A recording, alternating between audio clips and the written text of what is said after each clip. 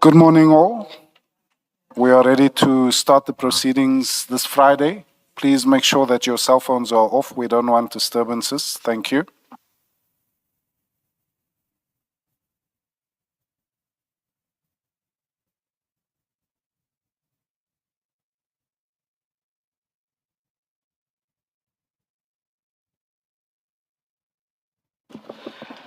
Good morning, Mr. Chaskalson. Morning, Chair. Morning, Commissioners. Good morning, Deputy Chief Dlamini. Good morning, Commissioner. Thank you. Yes, Mr. Chaskalson. Chair, I've just been told that the Deputy Chief has another document that he wants to put before the Commission. And he has, in response to the Commissioner's request at his last appearance, produced a series of documents. And I think it might make sense to start with the new documents that the Deputy Chief has produced. And Deputy Chief, I haven't seen the latest document that you want to put up, so can we deal with it at the end of the list? But maybe you can take the Commission through the documents that you've produced in response to their request, and they're in file 5. I hope you have a file 5 there. Yes. Thanks.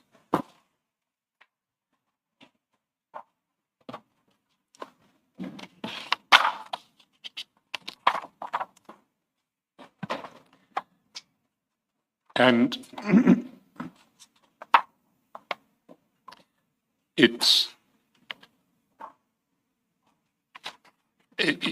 if I can provide some context, I think from pages 1 to 34, what you're dealing with there is invoices in relation to ad hoc security services and some correspondence in that regard. And can I just confirm with you that at page 1, we have an invoice tracking sheet for the company Triotic in relation to the additional ad hoc services that they performed up to 6 March 2025. The date 6 March 2025 is at the bottom right-hand corner of that document. And then the invoices themselves appear from pages 3 to 7, together with a cover sheet that summarizes them on page 2. Would that be correct? That's correct, SC. And then we have a similar situation in relation to the company Mufalakadi.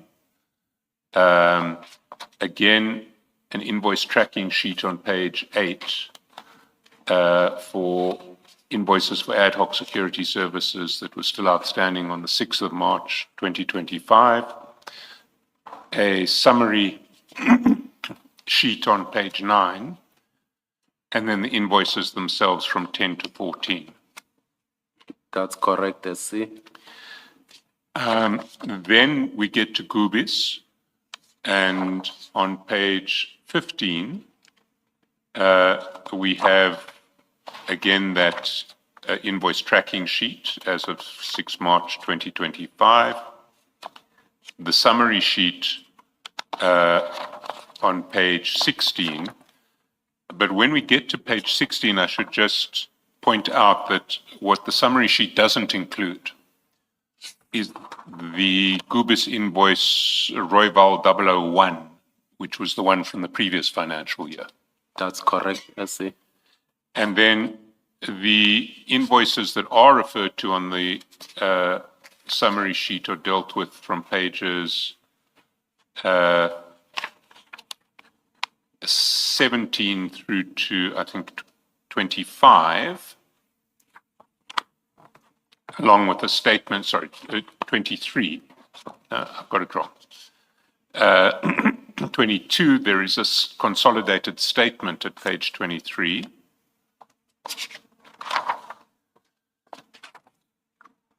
Then, page 24 is a confirmation that that Gubis did perform the services in those reflected in those invoices, and that is from a JT Seleka in your department. That's correct. And it's signed Deputy Director, Budget Control and Procurement Management Services. On page 25 and 26, as there is an email chain dealing with the complaints by Gubis and the failure of the city as of, I think the email chain ends in, the email chain, the substantive content of the email chain ends February 26. So as of February 26, this was Gubis's complaint about non-payment. There's a statement attached at page 27, along with the invoices running that we've already seen, running from page 28 to page 34.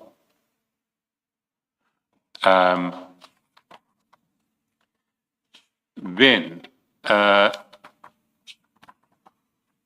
on page 35, you have a screenshot taken off the city's webpage, which identifies the is it the pending tenders that are being advertised? Yes, it's as is I attached the website where tender bid register is, and the screenshot. It's the bid register. It's the website where you can find the bid register for any tender. Yes. I see. And on the following page, it's the same website, but the tab that would be relevant is tender bid register. So if you click on one of those tenders, you'll get this screen. Yes. If you click on tender bid register, you'll get the register. Yes. Then on from page 37 to page 64, you attach a copy of a bid committee submission in another completely independent tender that the subject matter of the tender is not relevant to our proceedings. As I understand it, it's not relevant. Just wanted to demonstrate what is the bid committee document, the BEC report. How is it? What a BEC report looks like, and as I understand it, your reason for doing so was to contrast this document, which is a confidential document, with the bid register, which is not. Correct, I see. That's explained in your email to the Commission at page 65. You have that?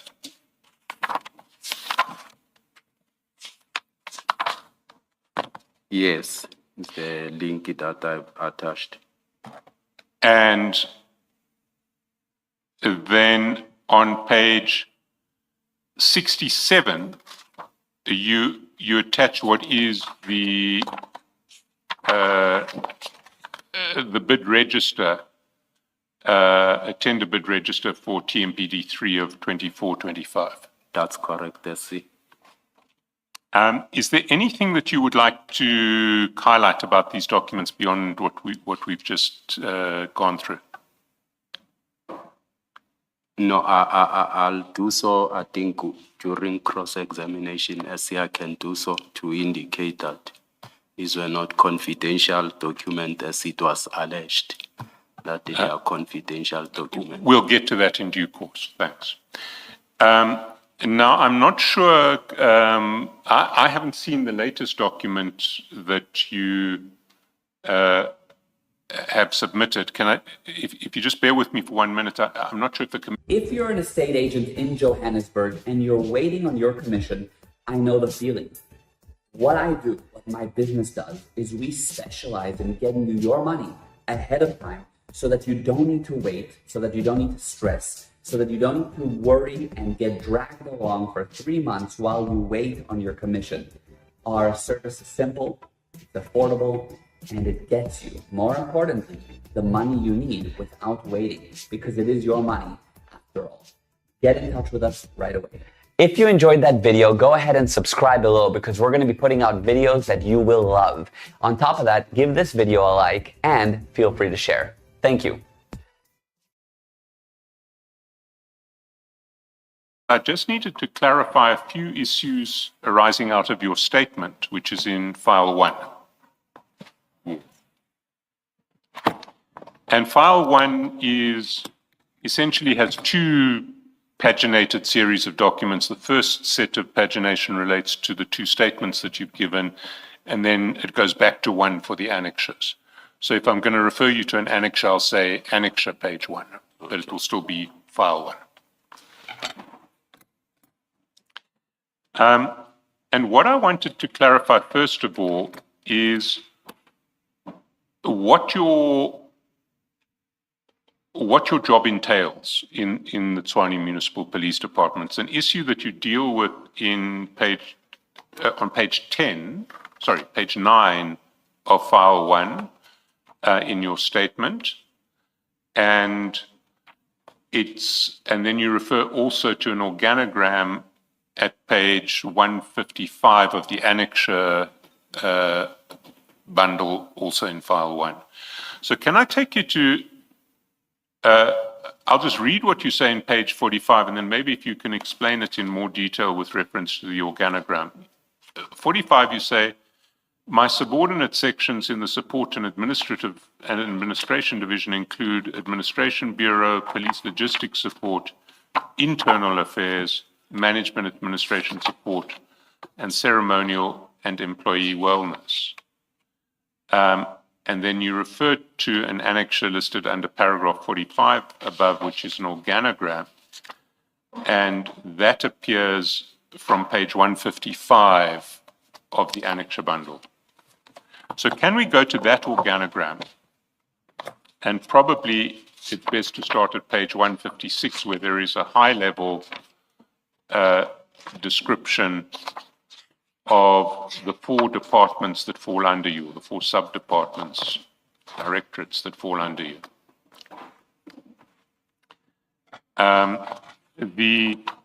What's the file number of the? Same file. Same file. But there are 2 sets of, there are 2 paginated halves of that file. Oh, you said page 1? 156. 156, thank you.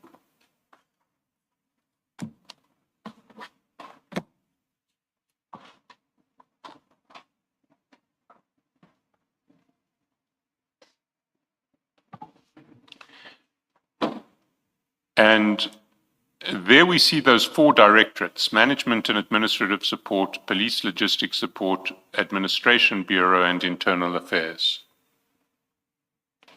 And very briefly, can you just describe to me what each of these directorates is responsible for? I'm not looking for much detail, but just broadly.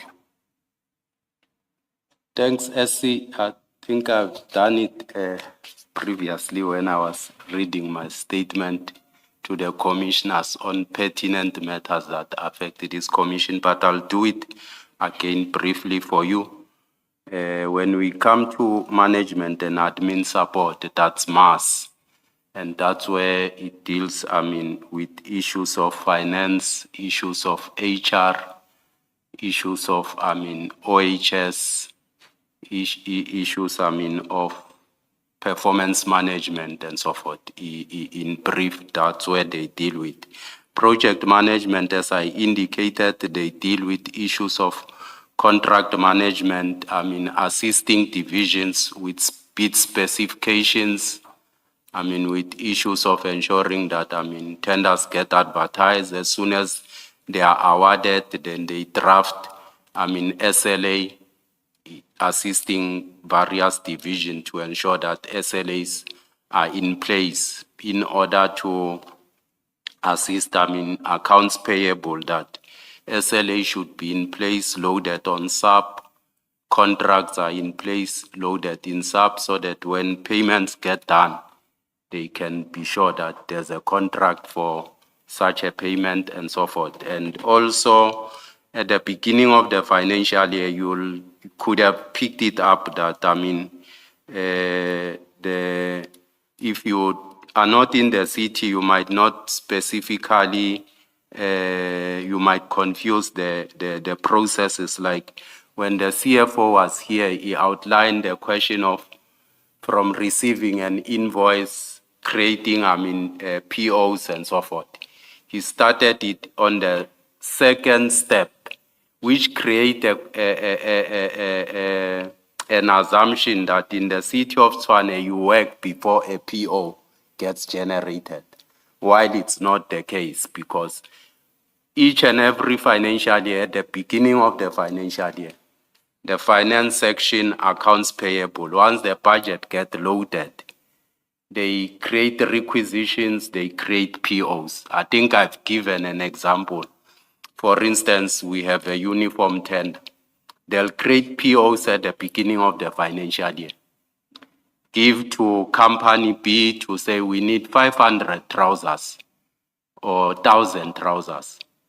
Company B, September comes and say we can only produce 500. They deliver 500 trousers, they deliver an invoice. Then you start now, create a requisition again, you create a PO for the quantities that have been delivered. You have a PO already for the entire financial year. I've given an example with South African Post Office to say, we don't know how many infringement notices will be issued. So we create a PO for the entire year that debit against that PO as we receive an invoice. So you can't work in the city without a purchase order. But the CFO started it in the middle when they are going to pay. So it creates an impression as if you start by working, giving an invoice, then we create a PO. So I just wanted... I appreciate that clarification, because I also was quite confused by what the CFO said in that regard, because he seemed to be suggesting that the PO only gets issued after the work is done. And that's incorrect, is it not? No, he started the process when, after, work has been delivered, they come with an invoice. I'm giving an example with the uniform. Yes. You create a PO for 1,000 trousers to be delivered. The supplier can only manufacture 500. So when he comes and delivers 500, they certify the invoice again. So, and we create a requisition and a PO for 500. We pay that. But the PO has been created for the entire year on those aspects. So for South African Post Services, because our budget is segmented in quarters and so forth, we create for the entire year. As soon as we receive an invoice, because we're not sure how many infringement notices are they gonna post, what will be the cost of that. So as soon as they've posted, they are sure, we verify against what they've posted and the invoice. Then it start that process again. So it's twofold. Can you explain that using the security contract? Yes. Just explain it so that we understand. The security contract, because we know it's a contract, there are figures in that contract on a monthly basis. We create, requisition and POs, same applies. But for instance, let me take for demolition, a supplier for red ends. He demolishes shacks as and when there are invasions and so forth. We're not aware how many shacks will be demolished. Same applies, we create POs for the entire period. So it works against, it debit against those POs. So as soon as we receive an invoice, we do a requisition again, we do a PO of the exact figure of an invoice that will debit against that. So in a sense, the PO is upfront. It's upfront. And that's not what the CFO said, and that's what we tried to contradict him on. In fact, yesterday, one of Major Piri's annexures also contradicted what the CFO said. I think it was the very last bullet of that annexure. Unfortunately, I don't remember which one it was. Do you perhaps remember, Mr. Musigidi? But do you remember the annexure I'm referring to? Pity we can't identify it, but we did not raise it specifically with Major Piri. It didn't really concern his testimony. But going through it, we actually saw it, and all three of us, and we saw that it also contradicted what the chief financial officer had said. Yes, Mr. Shaskalson. I think perhaps Commissioner to indicate to say the CFO might not be is correct. He only started the process on the second phase. It's upon the duty of each and every departmental head to ensure that, at the beginning of financial year, POs get generated before work can be executed. I think I may have to come to the defense of the CFO here because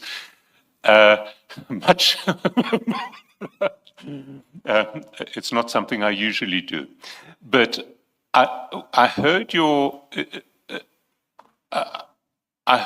explanation slightly differently because you were describing in relation to the post office example or even the ad hoc security example. There is a purchase order issued at the start of the financial year. Yes. Based on what your budget for the whole. Yes. Sorry, at least it's not me. My apologies, Commissioner. I thought I switched these phones off.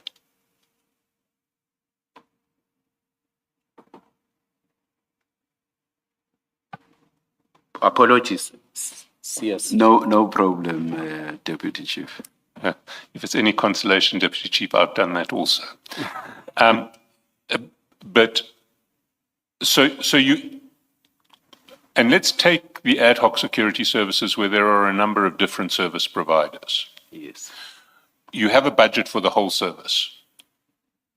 You have, say, 8 service providers. You estimate what. Do you then divide the budget by 8 for each of the service providers, or either you do that or you estimate which service provider is going to get which portion of the budget? But will you issue a purchase order for each service provider at the start of the financial year? Let's go on the ad hoc services, SC. The tender, when it gets advertised, it advertised with 2 portions of, payments to say, what are your fixed rate per month, per guard, and so forth. So as soon as the contract gets awarded, it has got a fixed monthly figure of that particular service providers. Because ad hoc services, it's as and when required. These are not fixed services. They can come for 3 months, they can go as a need arises. So these are not fixed. And it's incumbent upon the assets protection services to say, as they receive a request from either electricity, from housing or whoever, for additional guards, to say maybe we are busy upgrading a power station, will require additional guards. To say we'll need additional guards, they cost the guards, they require an invoice from the service provider to say how much, because already they have rates for a service provider to say, for so many guards, this will be the price. They give to the service department to say, identify for us a GL account, which will be general to ensure that these payments get done, because it's not within, the washman services budget, because it's an annual budget. So we create purchase order for service providers for the duration of a year on the washman services. So those comes as additional. So they create, GL to ensure journal of those, monies. But when does the purchase order, the electricity, let's take an example. The electricity department says we are about to do some work at a substation. We're going to need ad hoc security for protection. Yes. We're going to need 2 guards 24 hours a day for 2 weeks. Yes. At that point, you designate one provider who you want to provide those guards. Yes. You already have fixed rates for those, Yes. so you know what it's going to cost. Yes. Is that the point at which the purchase order gets issued? Then they designate a GL with a figure to accounts payable, finance department hours, then they create a PO in that regard. But it happens before you actually deploy the guards It should to site. happen. It should happen before you deploy to Guards site. get deployed, yes. Right.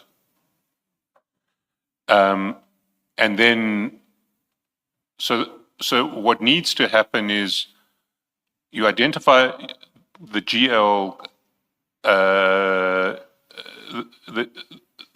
the place on the general ledger that Yes. provides for this. Yes.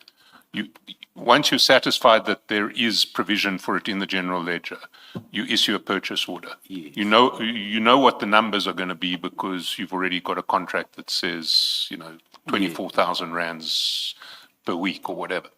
Correct.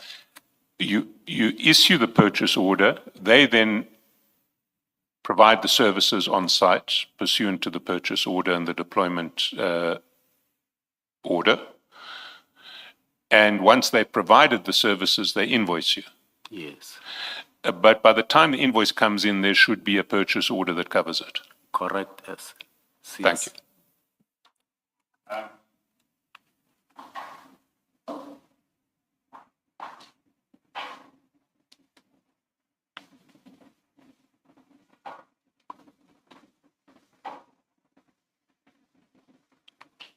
Sorry, that was a bit of a diversion, but it was something that we did need to clarify.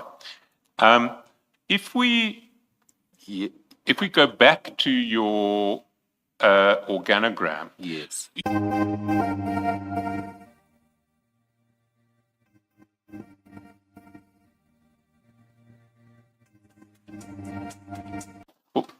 a fairly detailed description of the one of the 4 directorates underneath you, the management and administrative support. May this please be projected and expanded?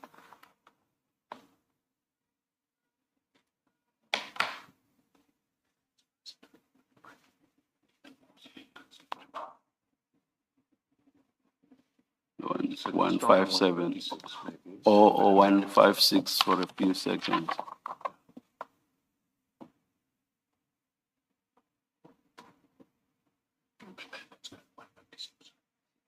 And blow it up.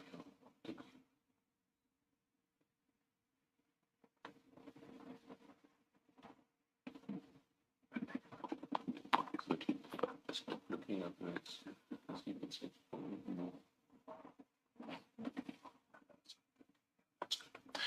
So if we go to 156, we see you have 4 different directorates underneath you.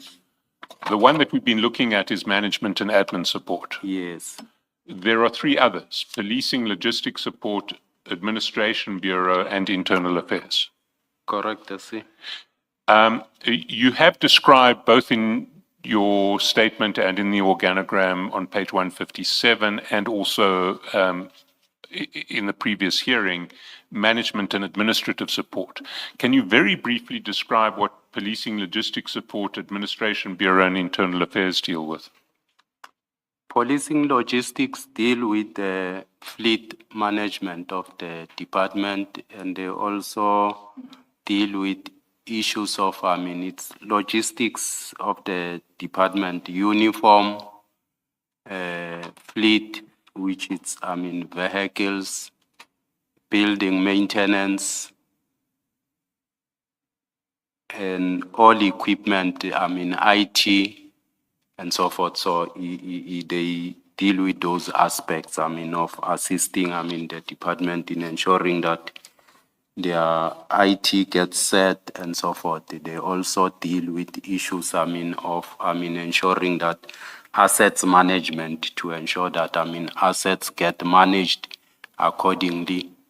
As you know, that we should ensure that, all assets get registered and they are managed accordingly.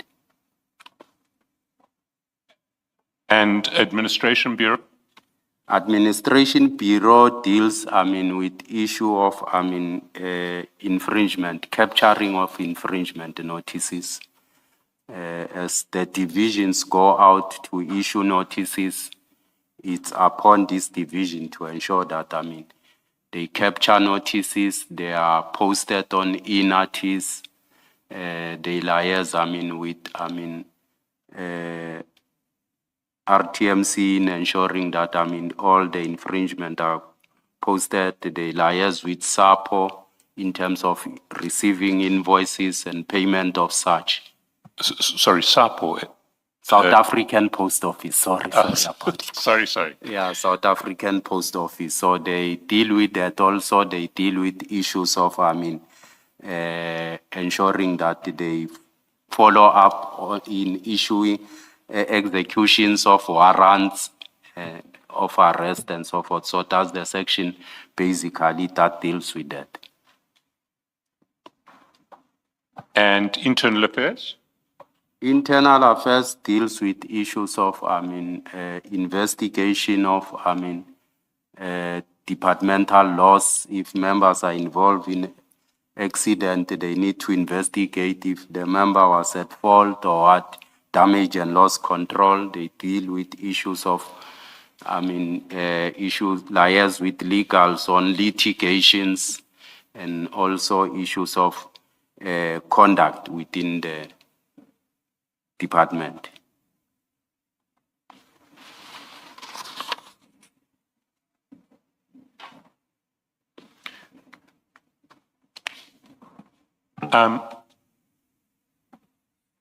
Thank you. So I certainly, you've clarified for me what I needed to understand. Moving forward, unless the commissioners have any other questions in relation to job description, I'm going to move to another area of your statement. At page 3,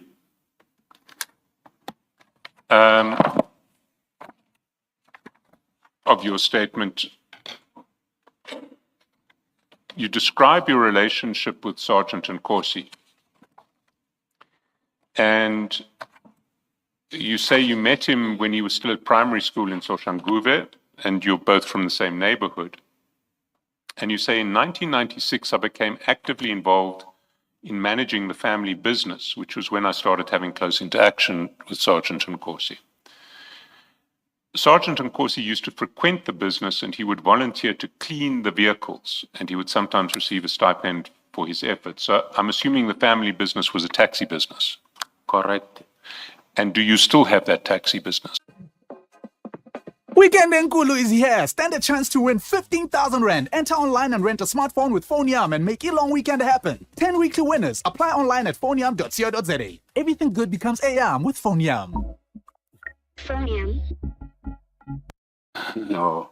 Well, I want to ask the question. You can object about, do you want me to justify the relevance of it? Please No, do. I will Mr. object Chairperson. to- Please. to that. Sorry, Deputy Chief. Please do, Mr. Chairperson. Well, what we're investigating here involves investigating allegations of people who are linked to the taxi industry who are who are linked to the taxi industry and are alleged to have been involved in organized crime and are also alleged to have been involved in efforts to infiltrate the SAPS and the TMPD. And your status as someone inside the TMPD, a deputy chief of the TMPD, and a taxi business operator raises questions in that regard. And I'm trying to establish whether you are a serious player in the taxi industry, a very small operator in the taxi industry, and I'm going to ask you questions about the taxi industry and your relationship to other people in the taxi industry.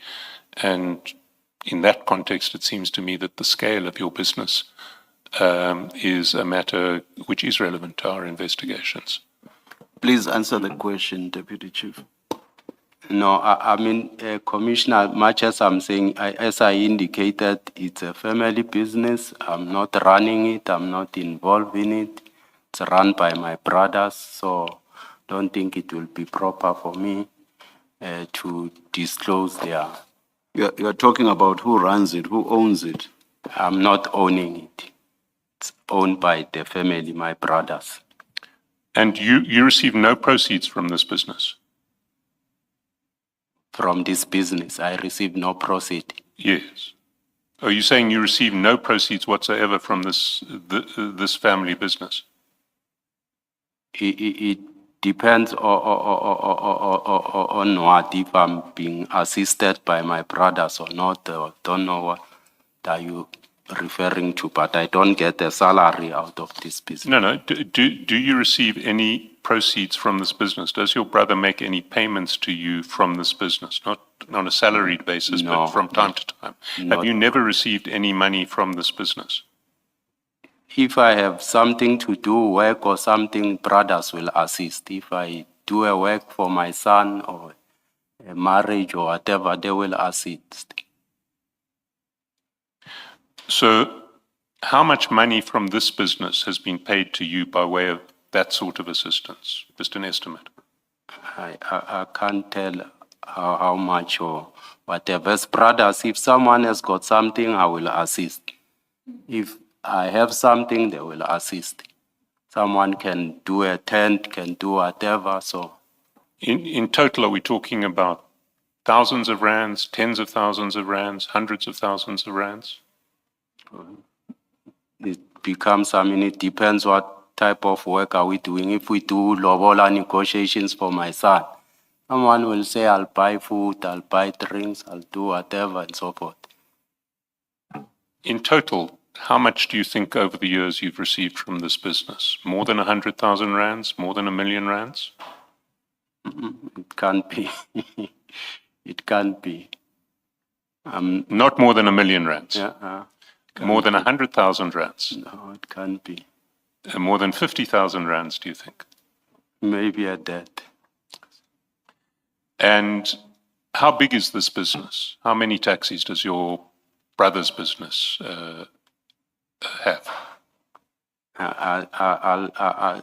With due respect, SC, I think I can't disclose their operations. Let me make you understand to say sometimes in a taxi industry you work with positions. You will have positions from, Rustenburg to Pretoria to Rustenburg, Mabupan to Rustenburg, Pretoria to Limpopo, Pretoria to Joburg. You mean routes? You mean routes? Routes. Yes, and sometimes you'll find that you get someone perhaps who's either battling the route. Is not. Either he has some challenges. You put a kumbi either under his name. You operate that route.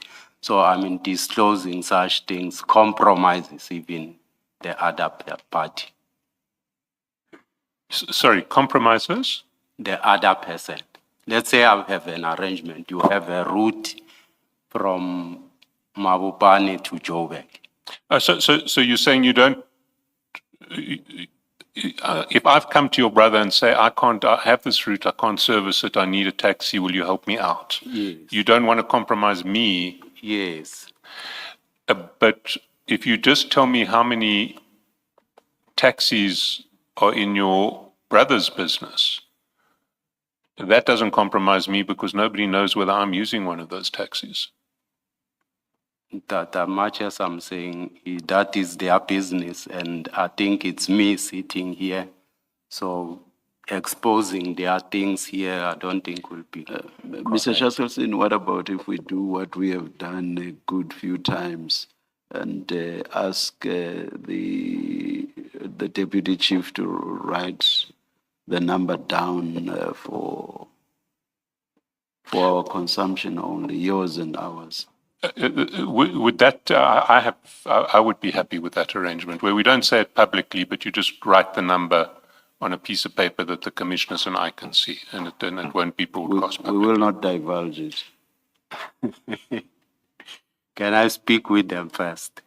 If Sorry? they agree, I need to get permission from them if they agree. I mean, Can you are we exposing someone. can we leave it until after the tea Yeah, break? you are Then exposing someone. We can certainly leave it until Yeah, after you tea. are exposing someone.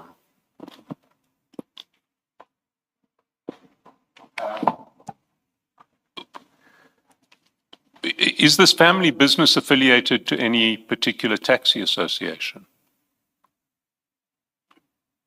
When it started, I think my brother started it in 1986 or so. They worked with, 1956, 86. 1986 Yes. is a long way back.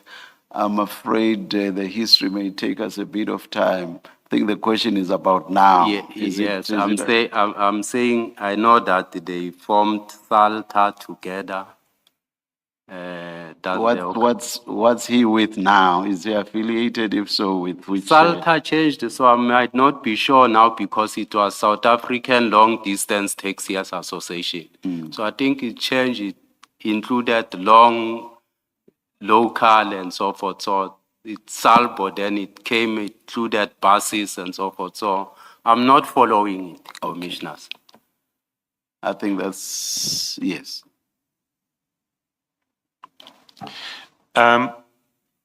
Now,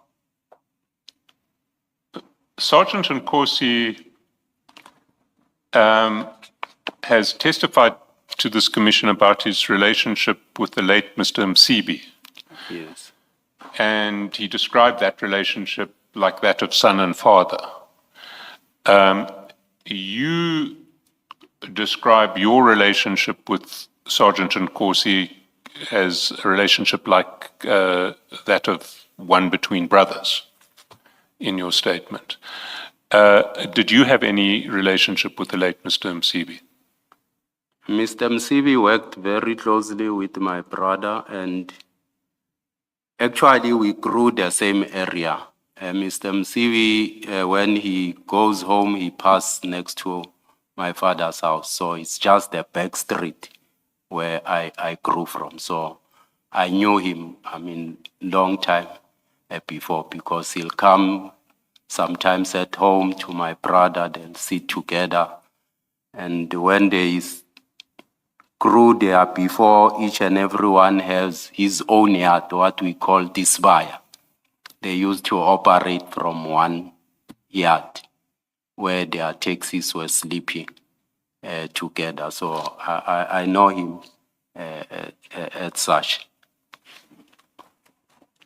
but never had a relationship with him. He had a close relationship with my brother.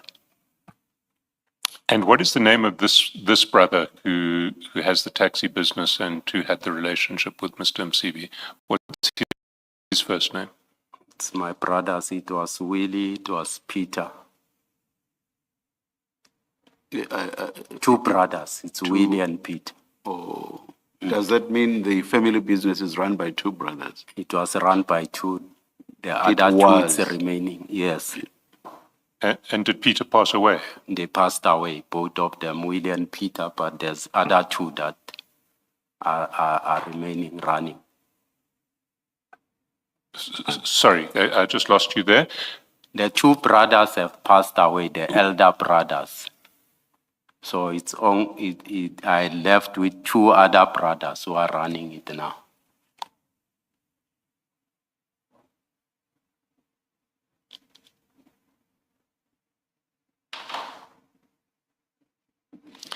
And the brother who had the relationship with the late Mr. Msibi was Willie, or Peter as well? Both. Both.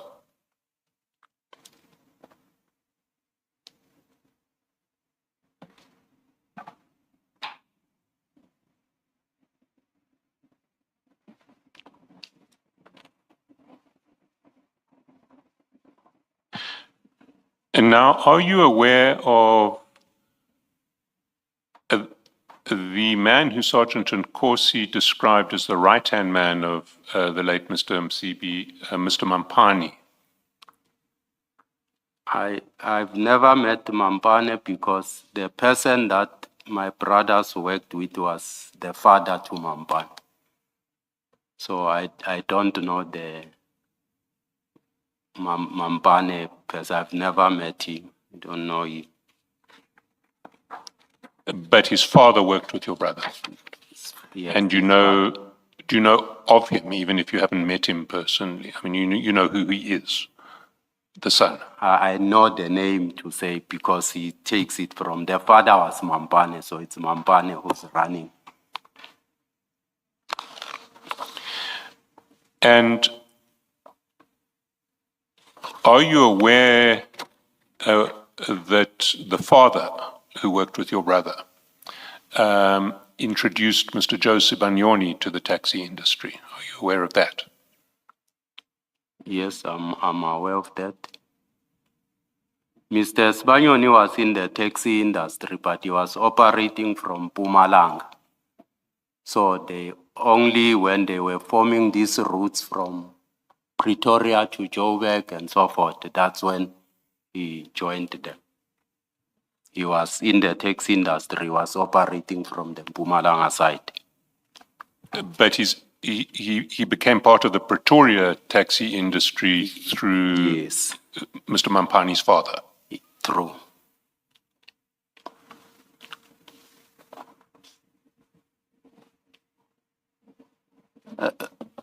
Deputy Chief, I do not know now whether we use the singular or plural. Do we say brothers or do we still say brother in relation to your family business? At the beginning, you were saying brother singular, but Brothers. a few responses back, you introduced the plural, brothers. Yeah, it's brothers. I'm asking this because Mr. Shaskalson is continuing to say brother, and I do not know now whether you want us to say brothers. It's brothers. All right, thank you. So let me ask the question again, just using the plural. So it was your brothers who assisted Mr. Sibanyoni to get into the Pretoria taxi industry. Sorry, not your brothers. No. It was Mr. Mampani's father who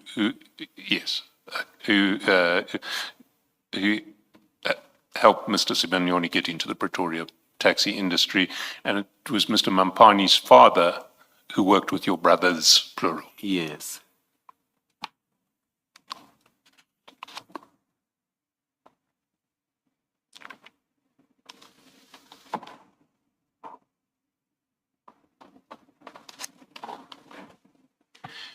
Now,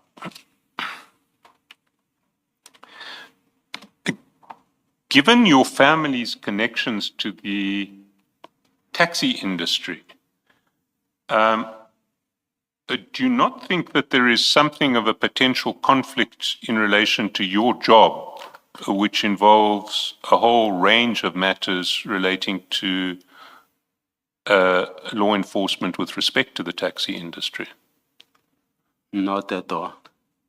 Can you explain why? I'm not directly involved with them, and I mean, whatever they run, they comply. I don't interfere with anything. Well, your department, as I understand it, deals with all traffic law infringement notices in the city. Yes. Now, that's a matter of, I would imagine, of particular interest for the taxi industry, is it not? I mean, taxi industry is at real risk if, in relation to infringement notices, both in relation to money, fines that they have to pay, and in relation to the risk of having vehicles taken off the road. Sorry, well, let's take them one by one. The taxi industry is at risk in relation to infringement notices regarding fines that may be issued to it. You accept that? Taxi operators. I mean, fines get issued to drivers if they don't comply. They don't come to the owners. It goes to a driver. It goes to a driver. Yes. And Much as you'll nominate a driver. okay. You'll nominate a driver for a particular vehicle. And if the infringement affects the roadworthiness of the vehicle, or relates to the roadworthiness of the vehicle and the capacity of the vehicle to stay on the road? It's very rare. Very rare. Yes. If it is very rare, that may relate to the lack of law enforcement in that regard. But at least in principle, if one is testing the roadworthiness of vehicles and finding vehicles that are not roadworthy. Much as I'm saying, it will be very rare. And they run professional business. They've got their own yard and so forth, own mechanics. So it's very rare. Yes, but who has to pay for the repair of the vehicle that gets fined for not being roadworthy?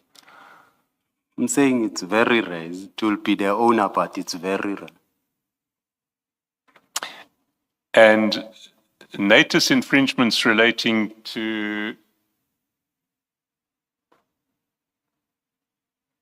what dealings do you have with the Road Traffic Management Corporation? The Road Traffic Management Corporation, remember, is the people responsible for ARTO. So as the city of Tshwane, we are currently on ARTO.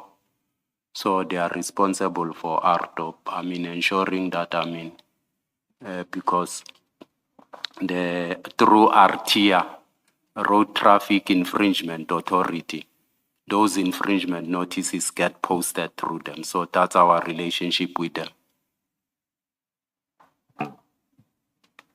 So you post the note, you're responsible for issuing the ARTO notices, not for issuing, for posting them. To ensure that they are captured, they are posted. Yes. And you're suggesting that those notices are of not major significance to the taxi industry? No. How can you suggest that ARTO notices are not of major interest to the taxi industry? If a taxi business finds that it's being issued with a series of ARTO notices, and its drivers are being issued with a series of ARTO notices, why would that not be a concern to it? I'm saying, the routes they are running, there's no point for you to run, for a driver to be rushing. You have a position to ferry people. So you don't run to Joburg because you'll still wait for your position. So they are not. Are you suggesting that cases of taxis driving over the speed limit are rare in this country?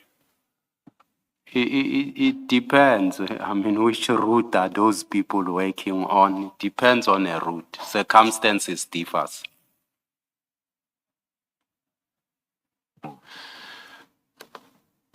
And the execution of warrants? Yes. You get a warrant of arrest to arrest a driver for negligent driving. Is your department responsible for that? We are, but currently we are on ARTO. Ne? Remember that currently we are on ARTO. Most of the warrants are bylaw related warrants and so forth. So currently RTMC use an enforcement notices to say if fines are not paid, they enforce, they block the driver or whoever on the system to ensure that they pay. And negligent driving, who would deal with the execution of a warrant for negligent driving? It becomes, cases either, of negligent driving. They usually do arrest in that instances because ARTO prescribed for this offense what is the charge and so forth. But who is responsible for the execution of those warrants? Much as I'm saying, currently under ARTO we don't have, those warrants of. And when did ARTO become applicable to the city of Pretoria? When was its extension rolled out to the city of Pretoria?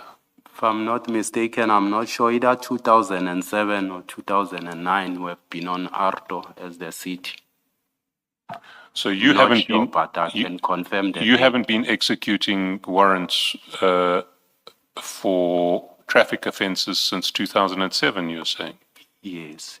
Previously, we used to have what we term the white bus, whereby we'll have, these warrants stopping on the intersections to ensure we execute them. But currently, yes, we have, a leg that deals with tracing. Even if we go for a roadblock checking infringement notices, we can only advise you as a driver to say, you have outstanding infringement, these are your outstanding infringement. If you opt to pay there, you pay. If you can't, you will just encourage you, but we can't arrest you for So it. you're telling me that the next time anyone is stopped at a roadblock in Pretoria by your department in relation to outstanding fines, they should know that they have the choice whether to pay them voluntarily to you or just to say, I elect not to pay, goodbye. We do that. Even the media communication does inform, the public to say, this is the situation. We just encourage people. Some people, yes, they pay on the spot because they don't have time to go to offices. They don't want their licenses to be blocked, so they'll opt to pay to settle them. And you don't threaten to arrest people? No, we don't. And no one needs fear arrest from your department in relation to traffic offences? We don't do that.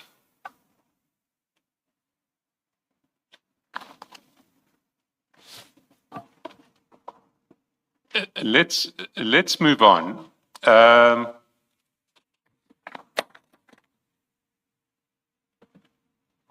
You say in your statement you've never interacted with Mr. Sibanyoni or Mr. Madlanga.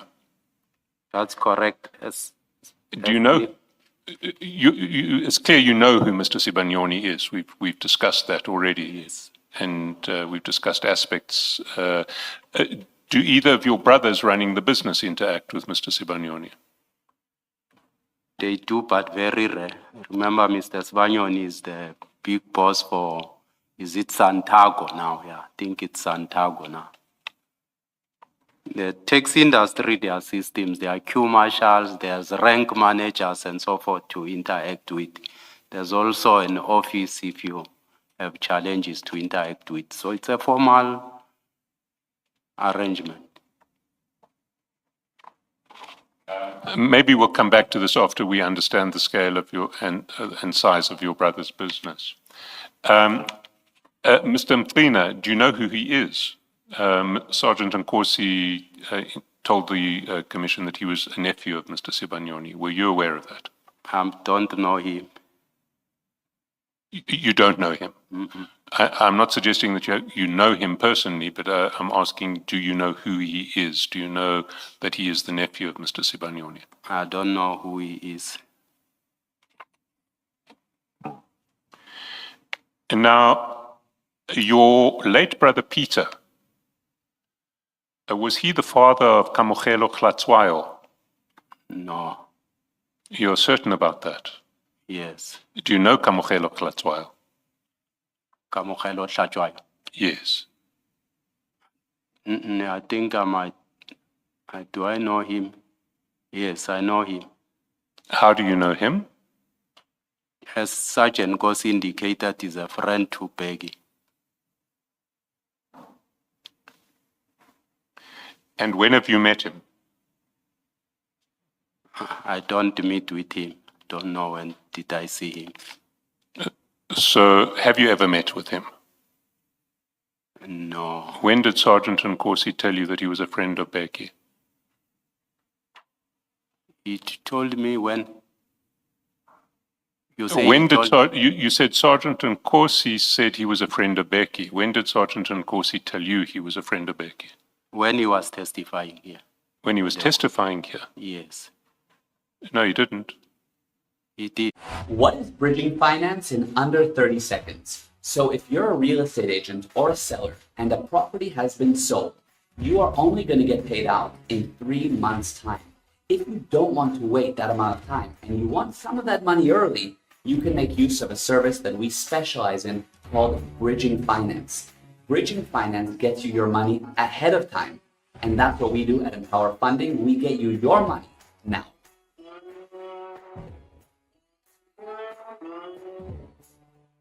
Mr. Shaswasin will correct me. The question was, when did Sergeant Nkosi tell you? And your response is when Sergeant Nkosi was testifying. So is what you are saying that Sergeant Nkosi did not tell you, but you heard when he was testifying? Yes. All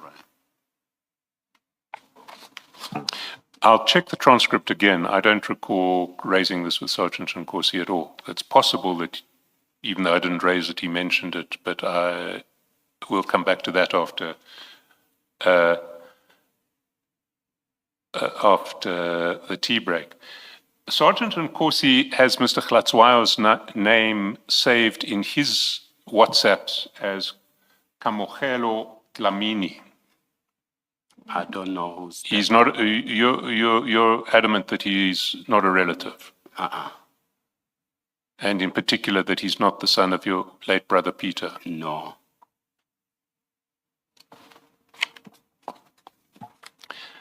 Did you know that Kamogelo Hlatswayo is the only director of a company called El Shaddai? I don't know. You don't know.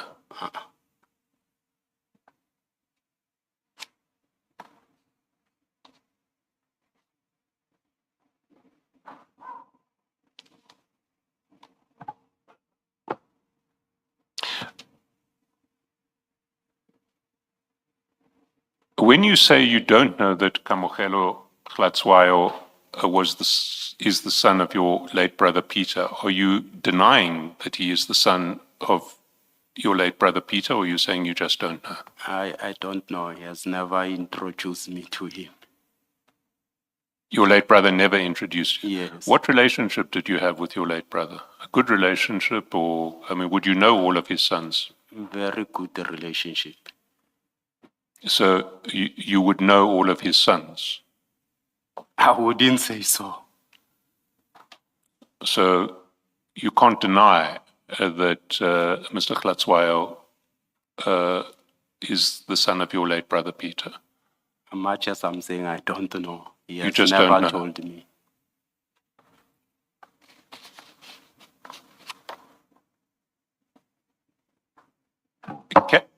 Can we now move to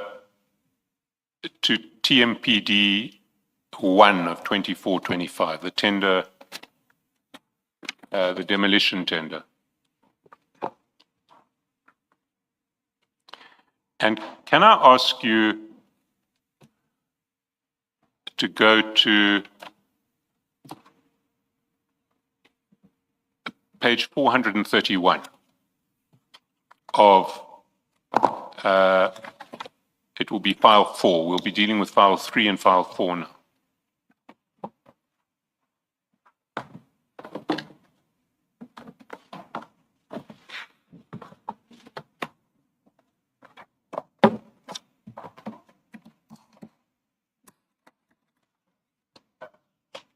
Page 431.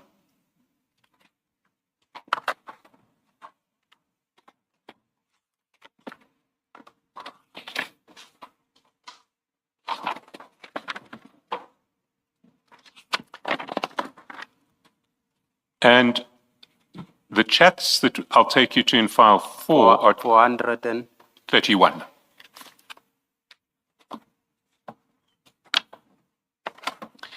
The chats that I'll take you to in file 4 are chats between Sergeant Nkosi and yourself. And the chats in file 3 are chats between Sergeant Nkosi and the CFO. And just to alert you, because of a software setting in relation to the printout of the chats in file 3, they printed out with timestamps that are called UTC, which is 2 hours less than South African time. So one needs to add 2 hours to the time of any message in file 3. But the chats in file 4, the chats between you and Sergeant Nkosi, are chats in South African with date stamps and timestamps in South African time. At the top of page 431, chat number 1, you see a message that you send to Sergeant Nkosi, and it reads as follows. Afternoon, my brother. I trust you are well and your family. My sincere apologies for the delay in sending this message. The 2 vehicles for land are 1, Ngapesheya Security Services, 2, El Shaddai Security Services. Have a blessed Sunday and lots of love. And now Sergeant Nkosi has confirmed that you sent this chat to him on the 9th of March 2025 at 7:35 p.m. Was this a message that you composed yourself, or were you forwarding it from someone else? Thanks, CS. This is the message I got from Nico. Sergeant Nkosi, a day before, when I spoke to him, requested me to check with Nico if he has done compliance. He's done with compliance for the tenders of, Ngapesheya and El Shaddai. He requested me to confirm with Nico and send him the information. And unfortunately, I could not on that particular day.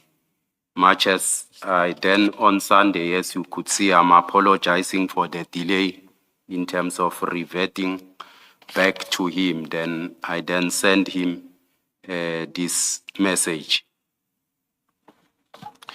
Now, who is Nico?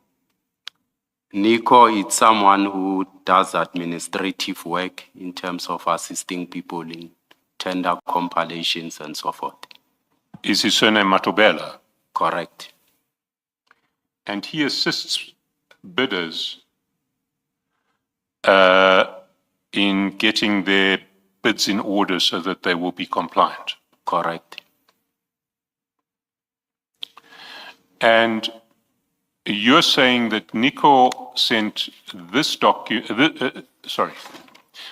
Nkosi had asked you to check with Nico as to whether the bids for Ngapesheya Security Services and El Shaddai were compliant. Correct. Which bids? For Which bids? For Ngapesheya and El Shaddai. Bids for what? For land invasion.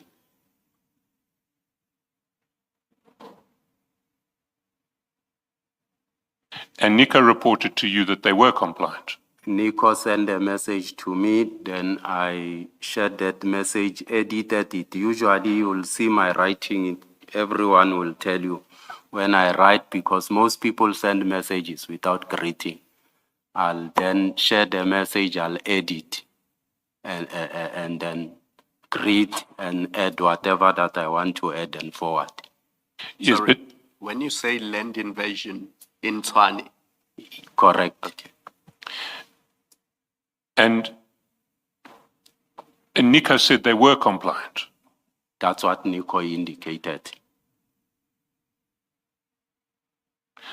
So Sergeant Nkosi wanted to know from Nico whether the bids of his brother's company, which is Ngapeshare, and the bid of El Shaddai, which is Mr. Glatswayo's company, were compliant. That's correct. And Nico confirmed that they were. Yes, And this was sent on the 9th of March, 2025. correct.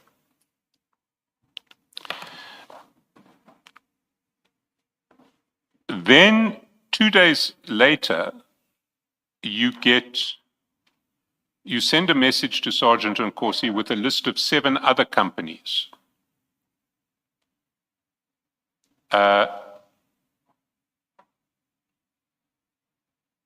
Sorry, before we get to that list. So going back to that first list, not the first list, the first message, that the 2 companies were compliant. From your perspective, you had now told Sergeant Nkosi what he needed to know. Correct. And there would be no need for Sergeant Nkosi to communicate this information to anyone else other than possibly El Shaddai and Ngapeshare. That's correct. He certainly didn't need to tell anybody else inside the city. No. Let's get to the second message. Chat number 3, it's 2 days later, it's the 11th of March. And there's a list of 7 companies that you send to Sergeant Nkosi at 3:06 p.m. And then a few minutes later, you send him a message to explain. And you say, "Afternoon, Captain. I trust you are well and your family. The above is from the Red Berets. Please check with Mfowethu if it's the same with his from CIC Juju to verify the authenticity." Now, just to clarify, you refer to Sergeant Nkosi in these chats as Captain, Correct. and you refer to the CFO as Mfowethu, Correct. and they refer to you as General. That's correct. Let's go through this message and just clarifying, the above is from the Red Berets, that's presumably the EFF. It's not from the EFF. 2 guys, as I indicated previously, Muzi and Sipo, came to me claiming to be having these companies from the EFF, of which I wanted to ascertain how true is it, because these are people I know years back while we were still in the student movement. So only to find that it's not true. There's nothing like this. I understand that, but when you refer to Red Berets, you're referring to the EFF, even though in this particular case you later established that Muzi and Sipo did not represent the EFF. That's correct.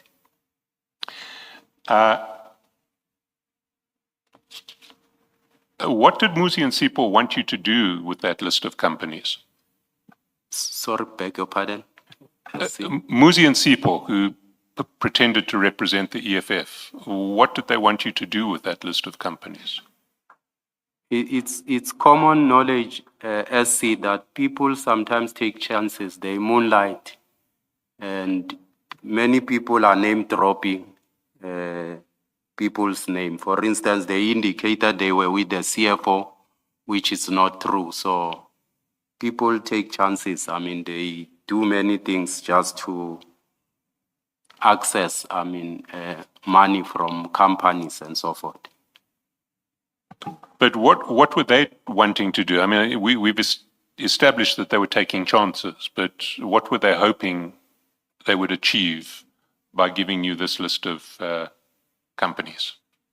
Someone will come and say, I'm connected to these people and so forth, who can assist you, and approach me and so forth.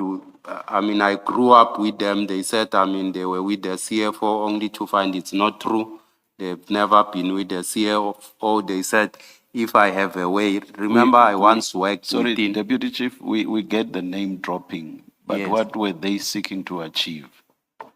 They thought I have a way within, this process to help them.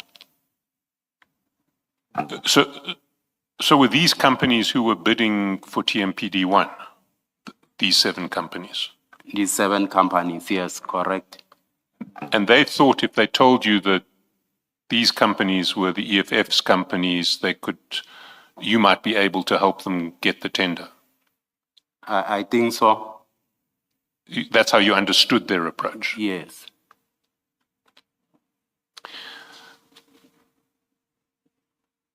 You said in your message to Sergeant Nkosi, please check with Mfowethu, please check with the CFO, if it's the same with his from CIC Juju.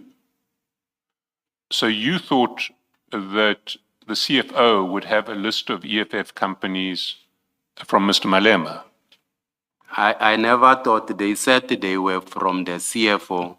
They said they gave this list to the CFO. But then why, sorry, when you refer to CIC Juju, are you referring to Mr. Malema? That's what I wanted to check, because that's what they said. They said what? They said they are working with Mr. Malema, these people, only to find it was not true. They were lying. But what you say is check with them for where to, check with the CFO if it's the same with his from CIC Juju, which is a reference to Mr. Malema. So you are saying check with the CFO if it's the same with a list that the CFO got from Mr. Malema. Is that not what you're saying? No, that's not correct. What are you saying then? I'm saying they said they give the same to the CFO, so I'm saying he must verify if this is the same. But that's not what you say in the message. What you say in the message is please check with Mfowethu if it's the same with his from CIC Juju. Much as I'm saying that's not what the message said. The message was saying check if this is the same. That's what they said. They gave the CFO the same list. But then why mention from CIC Juju in the message? Why draw Mr. Malema into this at all? That's what they said. They gave the CFO the same. Yes, but did they say they went to... They are saying they are from CIC Juju, so much as I say check. Sorry, they're saying? They said they are from the CIC. The Sipo and Muzi claim to be, bidding for the CIC Juju. Yes, Sipo and Muzi were chances. They were saying they were bidding for the EFF. Yes. They weren't. As a matter of fact, you later established they weren't. Yes. But then why mention Mr. Malema in this message? Because what you say is check with the CFO, Mfowethu, if it's the same with his from CIC Juju. Much as I'm saying, they said they are from the CIC Juju, much as I mentioned it here. That's not what you are saying in the email. You may have meant that, but that's not what the chat says. Sorry, not the email. Yes, much as I'm saying, writing a message might not mean what you actually want to translate, but that's what I meant. And you don't mention Muzi and Sipo at all in this chat. Yes, I did not mention them here. So why do you mention Mr. Malema? Why do you not say check if the list he has is the same one from Muzi and Sipo? They claim to be coming from the CIC.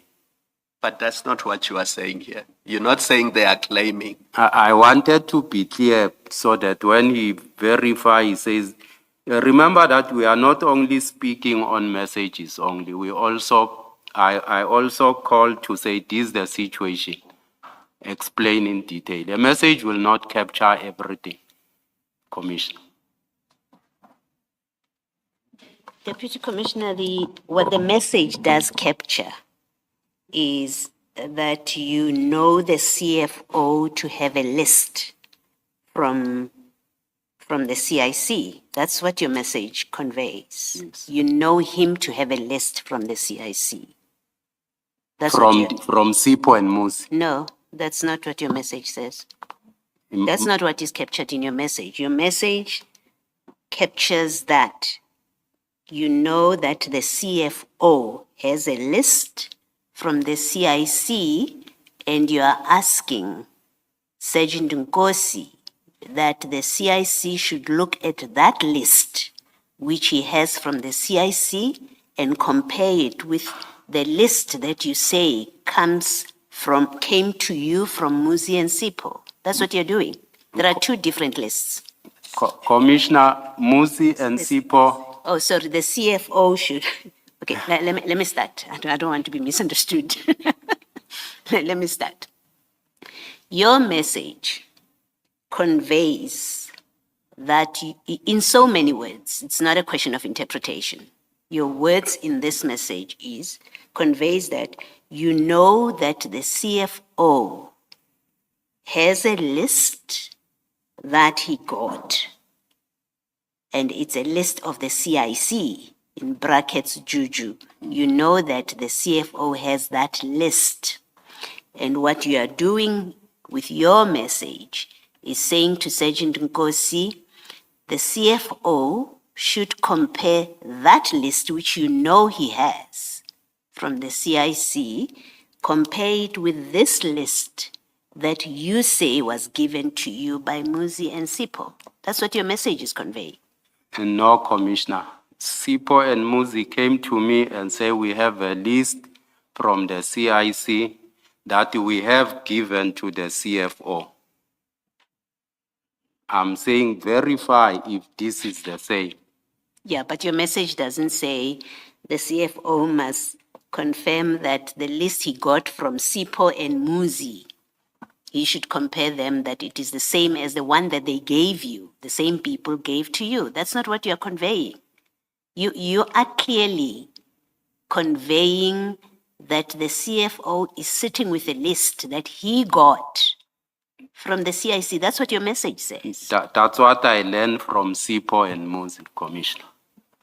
Right. Thank you. A few answers back, you said you don't communicate through WhatsApp chats only. You also talk. Who are you referring to? Who would you talk to? I called Sergeant Nkosi to explain, to say I was with these two individuals that I grew with. Okay, all right. I just Yes. wanted to know who you were referring to. Yes, Mr. Shaskalson. Why did you want to know if Muzi and Sipo were telling the truth when they said those companies came from the EFF? They are name dropping the CFO, they are name dropping the EFF. And I don't know them as members of the EFF. Why is it relevant whether those companies came from the EFF or not? People name drop, they tarnish people's name. I mean, you know that. I mean, since this appeared, people have been, reporting false things about the Mr. Malema having companies and so forth, while they are not from him.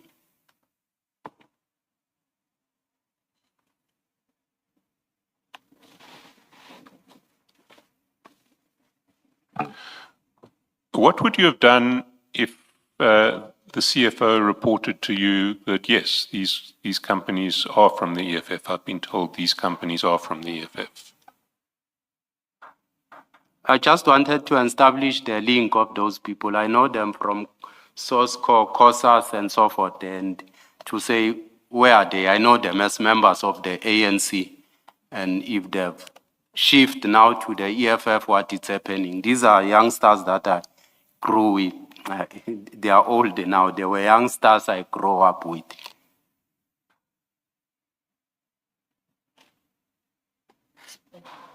Deputy Commissioner, you say these people wanted you to help them or assist them with the tender. Yes, Commissioner. Right? You say that. So you know that's why they gave you this list. They want to get a certain advantage through your assistance to do with the tender. So when you send this same list to the CFO, even on your version, even if one accepted your version, that you were not you didn't know that he has a list you were not conveying that he has a list from the CIC. On your version, you sent this list to what end? You know the purpose of the list. It's to get assistance and advantage in a tender process. When you send it to the CFO, it's for what purpose? It cannot be you want to verify that they are members of the ANC, of the EFF. It's irrelevant. This is a tender process. It's a tender process of the city, has nothing or should have nothing to do with whether people are ANC or not. It shouldn't matter.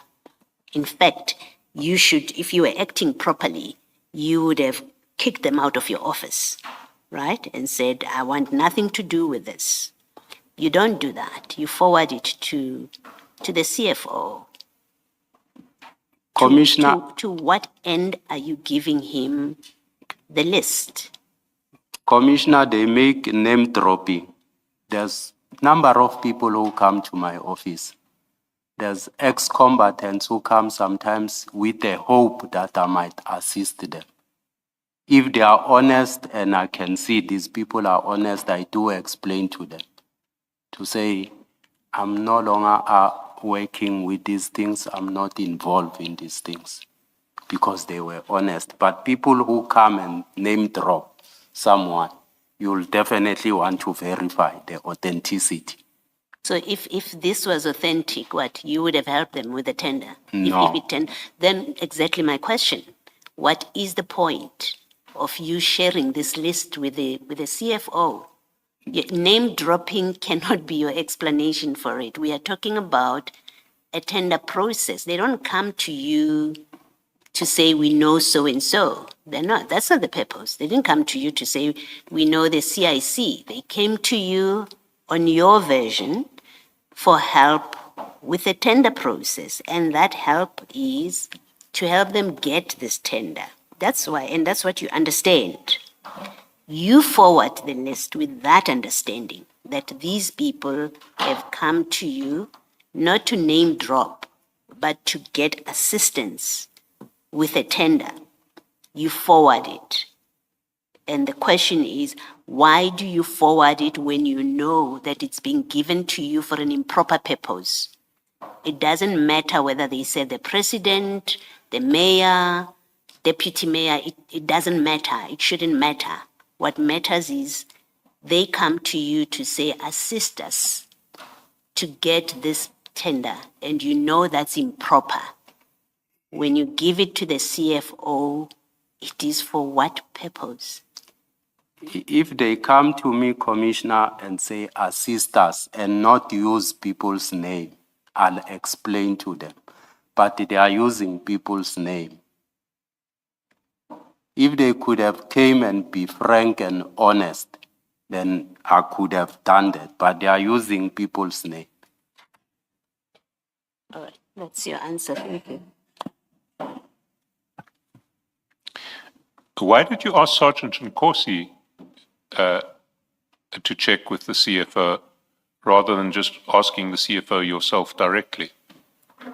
I know that Sergeant Nkosi has a relationship with the CFO. I don't have the CFO's numbers. I don't have, a relationship with the CFO. Why can't you just look up the CFO's number on an internal Tswane directory?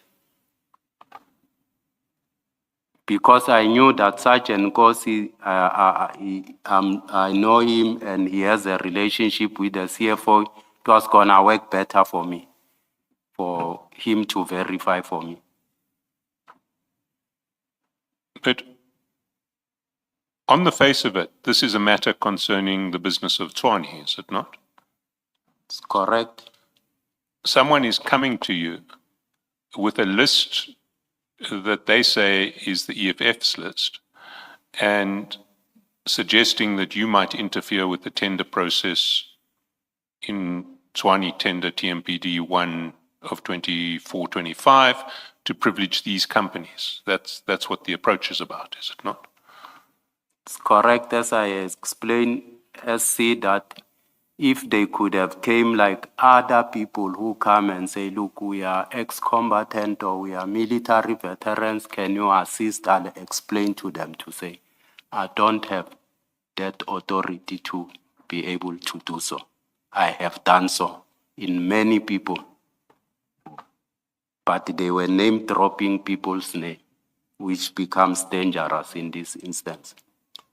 And they are suggesting not only do they expect you to assist them, but they also expect the CFO to assist them because they're telling you he's got the same list from Mr. Malema. They are claiming so, trying to canvass me. Yes. So they are suggesting to you that that the CFO is implicated in an attempt to rig this tender in favor of a list of companies that are ostensibly EFF companies, and two, that they want you to do that as well. Isn't that what they're suggesting to you? That's what I think they were name dropping. They were doing two things. Name drop the name of the CFO, the EFF in this whole thing. And But the clear implication of their letter, of their message, or their communication to you, we don't know if it was WhatsApp or face-to-face. Was it WhatsApp or face-to-face?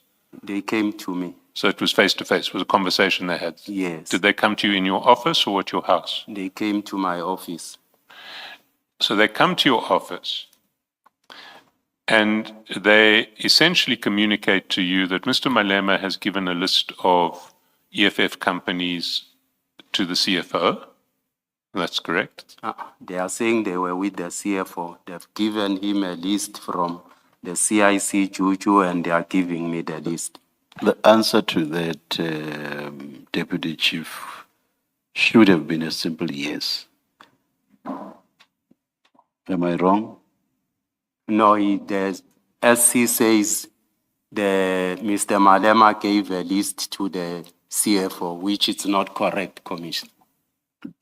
Mr. Shasel, did you say it was Mr. Malema who gave the list? That the CFO has a list from Mr. Malema is what I said.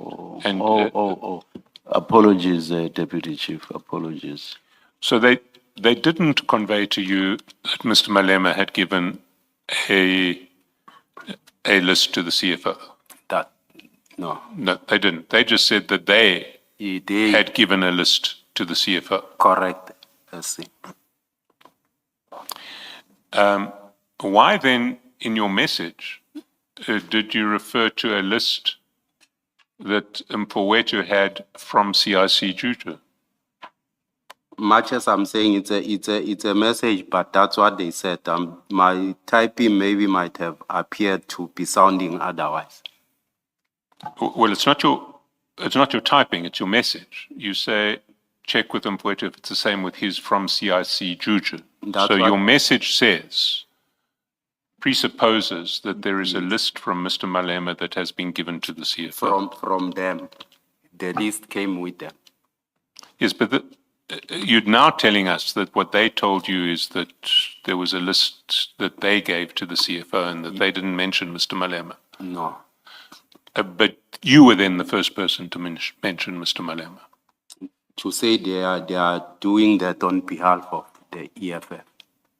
Yes, but according to you, they didn't say that the list that they told the CFO that the list came from Mr. Malema. They didn't tell you that. No. So they didn't say we've come from the CFO and given him a list from Mr. Malema. They said they have a list that is from Mr. Malema. They gave it to the CFO. When I verified with the CFO, it was not true. Wait, sorry. How did you verify with the CFO? Because you said earlier you were not talking with the CFO. You were talking I verified through Sergeant Gosi. I sent this message to Sergeant Gosi. But then why do you say I verified with the CFO? Why don't you say I verified with Sergeant Gosi? Through Sergeant Gosi. Where is the text where you verify through Sergeant Nkosi with the CFO? I send a message to Sergeant Kosi to Yes, say where that is that? I'm asking for that message. Where is it? Where you 431 verify? Commission. In message 431, I'm saying, afternoon, Captain, I trust your word. I'm saying the above is from the Red Beret. Please check with him forward to if it's the same with his and so forth to verify the authenticity. Yes, where is that verification? Where do they come back to you and say there is no list from the EFF or there is no list from the CIC? Sergeant Kosi called me and informed Or it me. was a phone call? Yes. Deputy Chief, is there no contact list of the Tswane employees? There is, Commissioner. What was so difficult with you getting the CFO's number from that contact list, calling him and directly verifying from him? Why did this have to go via Sergeant Kosi? I took advantage of the relationship Sergeant Kosi has. No, with- that doesn't make sense. with No, the CFO. that doesn't make sense. That doesn't make sense. If you want to make a genuine verification with an employee of Tswane, you being an employee of Tswane, there is a contact list which is readily available. Why don't you take that contact list and call the CFO and seek this verification? What you say about their relationship does not make sense. Why did you not do that? Why not pick up the contact list and call the CFO directly? Commissioner, if you are close to someone, I've never had a meeting with the CFO. We meet only when it's formal meetings. I've never had a chat with the CFO. This is not about closeness. This is about Tswane business. This is about Tswane business and the sort of thing you should inquire about directly from another Tswane employee. It has nothing to do with familiarity. Why did you not pick up the contact list, get the number, and call the CFO? What we are saying does not make sense at all. Commissioner, I think we should agree that we might not approach matters on the same way. On the what? Or on the same way. It might be ideal that I could have looked for the CFO's contact numbers and called let's him. assume that you were not aware of any relationship between the CFO and Sergeant Kosi. What would you have done then? I could have left it. Not inquire at all. Yes, I could have left it. Did you see because a I need, did not trust them. Did you see a need to inquire from the CFO? I did not trust them. Did you see the need to inquire from the CFO? Yes, Commissioner. But you say you would have dropped the subject altogether without verifying, just because there was no Sergeant Kosi. Is that what you are saying? I'm saying because I knew their relationship, No. I'm talking about dropping, because I understood you have 2 questions back to say you just have dropped the whole thing. So I'm saying just because of the absence of a Sergeant Kosi, you would have dropped the subject, even though you considered it something serious enough for you to have had to inquire from the CFO. So you would have dropped it because there would be no Sergeant Kosi. If I could have met him in a meeting sometime, yes, I might have asked him. No, that's not my question. My question is, would you have dropped it just because there was no Sergeant Kosi? I'm saying I could have either wait up until I go to a meeting where he is, then I could have asked him. You said you would have dropped the subject. At that time, I'm saying at that time, but because I knew Sergeant Kosi at that time, much as I wrote this message to him quick. And then you would have asked him if an opportunity presented itself for you to meet the CFO, and then you would have asked him, you say. Yes. But I still don't understand. There is a contact list. Why wait for a chance meeting? There is a contact list. Why not pick up that contact list and call the CFO? Why wait for a chance meeting, which might never eventuate? That was going to be more ideal for me, Commissioner, to discuss with him face to face. Because I've never had his contact or call him just to ask him about these matters. That too, Deputy Chief, does not make sense. You want to comment? No, Commissioner. Yes, Mr. Chaskafson. Or let's just look at the time. Let's adjourn and resume at 11:35. Let's adjourn.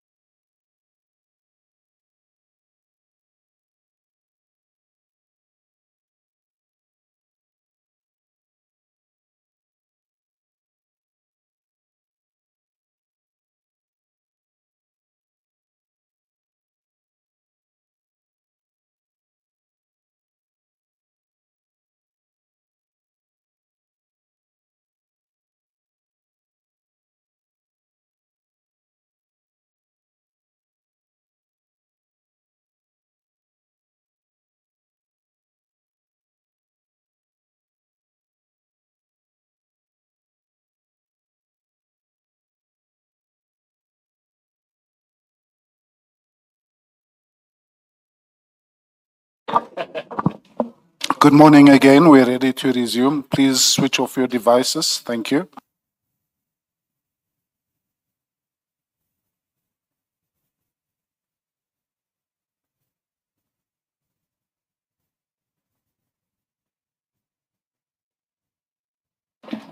Yes, Mr. Cheselson.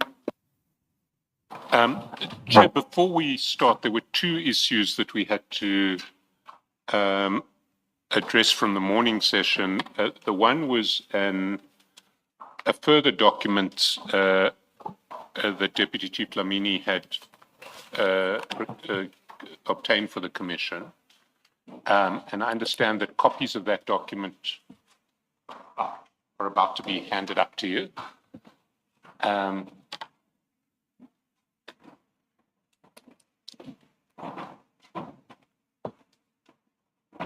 And then there's the separate issue of the number of taxis in Deputy Chief's Dlamini's family business.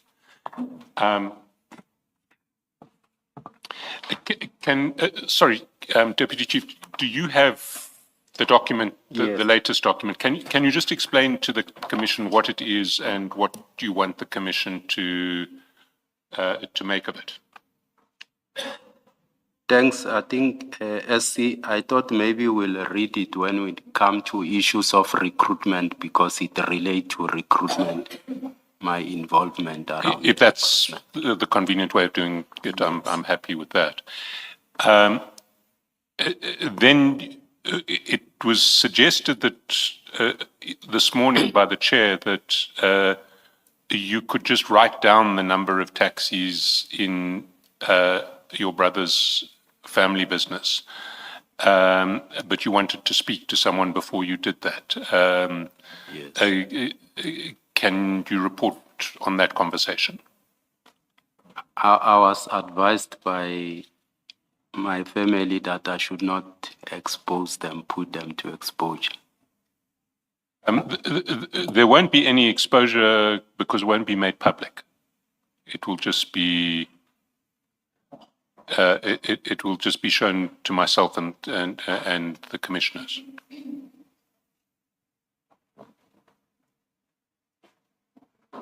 They feel they are party to them, so it should not be a mass. Let's leave it there, Mr. Chairman. Thank you, Chair. Can we then go back to where we were? And we had been discussing the three messages that you sent to Sergeant Nkosi on the 9th and 11th of March last year. Now, that last message,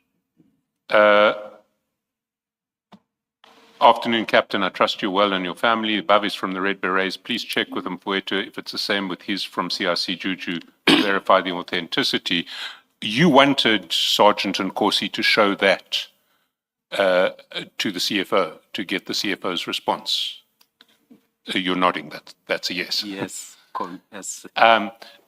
The first one, afternoon, my brother, I trust you well and your family. My sincere apologies for the delay in sending this message. The two vehicles for land are Ngapashe Security Services and El Shaddai Security Services.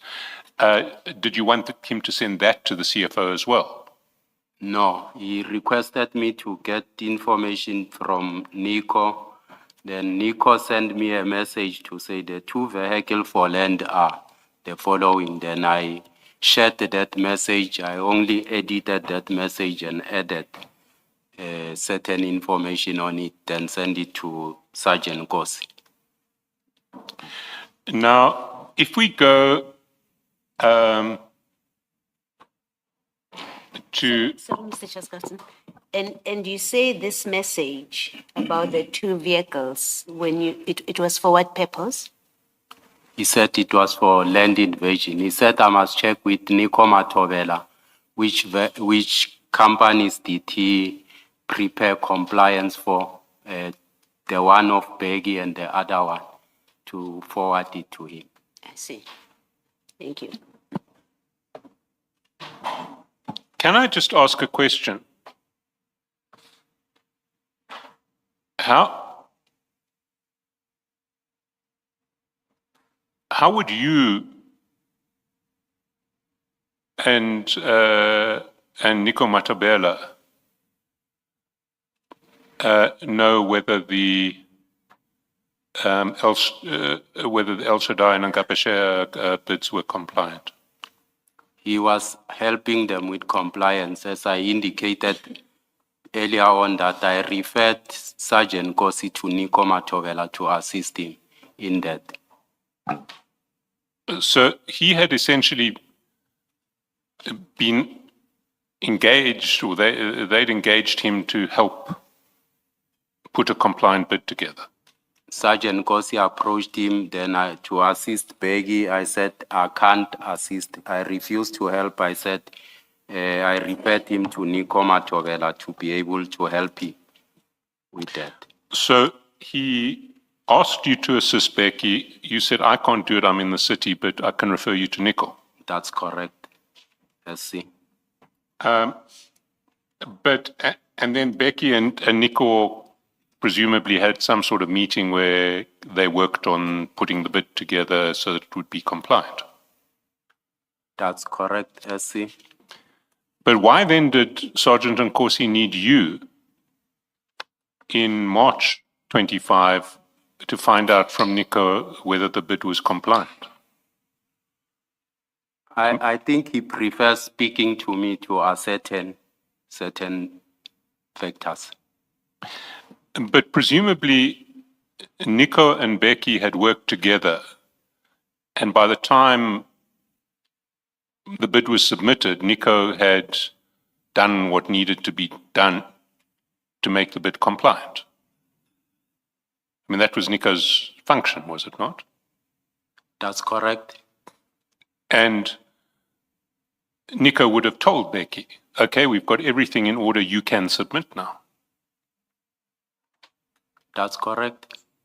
So why, some 5 months later, did Sergeant Nkosi need you to go back to Nico to ask, is the bid compliant? I think he wanted to ascertain that. Yes, but Nico would have told Becky before Becky submitted that the bid was compliant, would he not?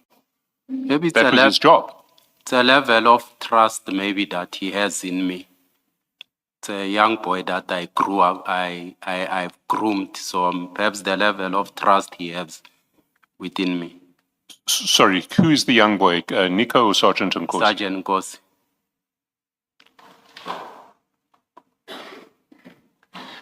But I still don't understand, because you put Becky in touch with Nico through Sergeant Nkosi. Correct. You say this is a man who knows how to help with the administrative requirements of tenders.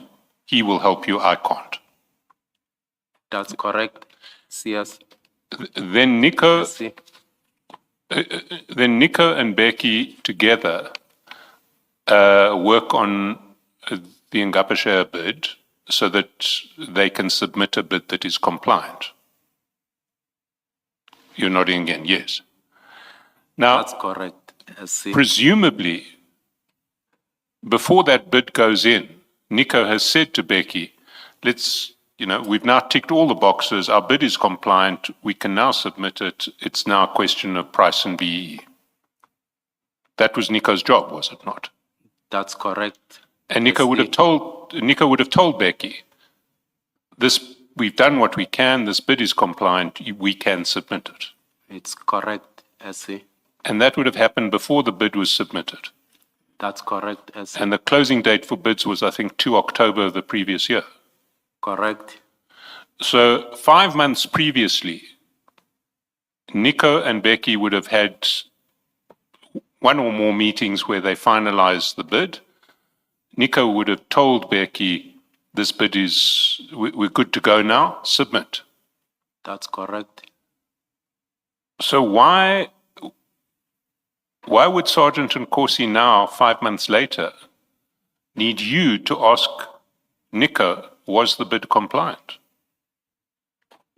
He asked me to say, much as I indicated, he requested me a previous day. Unfortunately, I could not verify to say, apart from Beggy, which bid did he also assist in terms of compliance? He wanted, me to send him those names. Oh, so the request from Sergeant Nkosi was not confirm that the bids are compliant, but did Becky help anybody else? Did Nico help anybody Sorry, else? did Nico help anybody else? Correct. Sorry, yes. That's it. And Nico writes back saying, yes, Nico informs you that he helped Ngapashe and El Shaddai. To say the 2 vehicles for land are the following. So the wording, the 2 vehicles for land are Ngapashe and El Shaddai, was Nico's wording. Was Nico's word.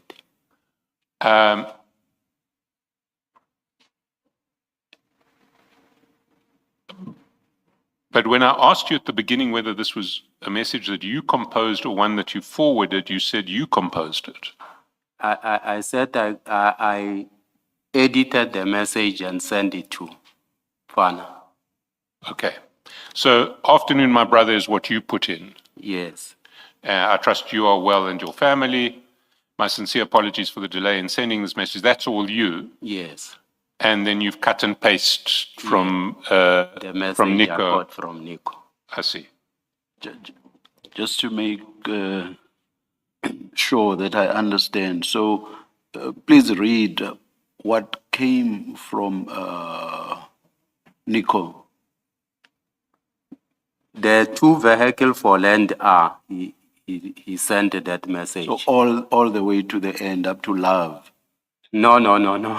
Oh. The only the So 2 it's just the vehicles. 2 vehicles for land are 1, Ngapesheya, 2, El Shaddai. That's Yes.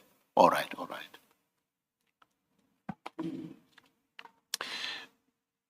If we go to page 148, that would be a file 3, not file 4. File 3. 3. The same. That's the chat of the CFO and Sergeant Nkosi.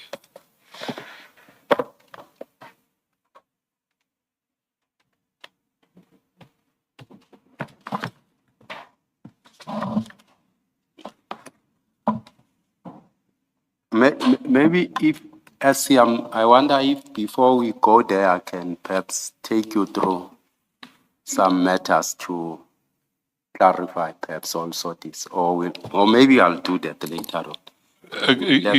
Sorry, maybe explain to me what it is you want to go to, because if we might get there anyway, but if not, then by all means do it. Maybe I'll go when we are done with. Okay. Yes. So, do you have page 148? File 3. Yes.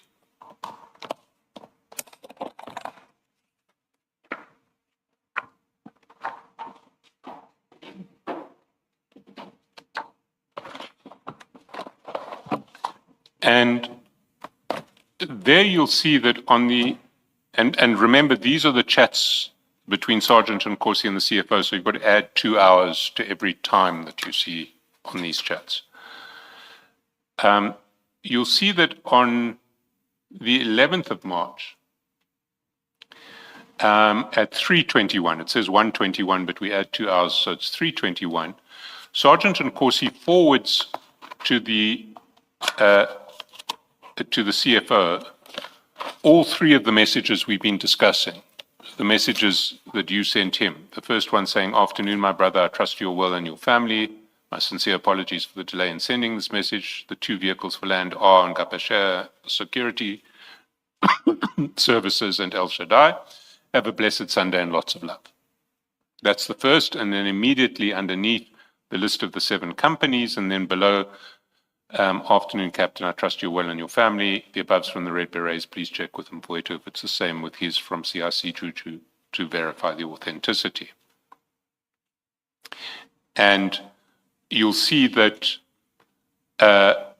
if you go on to page 149, a few minutes after sending there is a call at 3:24 that Sergeant Nkosi makes or tries to make. Then he sends a message in Mfowethu. Then there's another call at 3:25, and then at 3:26 the CFO calls back. And then there are some calls later on in the day. Now, from your evidence, I understand that you expected Sergeant Nkosi to forward the second and the third messages to the CFO because you wanted the CFO's response to the suggestion that those companies were EFF companies. Is that correct? Yes. But you didn't expect him to forward the first one? I only asked him to do the one to verify for me the second one. Yes. Yes. So you don't know why Sergeant Nkosi forwarded the first one? No, I wouldn't know.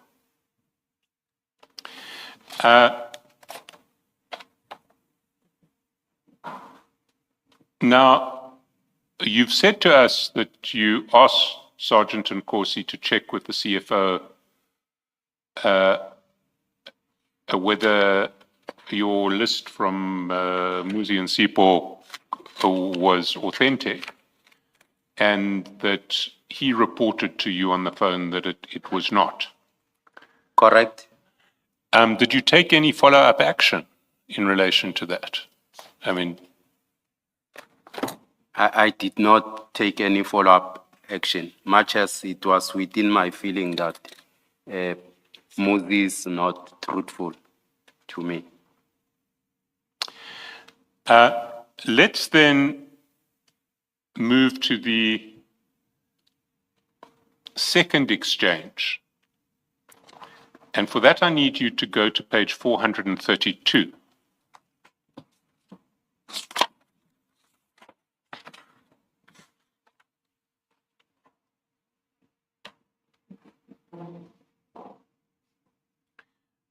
And there in chat number 6, you'll see at 26 minutes past 8 in the morning, Sergeant Nkosi sent you a WhatsApp saying, "Morning, General, the list of preferred people for demolition." Before we get to that message,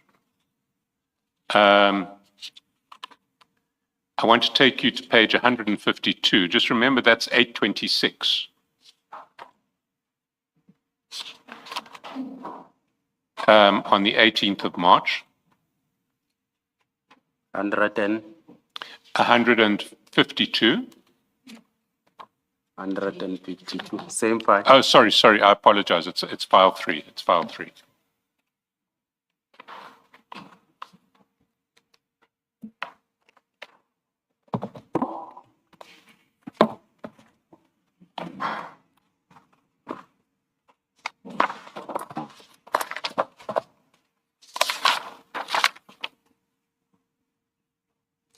And there you'll see, just towards the foot of the page, at 6:22, which means 8:22, 8:22:47, there was a call from the CFO to Sergeant Nkosi. So at 8:22:47, there's a call from the CFO. And if we go back to 432, we'll see 8:22:47 was the call, 8:26:32, well, in fact, if we go a little earlier, 8:25, there's a call from Sergeant Nkosi to you, or an attempted call, and at 8:26:32, Sergeant Nkosi sends you a text, "Morning, General, the list of preferred people for demolition." What was Sergeant Nkosi asking you for? I think the task is clear, SC, that is looking for companies for a land invasion tender. What does he mean, preferred people? He said he need people that, he preferred people for demolition, but he was looking for me to check with Nico which people did he assist. But why would the people assisted by Nico be preferred people? I can't tell SC on that one, but that's what he was asking for. He was asking which people Nico assisted, Yes, but you'd already told him which people Nico assisted. You told him that a week previously on the 11th of March. he needed additional name list. Sorry, he He needed additional people. why would he need additional people? Did he explain to you? He did not. So you understood him to be asking, please tell me which people Nico assisted with in relation to this tender. Yes, You'd already told him a week previously that Nico had assisted Ngapashe and El Shaddai. yes, And you'd explained to him a week previously that when you forwarded that message, the two vehicles for land on Ngapashe and El Shaddai, those were the two companies that Nico had assisted. that's correct. And you didn't find it strange that you'd already told him once, these are the people who Nico has assisted, and now he's asking you the same question again a week later. That's correct. As much as I'm saying, if I can take you to say, when you look at these charts, a 431 of file, I mean, when I was giving him the names he requested, that's file 4. I gave him what he wanted a day before. That was from Nico. I sent it to him. I mean, it's the 9th, if I'm not mistaken. That's right, chat number The 1 on 9th page of 431. And he comes again after 9 or 10 days. He sent me this message on 432, on page 432. Say, morning general, the list of preferred people for demolition. He sent me now this mail. It's 10 or 9 days after. Yes, 9 days later. 9 days later. And you're saying it was the same question that he'd asked you on the 9th. Yes. Why did he think the answer might change in the intervening 9 days? Was Nico continuing to assist people? I'm saying I never responded on that message. You can see that I never responded up until, I mean, when you go to the messages we are in now, on, I think it might be on the 25th. Well, you never responded in writing, but if we look at those messages, what we see is immediately after that text gets sent, at 8:33:52, there is a call from Sergeant Nkosi. Yes. At 8:34, there is another call from Sergeant Nkosi over the page on 433. Yes. At 8:37, you call Sergeant Nkosi. Yes. He tried to call me, send a message. He tried to call me twice. He never found me. I called him back. Yes. So you called him back at 8:37. Yes. And he explained to me what is it that he wants. And what did you tell him? I said I'll verify, I'll check with Nico, and I never responded to him. I think for days or so. It might be more than, I think it's how many days that I never came back to him. Up until it was on the 18th, then he came. Sorry, before we get to the 18th, I want to stay on. Sorry, it is the 18th, but we're dealing with the 18th now. So we're dealing with the morning of the 18th. 8:37 is the end of that attempt of a series of calls. You get back to him at 8:37. He explains to you. Yes. But did he mention anything about wanting this information in relation to a call that he had had with the CFO. He never indicated to me. Never indicated to you. Yes. You see, if we go back to his chats with the CFO, your call with him is at 8:37.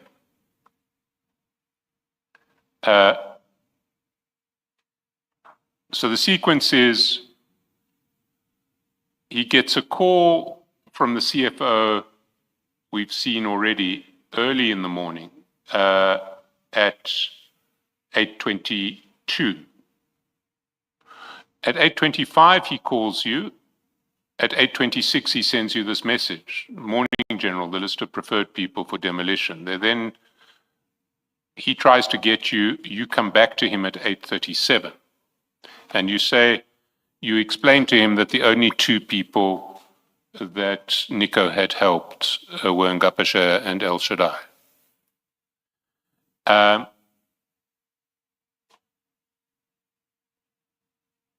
Did you point out to him that you'd already told him this 9 days previously? I said he requested initially, much as I'm saying, then he said he needed additional people that, he had worked on, he have assisted. It's the 18th here of March, as you can see. Much as I was trying to indicate to say, I might not be, privy to Sergeant Kosi's discussions with the CFO. He came initially, I gave him, he wrote again on the 18th, and up until he explained to me. And I never went back to him. I think perhaps I was caught up or busy with other things. Up until he comes again back to me on the 25th to say, I requested you to check for me. Could you kindly do so? I need that, urgently so. Well, we'll get to the 25 quite soon. But before we do, why would you understand people who had been helped by Nico as preferred people? Because his message to you is the list of preferred people for demolition. What makes the people who have been assisted by Nico preferred? I took it maybe because he assisted Peggy, I don't know. No, it doesn't make sense, Deputy Chief, your answer. The question is, the message says, the message from Sergeant Kosi is list of preferred people. Why would you understand that to mean people who have been assisted by Nico? It's a very specific choice of words. Yes. The list of preferred people. He doesn't say in this message the list of people assisted Yes. by Nico. He said prefer, and it does have a specific meaning. Why would you understand this to mean people assisted by Nico? Preferred people, I'll explain it when we come to the 25, because he said he needed people who Nico assisted in terms of compliance, that their bidders, Nico could see to say these comply, that he preferred to say they meet the requirements. No, it's the 18th of March before you get to the 25th. Yes. We are at the 18th of March. On the 18th of March, why did you understand this to mean people who have been assisted by Nico? As preferred people. Why do you understand Sergeant Nkosi saying preferred people? Why do you understand that to mean people assisted by Nico on the 18th of March? I understood it as people who meet the compliance standard of the tender as preferred people. Yeah, no, can you just explain it again? Maybe it's me, it's not you. I'm saying I understood it as people who meet all the requirements as preferred. You see, that's different from saying people assisted by Nico. If all he was asking was give me the names of the people that have been assisted by Nico, that's a different inquiry from give me the list of people who have met the requirements. I don't know why he wrote it this way, but he said it was people who are preferred in terms of meeting the requirement. No, it's not. My question is not about why he wrote it this way. It is, and that's a question of Mr. Chaskalson, is why did you understand it the way you say you understood it, or the way you say it means, which is he wanted to know who has been assisted by Nico when the message says list of preferred people for demolition. You tell us you understood it, or he was saying to you, give me the list of people assisted by Nico. That's your first answer. And the question is, but how do you understand this message to mean that? Yes, it's preferred commissioner in terms of meeting the requirement, those that he preferred. Okay. No, that answer doesn't make sense. Sorry. Deputy Chief, so people here meant bidders, correct? Yes. There's technical language that is used in the procurement industry. Is it not so that ordinarily, and with the technical language in mind, that preferred, you've said people means bidders. So is it not so that preferred bidders would ordinarily mean bidders who are preferred to get the award? Ordinarily, please forget about what the actual inquiry was about. Ordinarily, preferred bidders would mean bidders that are preferred for the award. Ordinarily, is that not so? Ordinarily, yes, Commissioner. All right, thank you. Mr. Dlamini, at this stage in March, the bid process was at evaluation stage, correct? Correct, The Commissioner. submission happened in September of the previous year because the closing date was October the 2nd. Correct, Commissioner. Did you not find it odd that the discussion about whether from Nico's perspective the bids comply did not happen in October, but it is happening in March of the following year when it is Tswane that is evaluating the bids? Much as I'm saying, Commissioner, that's what he requested from me to verify, to check with Nico. And My question to you is, did you not find it odd that this discussion, because if somebody wanted you to verify with Nico, they would ask you that in October of the previous year when Nico was working on the submissions. Why is he asking you to check with Nico when the bids are no longer with Nico, but they are with TMPD for evaluation? It was odd, Commissioner. Much as I'm saying, I'll show the commission to say, I never had interest in this. And I'll take you through the steps to say, I never responded to such Ngozi. So you accept that it was odd that you were being asked about a list of Yes, prepared people while TMPD was evaluating the same bids? correct, Commissioner. A historical fact, correct? This is an inquiry that relates to something historical that happened in October. It's closed in October. In Yes. fact, it relates to even before, because it would have related to a period prior to the submission of the bids. So quite historical. Yes. It would have served no purpose. So it was an inquiry that was not taking anybody anywhere. Correct. Useless information Correct, Commissioner.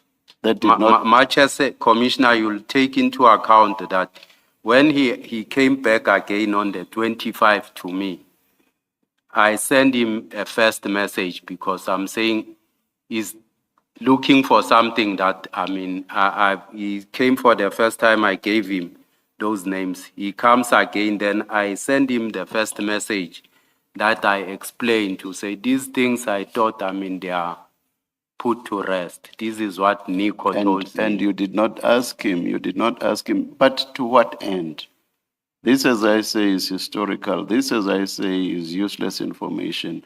This, as I say, this is information that would have assisted nobody.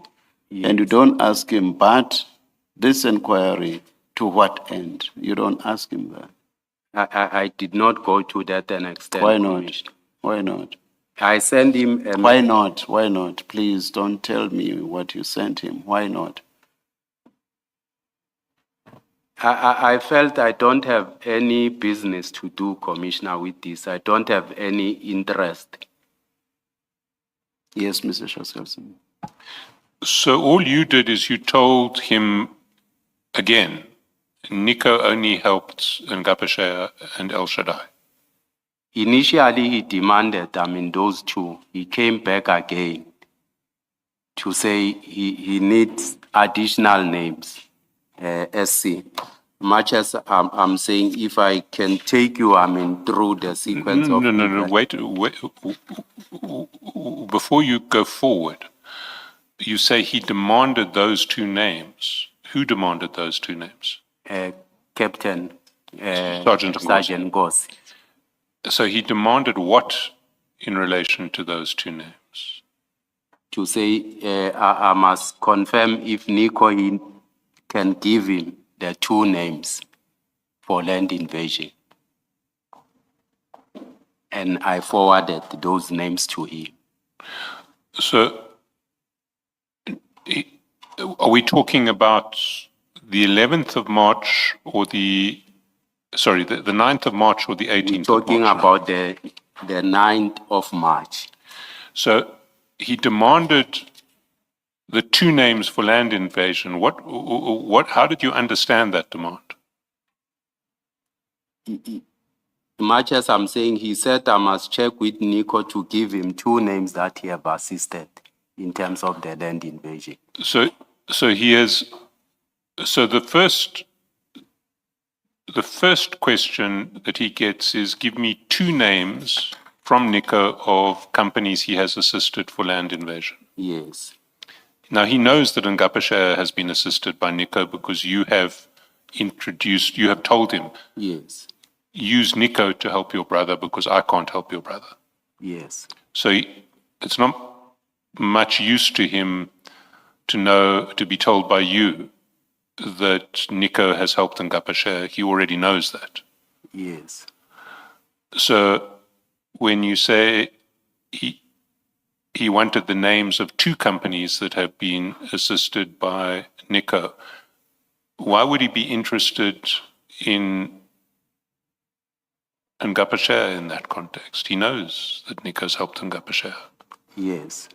But so why would he ask you to confirm that which all three of you, Nico and Sergeant Nkosi, clearly know and have known for the last 6 months that Ngapashaya was helped by Nico in preparing the bid? Yes, he wanted two Ngapashaya and the other name. So he was. So the demand was, I want to know which one other company apart from Ngapashaya was helped by Nico. He wanted two names, yes. Yeah, but Ngapashaya and the other. Yes, but he didn't want two names because he already knew one of those names. You knew that he knew that Ngapashaya had been helped. You knew that Ngapashaya had been helped. Becky knew that Ngapashaya had been helped. All three of you knew that Nico had helped Ngapashaya. That's correct. So he wouldn't be asking you to confirm that Nico had helped Ngapashaya. That's what he looked for, SC, from me. But sorry, Deputy Chief, it just doesn't make sense at all, because he wouldn't ask you a question. Who was helped by Nico? Was Ngapashaya helped by Nico? When he knew Ngapashaya was helped by Nico, You knew that Ngapashe was helped by Nico. You knew that he knew that Ngapashe was helped by Nico. How could he be asking you to confirm that Ngapashe was helped by Nico? You both knew that that was the case.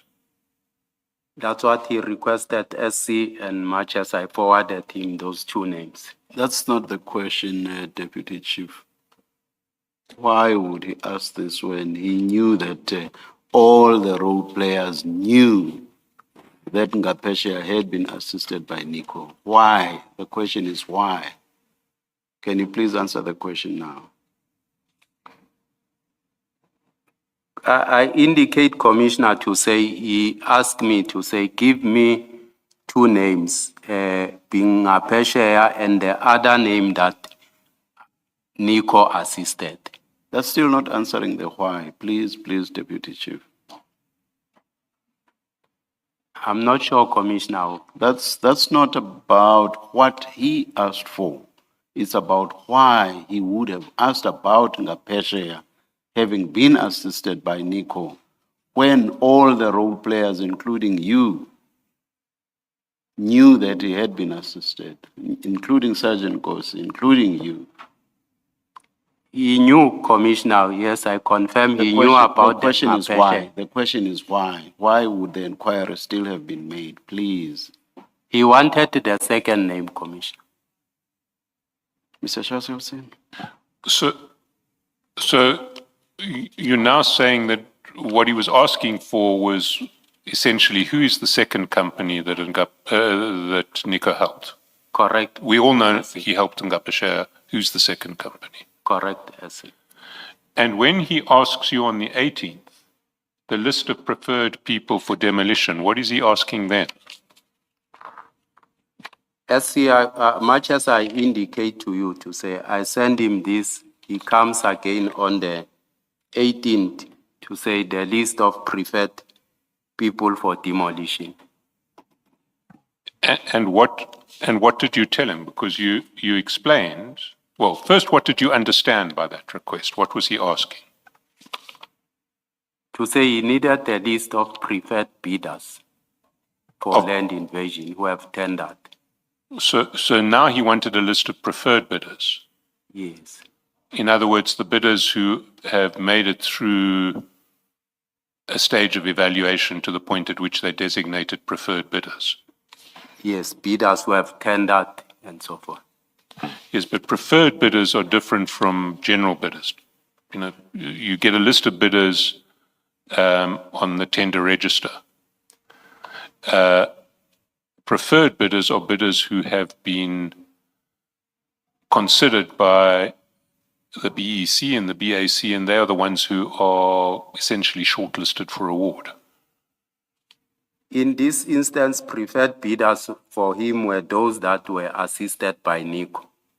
But why would assistance from Nico qualify you as a preferred bidder? I can't tell that one, Commissioner, why he looked for them. And how did you know that that when he said the list of preferred bidders or the list of preferred people, you understood that what he meant was people helped by Nico? Correct. Well, how did you understand, or how did you know that was what he meant? I understood it as preferred people who assisted by Nico in terms of compliance of their tender document. But how? Why? I mean, it doesn't say, Morning General, can you give me a list of people who Nico assisted in TMPD 1? It says, Morning General, the list of preferred people for demolition. That's correct, SC. So how did you know that what he actually meant was the list of people Nico helped? He called me, SC, and explained to me. And what? And then you called him back and you spoke to him. We see at 8:37 a.m. on page 433. Yes, he called first, and then he called, and then I called him back. And did you then tell him it's Ngapashe and El Shaddai? I told him, then he said I must also check with Nico the other bidders that he have assisted You see, that doesn't tally with the external evidence, because you'll recall this whole exchange with you seems to start with a call from the CFO to Sergeant Nkosi before Sergeant Nkosi sends that text saying the list of preferred bidders. And where it ends is on page 143, when after your last call with Sergeant Nkosi, which was at 8:37, at the foot of page 152, not on 153, so it's 152. At the foot of 152, at what is 8:50, so it's after your last call, Sergeant Nkosi WhatsApps back to the CFO, Ngapashare Security Services and El Shaddai Security Services. So he's not waiting for anything further from you. He is telling the CFO, Ngapashare and El Shaddai. Now, if, as you say, you were going to go back to Nico and you told the sergeant that when you ask for a list of preferred bidders, I understand that you're asking who Nico helped.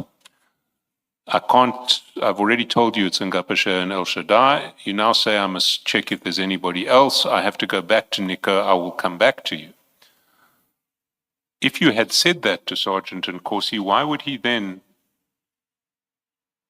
almost immediately after your call, WhatsApp the CFO with the two names of Ngapashare and El Shaddai? I can't tell SC, but much as I said to him, I'll have to check with Nico because I don't have any information with me. You see, as between Sergeant Nkosi and the CFO, they understood that this exchange had now been resolved, because you see, after Ngapashare and El Shaddai, at the foot of 152, at the top of 153, the CFO writes back, "Thanks, my bro," and Sergeant Nkosi sends him a thank you emoji. All of this is still happening before 9 o'clock in the morning on the 18th of March. But your evidence is that Sergeant Nkosi actually had asked you, who else, apart from Ngapashare and El Shaddai, did Nico help? And you had told him, I need to speak to Nico before I can answer that, because last time he told me El Shaddai and Ngapashare, and I don't understand there to be anybody else. But I'll check with him. That's your version. That's correct. Now you can tell me, I think you're going to take me to, well, I think you're going to take me to the 25th and the mandate that was given to Victor by Nico. But before, there's something else that happens before that. So can you just, we'll get there, but can you just wait, because I want to do it in the sequence. Because what we see on page 434 on the 21st, can you go to 434? Yes. In chat number 3, Sergeant Nkosi forwards you a message that says, "Good morning. I had a meeting with Action SA and EFF yesterday. Telling me to submit 5 is an insult and didn't sit well with me." Now, how did you understand that message? He then called me and explained the message, what is it all about, because I did not understand who had a meeting with Action SA and EFF in this regard. And what did he explain? He told me that is a message that was sent to him from the CFO. I mean, I think he got it up from the deputy mayor or something like that. So who apparently had the meeting with Action SA and EFF? I'm not sure who had the meeting. But who did Sergeant Nkosi tell you I just had asked the him meeting? where does the message emanate from and what is it in conjunction with. And he told you that it came from the CFO, and he mentioned the deputy mayor. Yes. But did he say, who had had the meeting with the EFF and Action SA? He never explained that to me. But the purpose of your call was to get clarity. What's this message about? Surely you'd have asked them who's meeting with Action SA and EFF. He called me. He just said he wanted to show me that things are happening. And did he explain that the things that were happening around TMPD 1? That's exactly what he said. And so somebody was meeting with Action SA and EFF, he was telling you, and that somebody had been told to submit 5 bidders and thought that was an insult. Yes, that's what the message indicate. And what was your response? I just said it means then there's high contestation.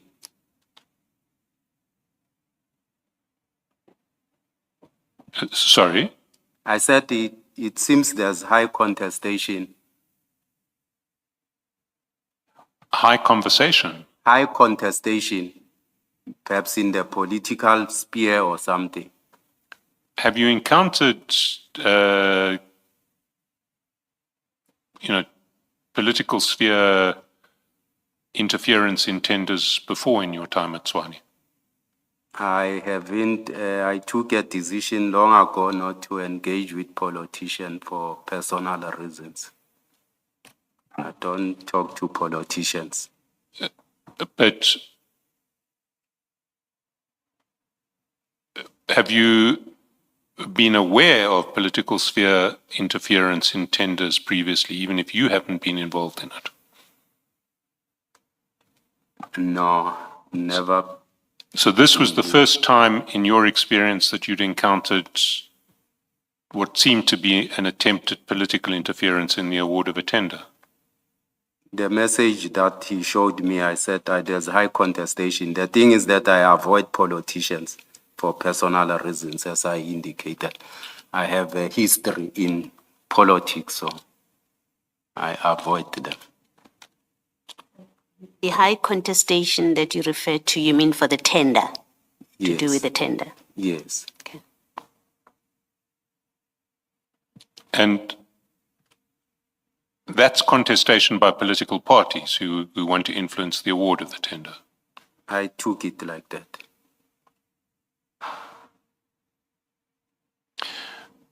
Did Sergeant Nkosi not mention to you that this message had been sent to the Deputy Mayor, Mr. Modise?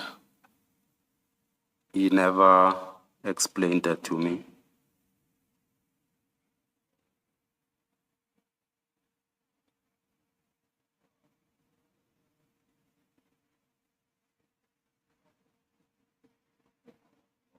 And your response was what? Just you don't want to be involved in this? Yes. Stay far from politics.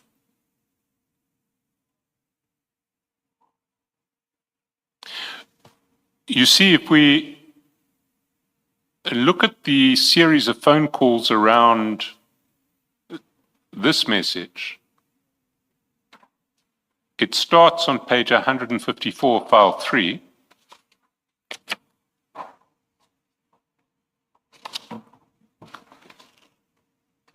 File 3.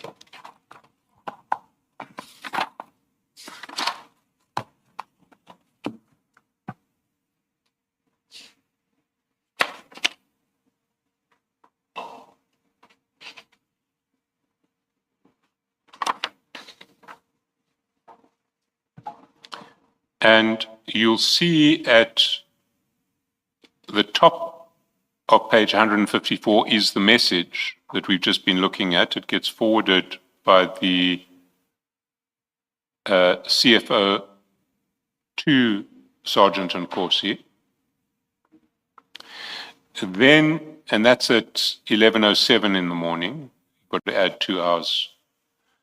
Then at 11:08, there is a call from the CFO to Sergeant Nkosi.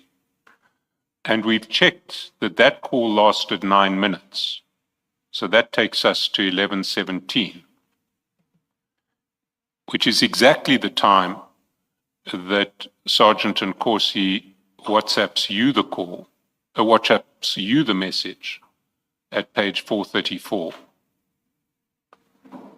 And then straight after sending you the message, he calls you at 11:17.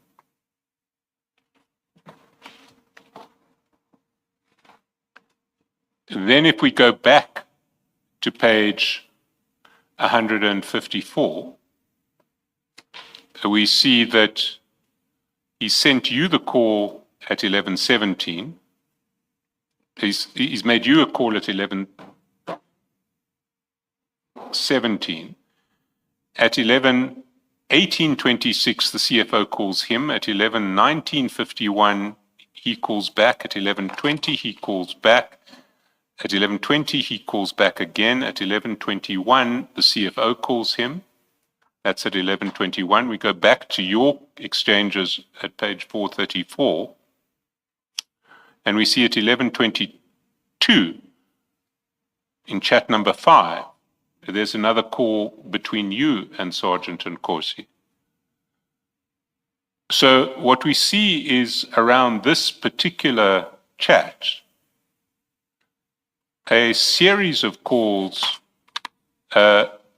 between the CFO and Sergeant Nkosi, and a series of calls between yourself and Sergeant Nkosi, and they're all interspersed.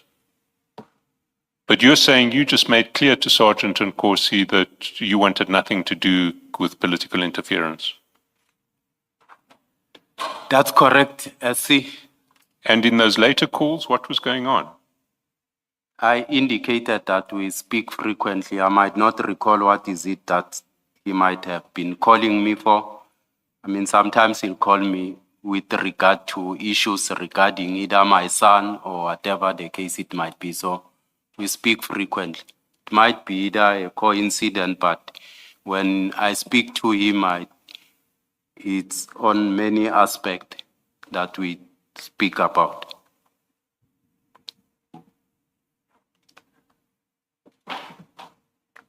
You see,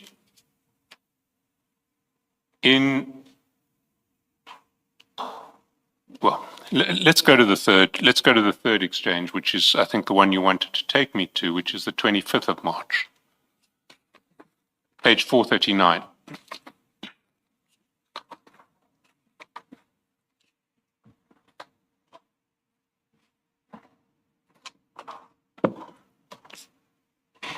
Now,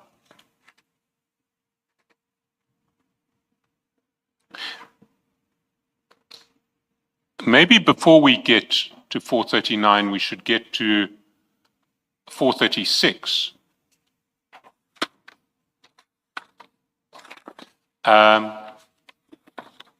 Because what we see in 436 is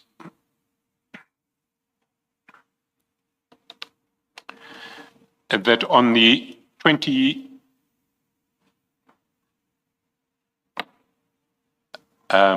sorry, I've just lost my,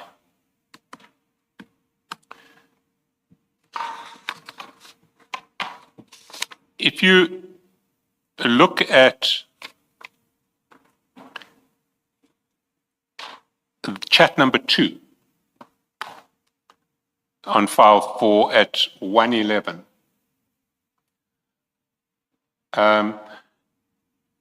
Sergeant Nkosi at 1:11 p.m. sends you a screenshot of a conversation that he's been having with the CFO. And you'll find that screenshot at page 509. So if you go to 509. 509.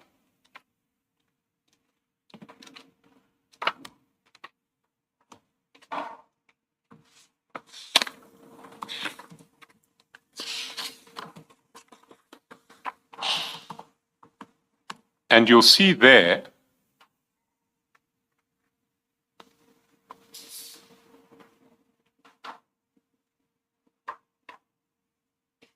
no, I apologize. I apologize. We've got the wrong screenshot here. We don't have the correct screenshot. I won't go down that road. That screenshot was sent the day before. We haven't got the right one. But if you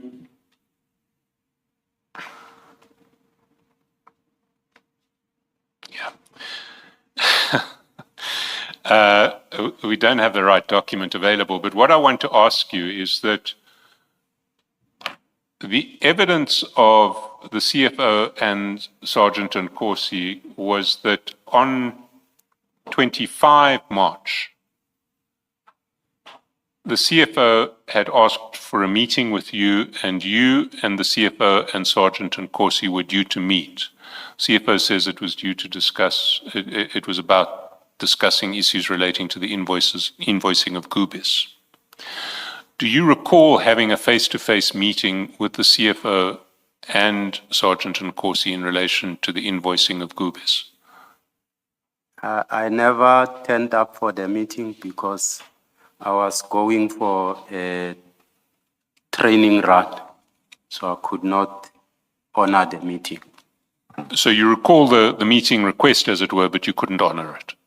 That's correct. Then let's go down to page 439.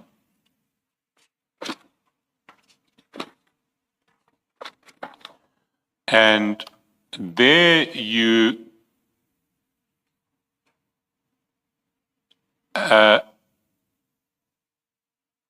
send Sergeant and Corsi a meeting in chat number, a message in chat number 5 that says, Captain, nai mandate to Victor Piwe Yona. So what was that message about? As much as I'm saying, let me then explain this to say if you go from, the matters where they've started, as you have been indicating, when I gave Sergeant Gossi requested those 2 names when I gave him on the 9th, you'll realize that, I gave him the names as it was said, these are my bidders or my companies. He comes again, on the 18th with that message, Morning General, the list of preferred people for demolition. And we spoke on the phone, he explained to me, and I said, I'll check with Nico. I never went back to him, I think after 9 days or so in that regard. He speaks again to say, I'm still waiting, we spoke on this, and you haven't given me any feedback in that regard. That was the 18th when he sent me that preferred list for bidders. On the 25th of March, it comes again, this matter, then I check with Nico. Nico sent me the list of bidders and say, this is what was given to Victor. Then I send it to Sergeant Gossi and say, but this is what Nico told me to say, this was given to Victor, the company. So I'm not sure why are you looking for other bidders and so forth. So Nico said that this was a list of companies that he gave to Victor. That's what he said. When did he give this list to Victor? Did he explain? No, I never asked him that. And who is Victor? Victor, I knew Victor as the person who works at supply chain. Is it Victor Khopa? I think so. And was he chairing the BEC on this bid? I'm not sure about it. Well, we have had evidence elsewhere that Victor Gopa was the chair of the BEC on this bit. Okay.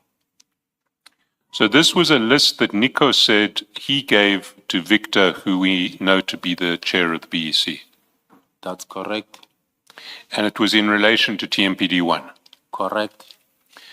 And when did Victor tell you that this was the list he'd given to Victor? I was not told by Victor. I'm told by So Nico. sorry, but Nico. When did Nico tell you that this is the list he'd given On to the Victor? 25th, when he sent me this list. And if we go back to your message to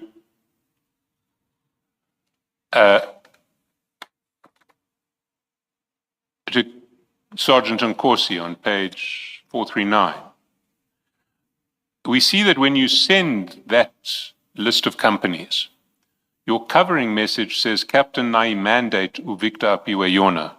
Correct. So what you're telling Sergeant Nkosi is that this list of companies is the mandate that was given to Victor. That's what Nico told me. Now, what is a mandate? I believe when he said this is the mandate, I'm saying Victor, it means he must work on those companies.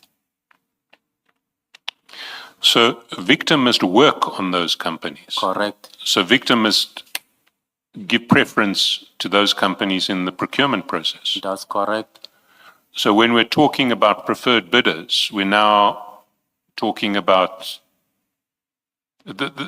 when we previously talked about preferred bidders, we're now dealing with a situation where there is a request for preferred bidders status for these 7 companies.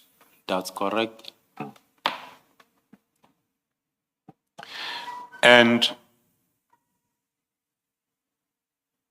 what did you say to Nico when he told you this is the mandate that I've given to Victor?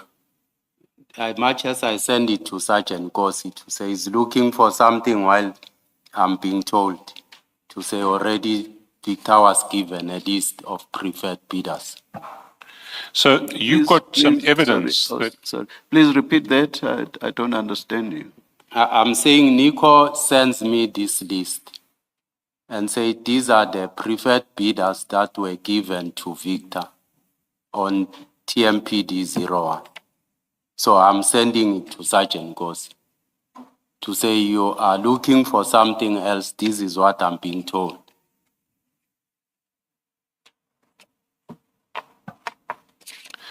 So Sergeant Nkosi asks you for a list of other companies that Nico has assisted.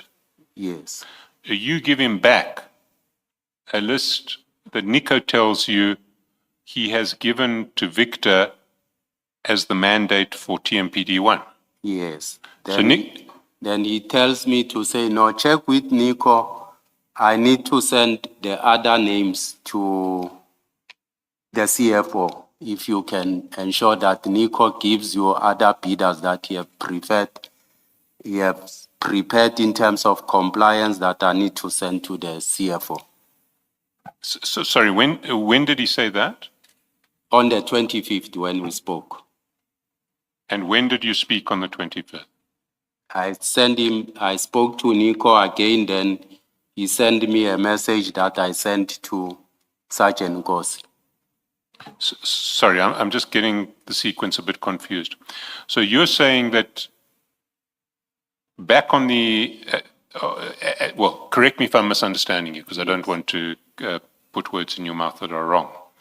But you're saying that back on the, I think it was the 18th, Sergeant Nkosi said, give me, when he said the list of preferred bidders for TMPD, for the demolition tender, what he was actually asking for was a list of other bidders that Nico may have assisted, beyond Ngapashe and El Shaddai. Yes.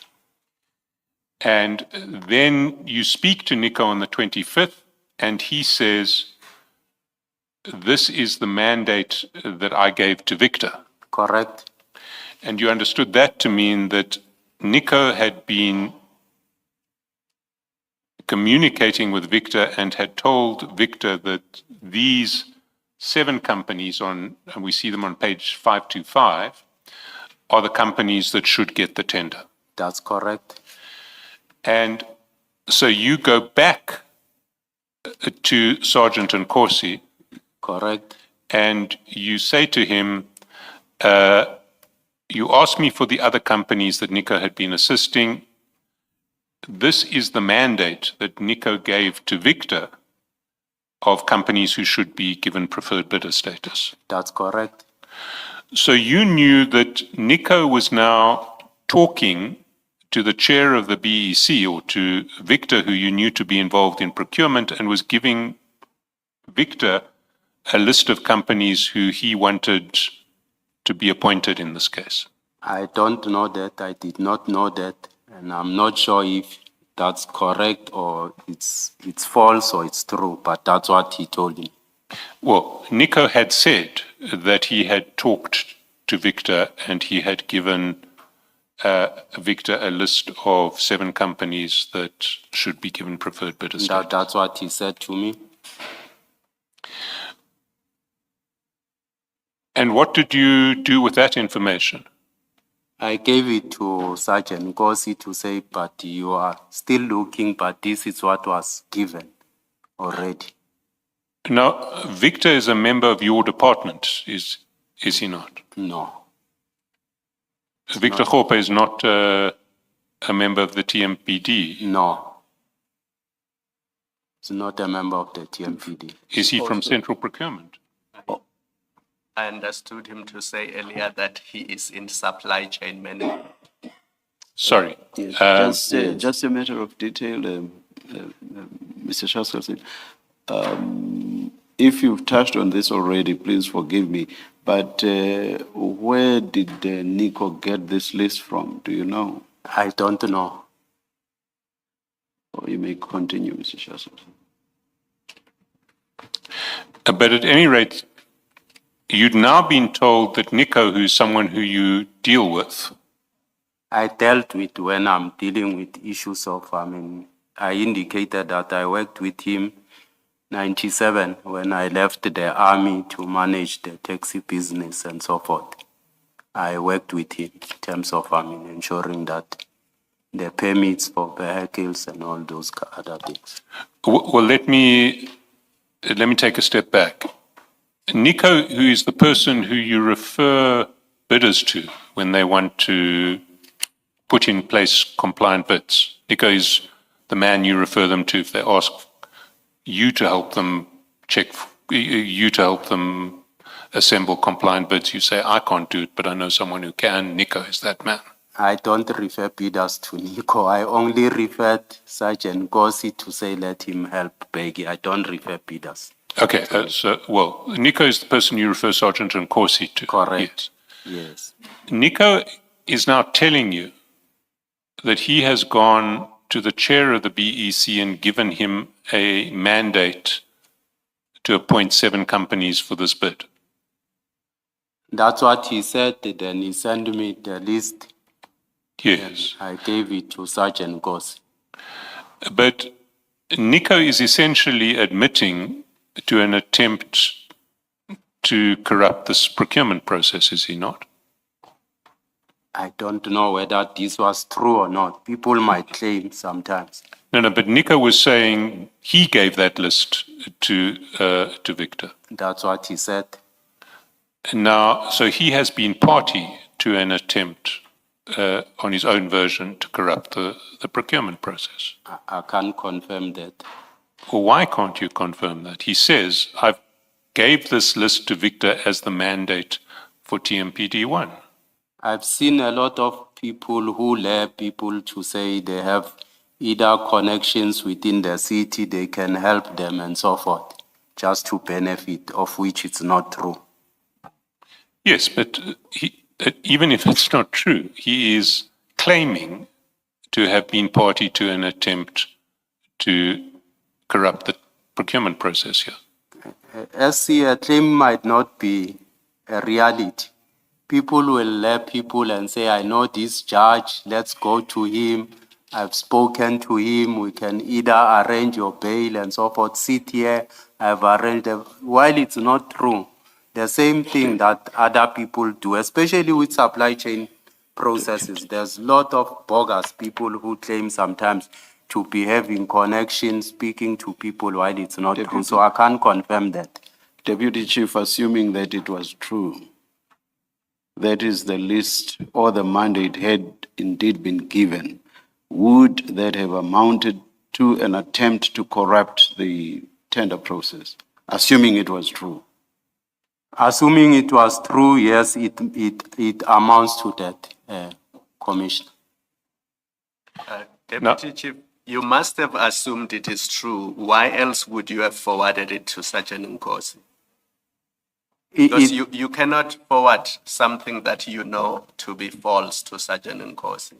So you must have believed that it is true, because you said earlier, he gave you a list of preferred bidders. And then you said, but I already have this from Victor, so what you are asking me is already there.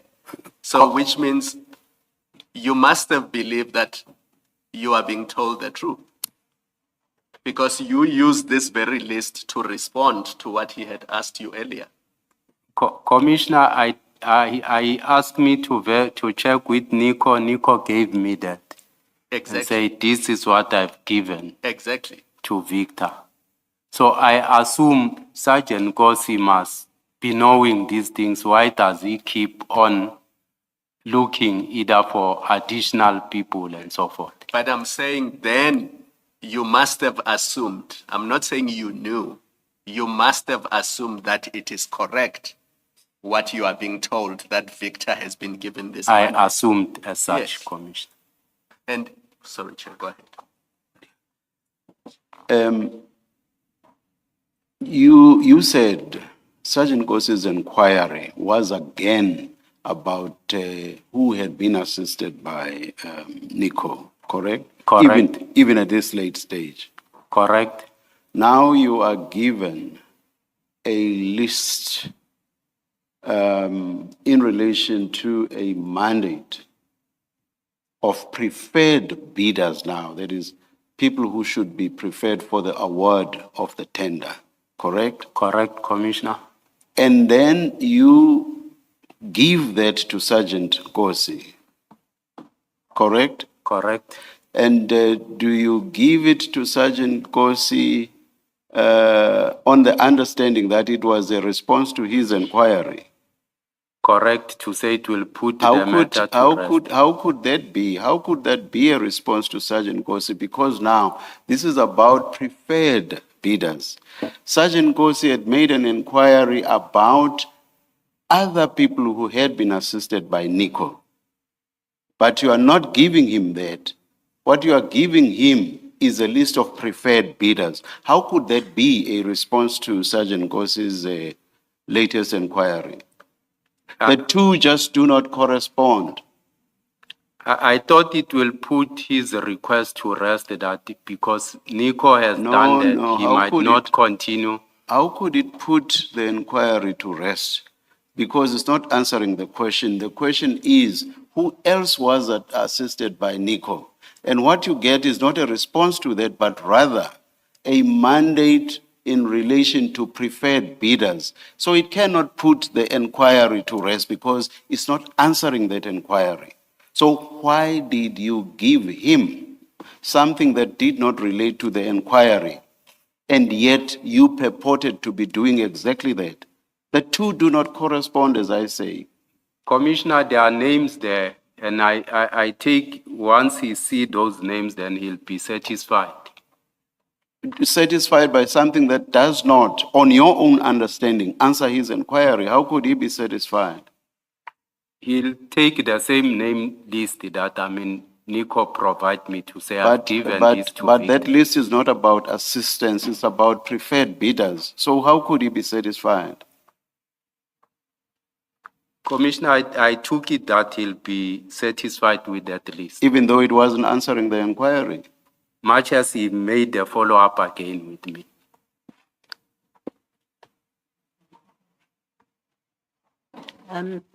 Deputy Commissioner, the Nico, who is Nico in the scheme of things? Nico doesn't work for the city. Yes, who is he? He assists people with, filling bids and so forth. So when he gives you a list which is a mandate, why do you pass it on?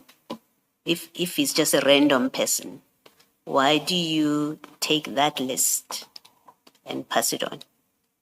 Much as I'm saying, Sergeant Kosi requested me to check with him, then he gave me that list. No, your message says na mandate Victor aphiwe yona. So Victor, you've spoken to Nico. He's told you that he's got a mandate to do with this list. Yes. Whether he's telling the truth or not Yes. is irrelevant to my question. He tells you, I have a mandate relating to this list. Why do you pass it on to Sergeant Nkosi? I was giving him information to say he's requesting names, but names have already been given. No, your message is a mandate. It's a mandate that Victor has been given. That's what Nico tells you. Victor, the chairperson of the BEC, has been given a mandate. And this is the mandate. It's a list. Why do you pass on that list to Sergeant Nkosi as a mandate that you are told by Nico has been given to Victor? It's because Commissioner, he said he wanted me to get a list from Nico to give it to Did Sergeant Nkosi say to you, get me the mandate, the list of the mandate that Nico has been given, or that Nico has given to Victor? Is that what Nkosi asked from you? Because your answer makes sense only if Sergeant Nkosi asked you to find out what mandate has Victor been given. Then it makes sense, your answer. I gave him, Commissioner, much as I forwarded the name list, and also I indicated to say, Nico indicated to say, he gave this to Victor as a mandate. My question is, did Sergeant Nkosi say to you, find out from Nico what mandate has Victor been given? Did Sergeant Nkosi ask you that kind of question? No, Commissioner. Okay, so why is your message to Sergeant Nkosi that here's the mandate that Victor has been given, if that's not what Sergeant Nkosi asked you to find out? I was making him aware with an view that it will put his request to rest. The request for what? For another companies, names of companies that he wants. That he wants for what? He said he wants to send to the CFO. So he said to you he wants a list of companies that he wants to send to the CFO. Yes. And then you say then to him, here's the list Yes. that comes from Nico. Okay, thank you. Can I, Deputy Chief, I'm making a plea to you because you must assume that we can read and these WhatsApps are in English, right? And the answers you are giving do not correspond to these WhatsApps. Unless these people were speaking in codes and you were speaking in codes, what you are telling us and what the WhatsApps say are miles apart. So my plea to you is to answer questions truthfully, because I don't think you are doing that at this stage. You are being asked for a list of companies Nico assisted. Instead of giving that list, you give a list of a mandate that is given to Victor. And you are saying that will put the inquiry to rest. How can it put an inquiry to rest when the list you are giving has nothing to do with the request to you? You are asked for a list, listen to this. You are asked for a list of companies Victor assisted, of Nico assisted, correct? Correct. But you don't give that list. Instead, you give a list of a mandate given to Victor for a different reason, because you said that mandate was given to Victor so that Victor can work with those companies. But that is a different issue to which companies did Nico assist.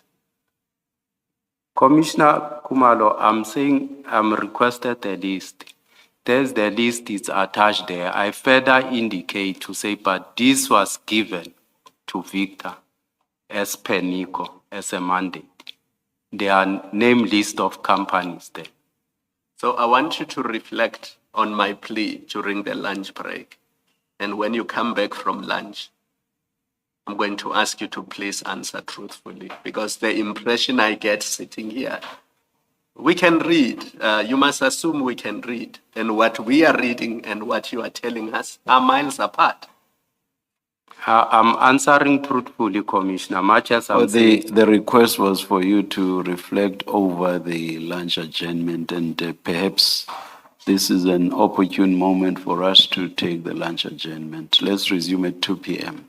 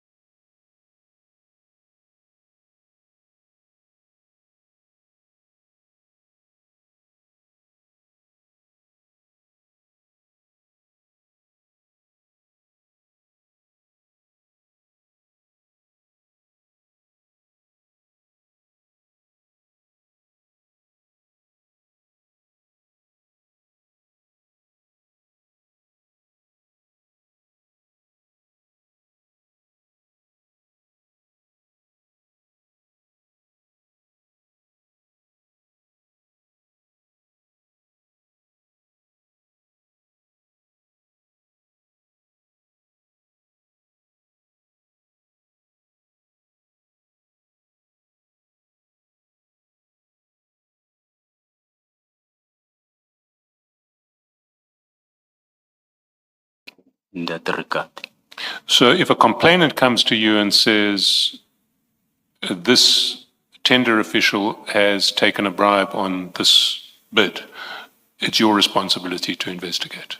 He has to reduce it in writing, Commissioner, as see. But in this case, someone from outside the city, Nico, had come to you claiming to have given a mandate to the head of the BEC to rig a tender in favor of 7 companies. You had one potential perpetrator admitting that he had done this. You'll accept that? That's what he claimed, which might not be truthful. But surely, if you have a perpetrator claiming to have rigged a tender to you, the head of the Internal Affairs Department, that's something that needs to be investigated, because what he's saying is that the head of the BEC is open to manipulating this tender dishonestly. As I indicated, that's what he might claim, only to find that he doesn't even know Victor and so forth. Yes, but you can only work out whether he does or doesn't know Victor after you've done some investigation, can you not? I think, there are a number of incidents sometimes that do happen. People will name drop either my name. I know that in most instances, people name drop on such matters. Even, on HR matters, people will name drop. No, but you believed him. That's why you passed on this message, which you knew will end up with a CFO. So you believed him. You didn't treat him as just name dropping. You took it seriously enough that you forwarded the messages, and well knowing that they will end up with a CFO who's also the chairperson of the BAC. I might have at that particular time taken his statement, but much as I'm saying, I forwarded it to Sergeant Kosi with an understanding that he's demanding, additional names from me, but this is what I had. You forwarded, even if we accept on your version that this was your response to Sergeant Nkosi, who had demanded more information or names, and you forwarded it for the reasons you say, that's not the conversation. The conversation is, you have this list, which is a mandate. Nico tells you, mandate to Victor. You pass it on. So at that point, you are not thinking his name dropping. You pass it on, and you pass it on well knowing that it will end up with the chairperson of the BAC.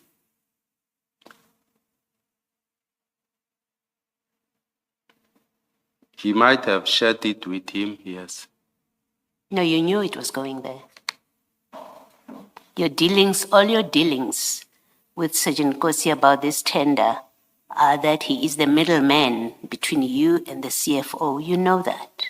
And we see that in the WhatsApp messages, and you are not disputing that. You knew and you intended to communicate with the CFO through Sergeant Kosi, so you knew that's what's happening. Sergeant Kosi is outside TMPD, so it wasn't just for him to use. You knew this is part of information that will end up before the BAC when you forwarded it. That's not correct, Commissioner, because I don't have any dealings with the CFO. You have dealings with the CFO through Sergeant Nkosi. You keep saying, tell him forward to this, give this to him forward to, and you've agreed that forward to is the CFO. Unless you want to change that part of your evidence. But your evidence is, you knew that all correspondence, in fact, you say you know that forward to refers to the CFO. You have forwarded things that say, tell him forward to this. So you knew it's stuff that is intended for the CFO. Otherwise, why are you giving this stuff to Nkosi if it's not meant to to come into your TMPD, into your Tshwane tender process? Why is it going to Nkosi? Commissioner, I still maintain I don't have dealings with the CFO. Okay. Can I just follow up on what Advocate Chaskalson said? You as head of internal affairs, it goes beyond that. You are an employee of the city of Tshwane, correct? That's correct, And this Commissioner. tender concerned your department, TMPD, correct? That's correct. And as employee of the city of Tshwane, do you not have a duty to act in the best interests of your employer? I do have that duty, Commissioner. And do you accept that if what Nico told you was true, then this tender would have been compromised? If it was true, what Nico told you, then this tender would have been compromised. Yes, if it was true, but much as I indicate that people claim to be knowing people and it doesn't happen. As it stands amongst, that mandate list of companies, not even a single one, I think, was appointed. But that's what Nico made me to believe. Yes, but if it was true, you accept that the tender would have been compromised. If I'm it not was saying true, it was true, if what Nico told you was true.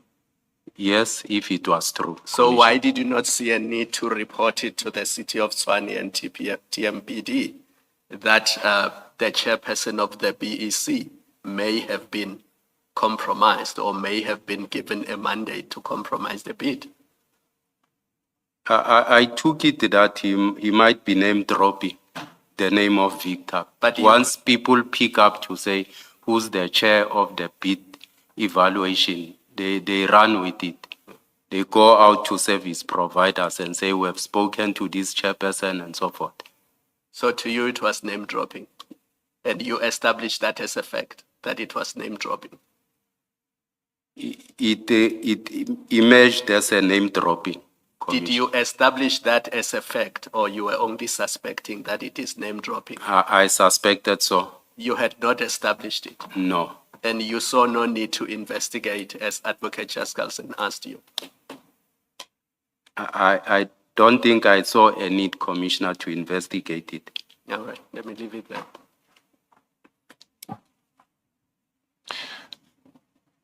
Can I ask you this? If a third party from outside the city came as a complainant and lodged a complaint that Nico, who represented a competing bidder, had said that he had given a mandate to the chair of the BEC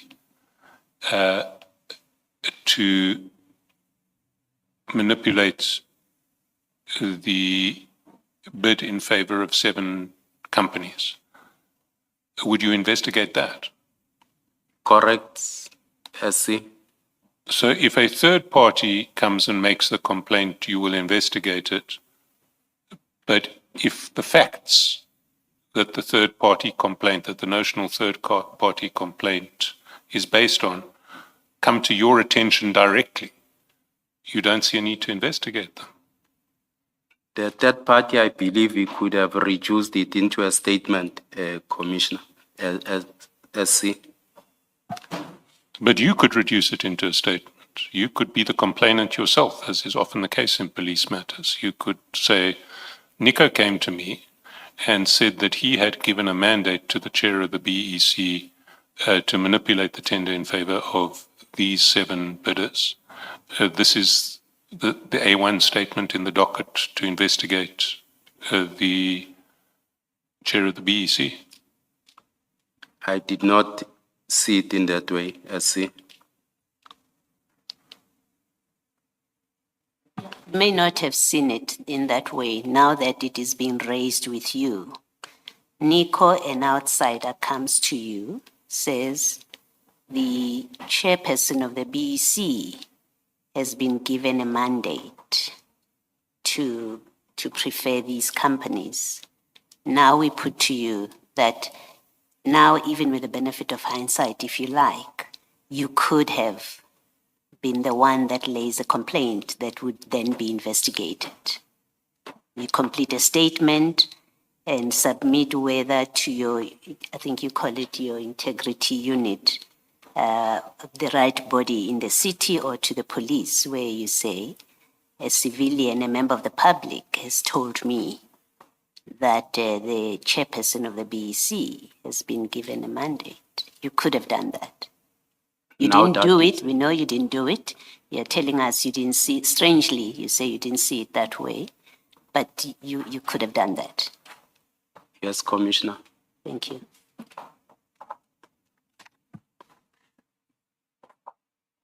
So that text that you sent to Sergeant Nkosi was at 8:02 p.m. An hour later,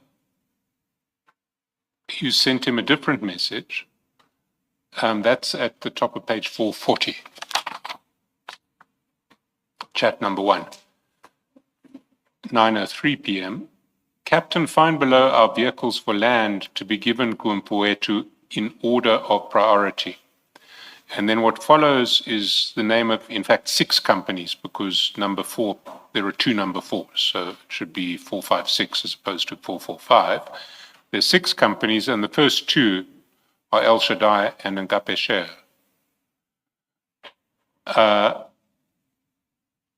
What was that message about? What were you telling Sergeant Nkosi?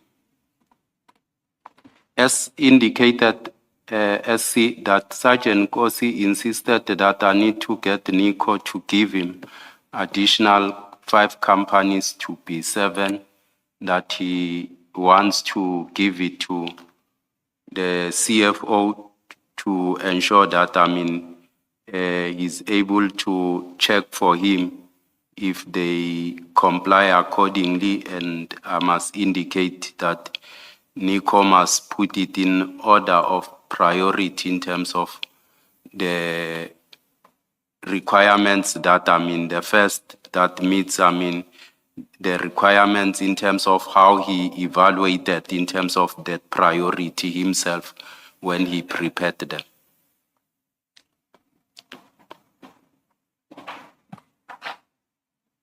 But so you're saying this was a list that Sergeant Nkosi wanted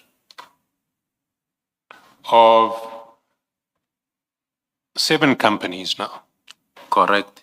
that Nico had evaluated, and that Nico believed to be compliant. Correct. But you'd already asked Nico a few weeks previously, well, not a few weeks, a few weeks previously, before the 9th, to give you companies that were compliant, that he had assisted, and he'd come back with only 2, Ngapesher and El Shaddai. Why did you think now that he would be able to come up with 7? SC, the initial request was that he gives me an additional company on top of Ngapesher, so that there might be 2. Now currently he's looking for additional 5 companies. Additional companies Correct. that he would have assisted to complete the tenders. That's correct, SC. But again, if we look at the message that you send, it just doesn't square with that explanation. It says, Captain, find below our vehicles for land to be given Kuumpuetu in order of priority. Why would it be necessary to give any of this to the CFO? Well, what's it got to do with the CFO? Sergeant Nkosi requested me that he wants to give them to the CFO to check for him these companies. To check what in relation to the companies? He indicated that he wants to check with the CFO if they comply, they meet all the requirements. But the CFO has no business doing that, does he? Because the CFO is not a member of the BEC. And that's the job of the BEC, not the job of the CFO. And that's what Sergeant Nkosi told me. Sorry, what did Sergeant Nkosi tell you? He told me that he want to give them to the CFO. But for what purpose? As I indicate to say he needed them in order of priority as NICO preferred them in terms of compliance so that the CFO can check and verify if they do comply. But how can the CFO check? Well, let me put the question differently. You know that the CFO sits on the bid adjudication committee. Correct? Now, if he sits on the bid adjudication committee, he can't sit on the bid evaluation committee. That's correct. Compliance is an issue in the first instance for the bid evaluation committee. That's correct, SC. And members and Tswani employees who are not members of the BEC are not allowed to see anything that serves before the BEC. That's correct. So how could the CFO check for compliance of companies in a bid that was serving before the BEC? SC, I think you should know that the relationship that Sergeant Gossi have with the CFO, I'm not having the same relationship myself and the CFO. So what are they discussing or what is he talking with the CFO? I might not be aware of in most instances. No, but in this case you were aware because he told you that the CFO would check for compliance on these 7 companies, you say? Much as I'm indicating, that's what Sergeant Gossi made me to believe that he's in contact with the CFO on this matter. Now, if you believed that, you believed at the time that Sergeant Nkosi and the CFO were together doing something that was not lawful. They were arranging for the CFO to take a look at documents that were serving before the BEC when the CFO ought not to have had access to those documents. He made me to believe that, SC, but even if you can check my chat with Sergeant Gossi, I gave him the information. There's nowhere where I make a follow-up to say whether what is happening, what is the progress, or how far are these things. You wouldn't discover anywhere where I make a follow-up myself because it was not of my interest, SC. Sorry, Mr. Chaskalson. Deputy Chief, did it not occur to you that it was you now who was interfering in an ongoing tender process? Because when you say to Sergeant Nkosi, give this list to the CFO to check whether these 7 companies comply with the tender requirements. It's no longer Nico, it's no longer Sergeant Nkosi. It's you now who's interfering in an ongoing tender process because it is you who's making the request to Sergeant Nkosi to give a list to the CFO to check whether these 7 companies are compliant. It's you now who's interfering in the tender process. It's no longer other people, this is you. Not true, Commissioner, because I indicated that Sergeant Gossi called me. It's not me. If it was me, I had a vested interest, Commissioner. You'd see in this chart, either I would inquire to say how far is the process or what is happening. There's no way in the charts, since the first, 2 names I've given. I could have either made a follow-up to say either are we winning or what is happening. Nowhere in the charts where you could see me making a follow-up with the names that Sergeant Gossi requested. I did not say you have a vested interest. I said by virtue of the fact that you are saying to Sergeant Nkosi, Captain, find below our vehicles, for land to be given to the CFO in order of priority. You are giving this to Nkosi, and you are saying Nkosi must give this to the CFO. That action on its own is you interfering in an ongoing tender process. Whether you have interest or not, whether you followed up or not, simply by doing that, you are interfering in the tender process. And you are doing so unlawfully. Sorry for interjecting. And if I may add, so let me put it in two ways. You are interfering in a tender process and you are doing so unlawfully. That's not true, Commissioner, because he requested this for me to send him this message, and I did as he has requested. Doesn't matter who requested you. Doesn't matter who requested you. The mere fact that you did that, you were interfering in a tender process and you were doing so unlawfully. That's not correct, Commissioner.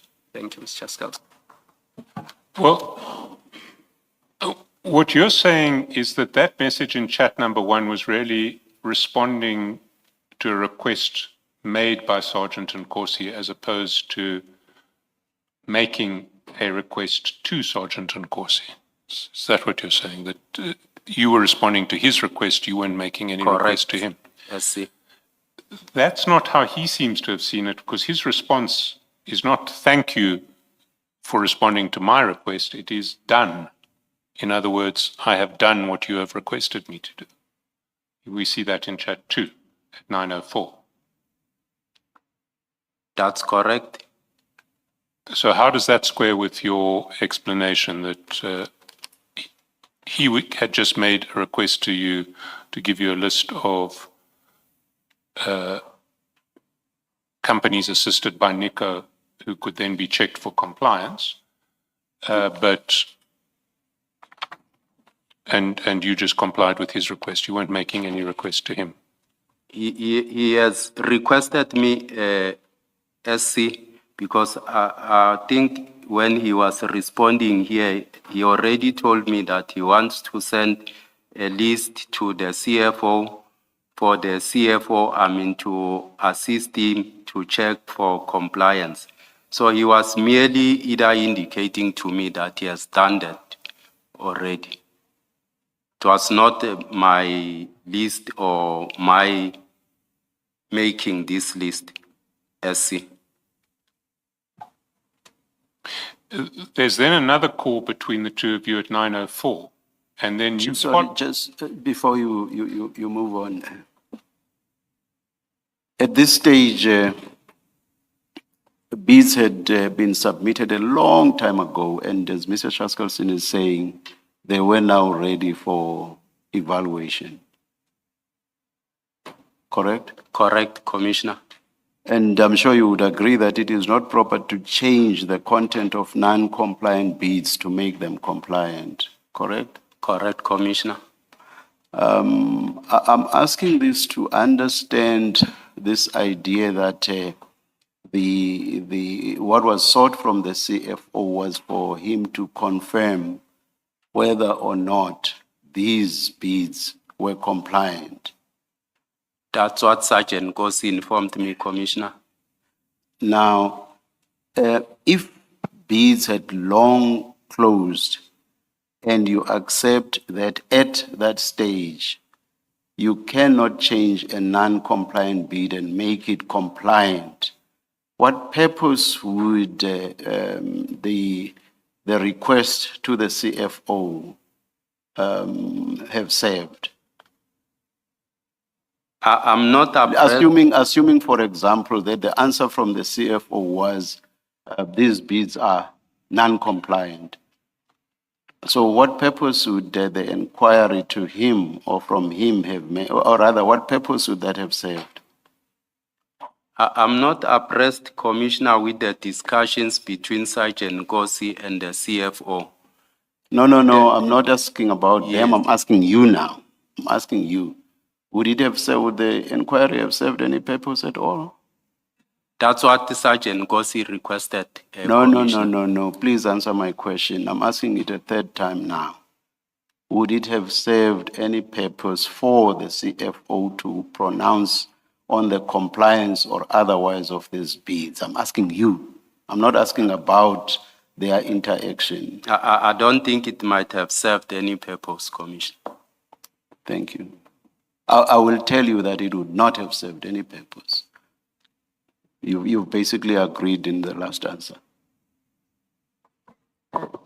Deputy Commissioner, what interest did you have in any one of these companies? I did not have any interest, Commissioner, in any one of these companies.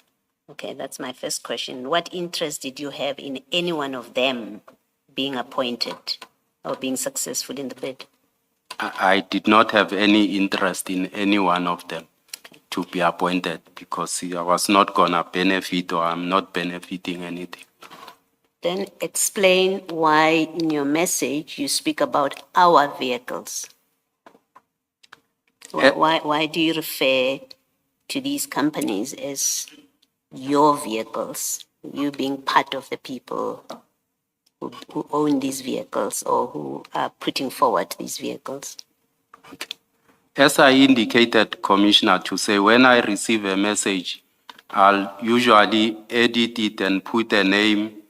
It came, the message as find below our vehicle for land. Then I edited it. I put captain there to be given to forward to as he requested. Then that's what I did on this message. So this came from where? From Nico. Oh, so Nico is the one that gave you this list Correct, Commissioner. for it to go to the CFO. No, he gave me the list, but because I knew that Sergeant Gosi requested that he wants to send it to the CFO, I edited the message according. I asked you earlier who is Nico, and what was your answer to the question? I said Nico is someone who deals, with issues of assisting people with, either tender document or administrative work on other aspects. And when he says this is our vehicles, because you say that's Nico's language, when he says our vehicles, what did you understand him to be saying? I understood it as the vehicles that they've prepared themselves. What do you mean by that? He has done. I think he doesn't either work alone with people who do this work. All right, let me make my suggestion to you, what I think this is. My suggestion to you is that you are either the person you are referring to as Nico, this is your list, and all the other communication where you keep on saying Nico, you are in fact that person that you are referring to, or alternatively, you are not honest about who is this person you refer to as Nico. So if this list comes from somebody else and it's not from you, then you're not being honest with the commission about who is the source of the list, and everything else that you have said comes from Nico. You're not being honest about that. That's the one. And I think that is the kindest I can say to you, the most generous I can suggest to you. Worse is you are in fact that person and the source of that list. And this reference to our indicates that you are part of the people that are propagating or that are promoting these companies. You can comment if you want to comment. That's not true, Commissioner. I'm not Nico. There is Nico who does this work. Thank you, Mr. Chairperson. And do you still have the phone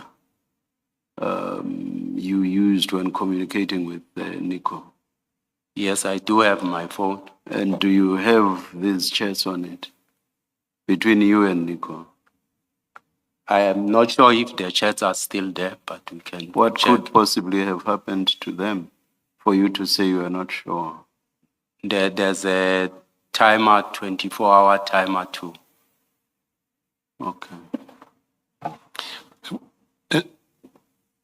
So if I understood your answers to Commissioner Baloy, you're saying that Nico came back to you with that list in chat number 1, saying, these are the companies that I prepared, that I assisted, and you should check them for compliance in this order. Is that what Nico was saying? That's correct. But how can that possibly be? Because earlier in the evening, Nico had said to you, I've given a mandate to Victor or these companies, and the companies that he lists in his mandate to Victor are the companies that we see at 525. Can you go to 525?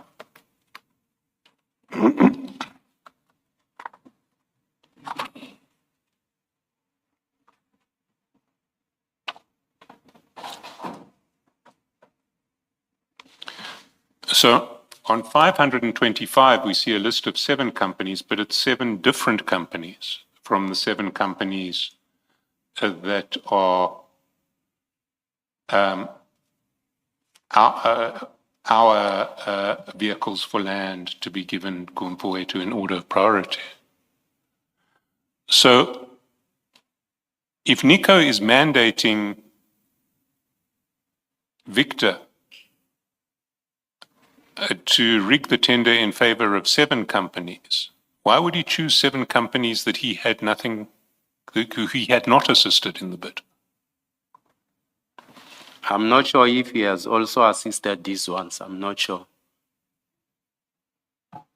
But when you ask him for a list of companies who he has assisted, he doesn't mention any of those. He gives you 7 different companies.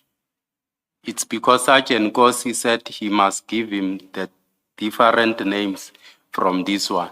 Other additional 5 companies different from this.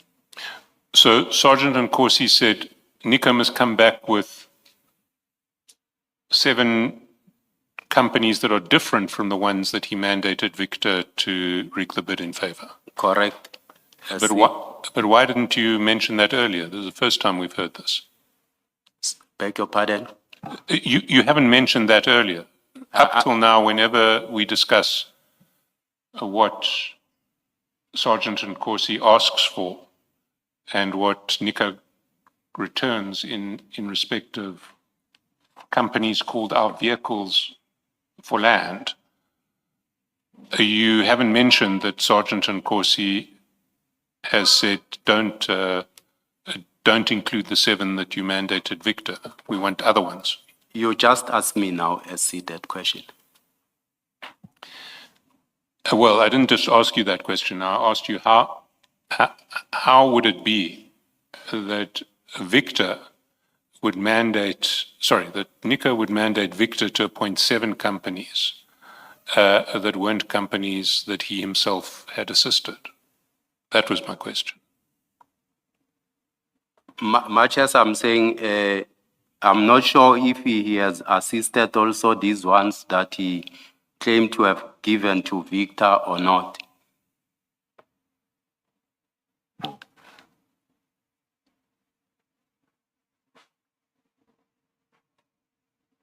Then why did you send the list that he gave you of his mandate to Victor? Why did you send that to Sergeant Nkosi when Sergeant Nkosi wanted the list of companies that Victor had assisted? As I indicated, SC, that I thought Sergeant Gossi then will be satisfied with the list and pick either names from this one. No, we're talking about the first list, the mandate to Victor. Why did you send that list to Sergeant Nkosi? I'm saying I thought Sergeant Gossi then will be able to be satisfied about either of these names of the companies then and draw the additional 5 that he wants. And why would he want an additional 5 at this stage if he's just checking for compliance? I don't know why did he wanted additional 5 if he want to check compliance. You see, Deputy Chief, this version that we've heard from you and in a modified form from the CFO is just utterly implausible. The texts say one thing. They ask for vehicles in order of priority. And the version that comes back is, no, we were just checking for compliance. The text on their face suggests that you, the CFO, and Sergeant Nkosi were trying to rig this bid. And you were doing it collectively. And this version of Nico being asked by Sergeant and Corsi through you which one of these bids complies and has been assisted by him just doesn't make sense for one thing, and for another is completely incompatible with the actual wording of the texts that are exchanged. And third, presupposes that the CFO is going to start scrutinizing documents which he shouldn't have access to, bids that should be under seal, or not under seal, but under lock and key before the BEC. So how would you respond to those three issues? First of all, it just doesn't make sense. What's your response to that? Why would anyone be interested in checking for compliance at this stage of proceedings when it's too late to change anything? SCS, I indicated that it's not true. I not close to the CFO, and that's a fact. I only started to speak to the CFO when he requested Sergeant Gosi, I think, to call me on the 4th of March. I've never spoken to the CFO outside of work before. And if you follow all the tests that I have with Sergeant Gosi, there's nowhere where I make a follow-up if either we are winning or either how is the process going and so Deputy forth. Chief, Demonstrate interest. Deputy Chief, Mr. Shaskalsin is suggesting on 3 bases that you, the CFO, and Sergeant Nkosi wanted to rig this tender process. Now he has gone back to deal with them, I believe, serially.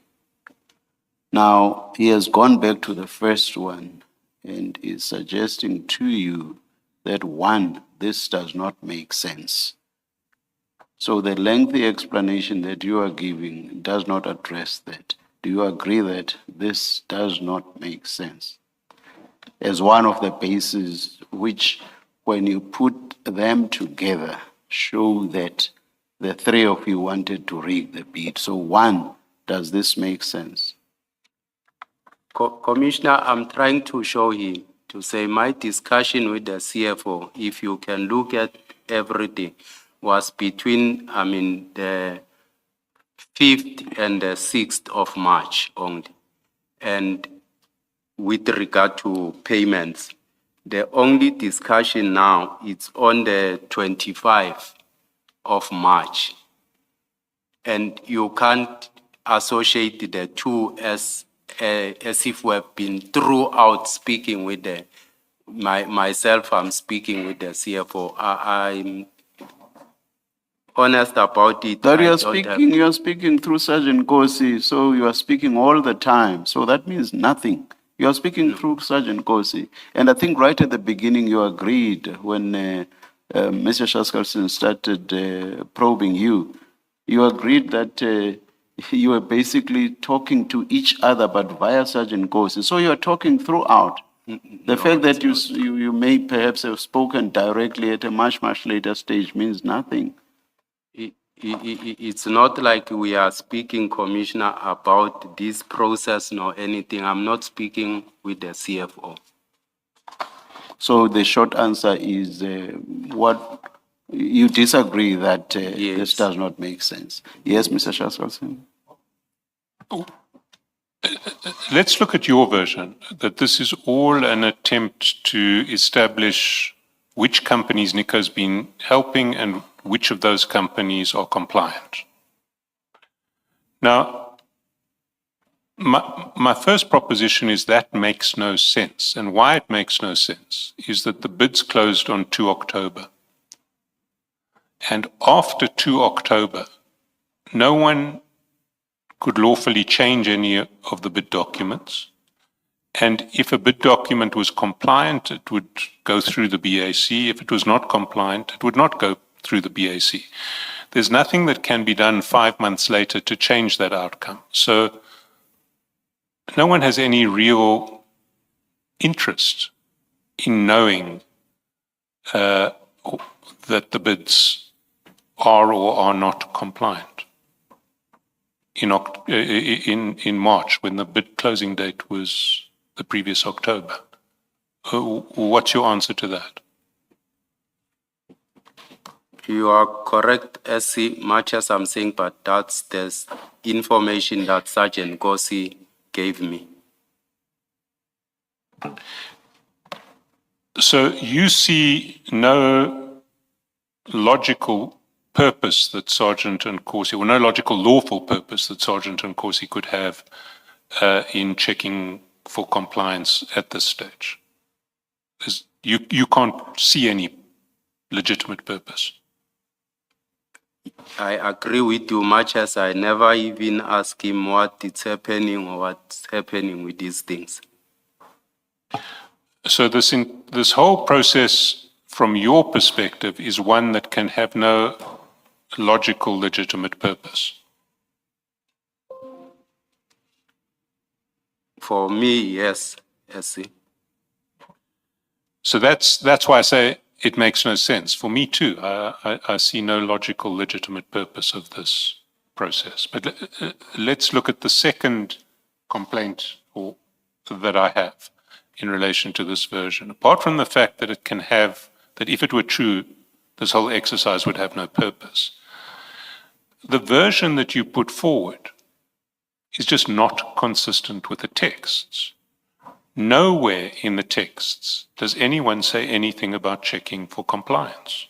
Can you go back to any of those texts and show where someone says something about checking for compliance? That's what Sergeant Gossi indicated, SC.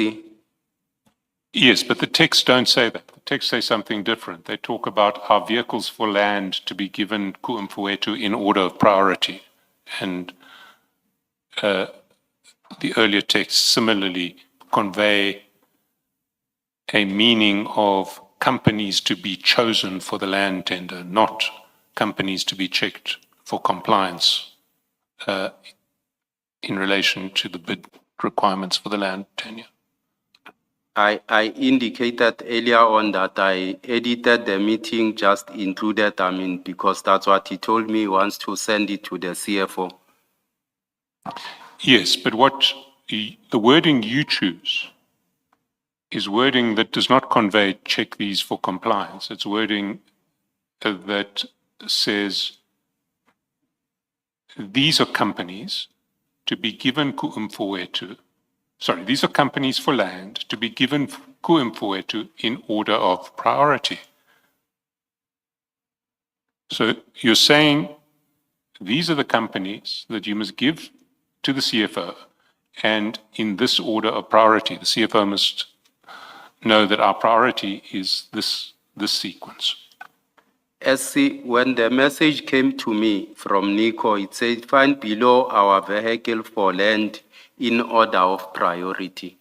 Then I edited the message, I added captain, then I also added to be given to Mfowethu, because that's what Sergeant Gossi told me. But if this message did in fact come from Nico, why would Nico give you a list of priorities that didn't include any one of the companies that he had put on his list that he mandated Victor to give effect to and to rig the tender in favor of? How could that be? As I indicated, SC, that Sergeant Gossi requested that he give me other 5, different names. Yes, Sergeant Nkosi requested 5 other names, you say. Yes. When did Sergeant Nkosi request that? He requested it on the 25th, SC. You see, we see the first time that Sergeant Nkosi knows that Victor has mandated the 7 companies, that Nico has mandated the 7 companies that he gave to Victor is at 8:02 p.m. Yes. There's no communication between you and Sergeant Nkosi before you send him back a different list. There is. I called him. I think there's incoming calls that you could pick up and an outgoing call. So, Incoming call. Well, on WhatsApp, there was no communication, either voice calls or messages. It was voice calls. Well, there's no WhatsApp voice call between 8:02 when you send Nico's mandate to Victor and 9:03 when you send our vehicles for land. There is one chair on 440 on top, if you can look at it. Sorry, when? Page 440. Yes, but you've already, let's go back. Let's go to 439. Yes, Chat 5. 439. Chat 5, do you have it? Yes, we spoke. No, you didn't speak. That is a text message that you send attaching Nico's mandate to Victor. That's at 8:02 p.m. You see it in chat number 5 on 339. Yes. And then the very next communication is chat number 1 on 440. That's at 9:03. And that communication is when you first give Sergeant Nkosi the list of our vehicles for land to be given Kuumpoetu in order of priority.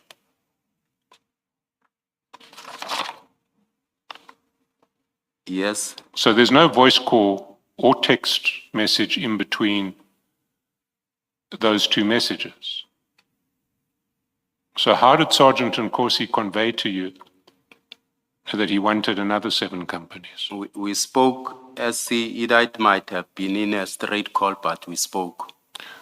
So you're saying it would have been on a cell phone call, yes. That wasn't a WhatsApp call? Yes, we spoke on a cell phone call. So if we requisition your cell phone records, we'll find a call between you and Sergeant Nkosi between 8:02 p.m. and 9:03 p.m. on 25 March. That's correct. And will you accept that if we do that and find no call, then this version is false? Yes, I will accept. We'll do that and we'll have it ready by Monday. But you say, Sergeant Nkosi, in this cell phone call between 8:02 and 9:03 said, send me another list. And so there should be a call between you and Sergeant Nkosi, and there should also be a call between you and Nico, because you'd have had to go back to Nico to get the other list. We spoke, yes, through and messages. Would that also have been on a cell phone? It might be as on a WhatsApp calls. Yes. And do you have a log of your WhatsApp calls? I'm not sure if I still have them. Well, would you make your phone available to us just after proceedings today to look at the log of your calls to Nico? You can have it. Thank you.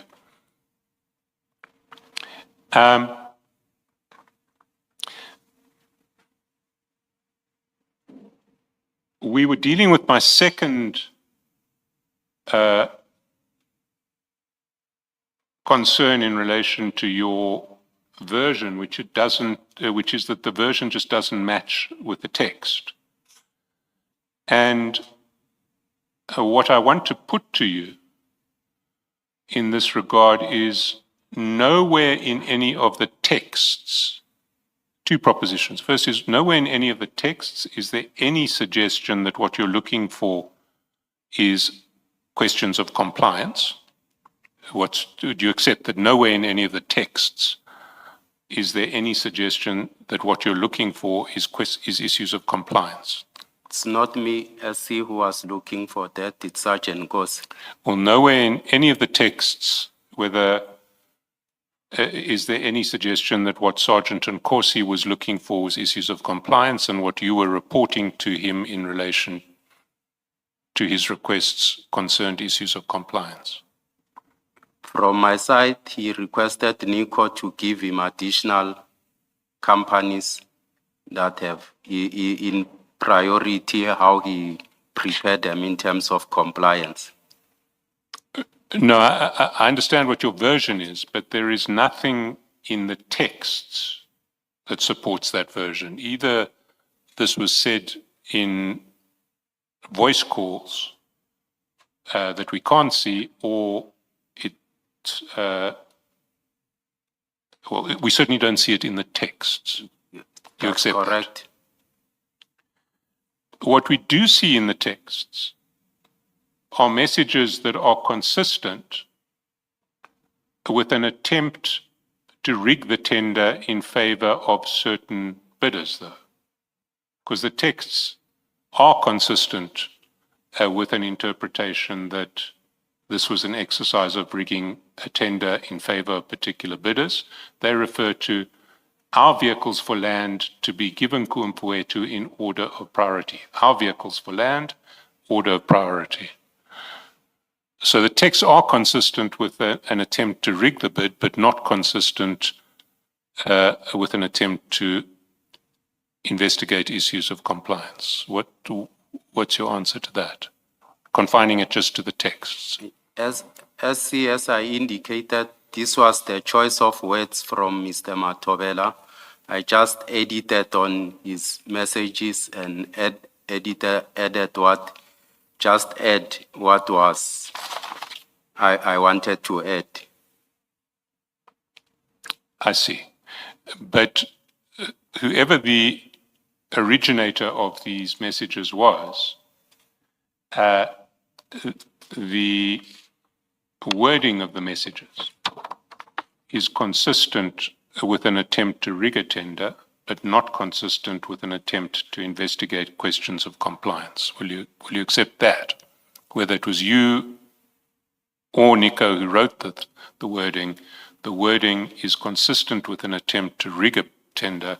It is not consistent with an attempt to investigate issues of compliance. From what I was told to say, he wants to give the CFO to check for compliance in order of priority. I wouldn't accept that statement that it was to rig the tender, SC. But if you accept that at this point there could not be any checking of compliance that is useful or that serves a useful purpose, because that the ship has sailed. Now this is before the BEC, and compliance could not be checked by the CFO.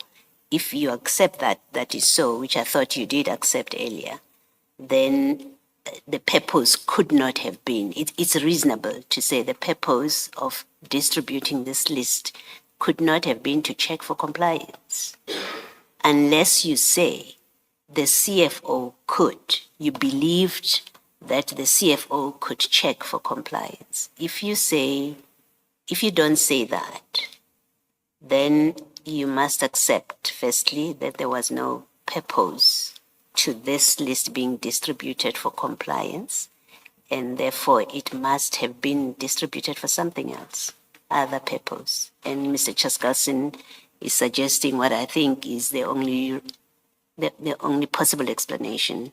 It is to rig the bid. Commissioner, it might have been that possibility, but I can't confirm because it was Sergeant Scorsese request. Yeah, but you're assisting in it. When you distribute it, you know that compliance can still be checked at this point. If I expect that you know that. That at the time that Sergeant Gossi asks for the list and you give it to him, you know that compliance cannot be checked. Then the question, it won't make a difference because it can't be checked for compliance at this stage by Mfowethu. You know that. Then you yourself must be distributing it or sharing it with Nkosi for a different purpose other than checking compliance, because you know compliance cannot be checked at this point. He has asked for it, commissioners. It's not me who's distributing it. That's what he requested. And I'm not privy to Sergeant Nkosi's discussions with the CFO. You are distributing it to him. You're giving it to Nkosi. And you're telling us that you're giving it to him so that because he said to you, we want to check for compliance. We want the CFO to check for compliance. So you are distributing it. This is not a word play, a play on words. It's not that. It is conduct. You are distributing the list wherever you got it from, whether it's from Nico in the way you say it, or as I suggest, might have been the case, is it is your list or you got it from somebody else. You are distributing it to Nkosi. Your explanation is Nkosi asked for a list. So you distribute the list. And what I'm suggesting to you, or what I'm putting to you, is you could not have believed that this list was going to be used to check compliance because you know the tender process at that stage. So you did not believe that because you either knew the true purpose of the list or in your own reasoning, you knew this cannot be to check compliance because the ship has sailed. Or a third alternative, in fact, is you knew it would be to check for compliance because you know that the CFO Mfowethu has a way of dealing with this. I don't agree, Commissioner. Okay, thank you.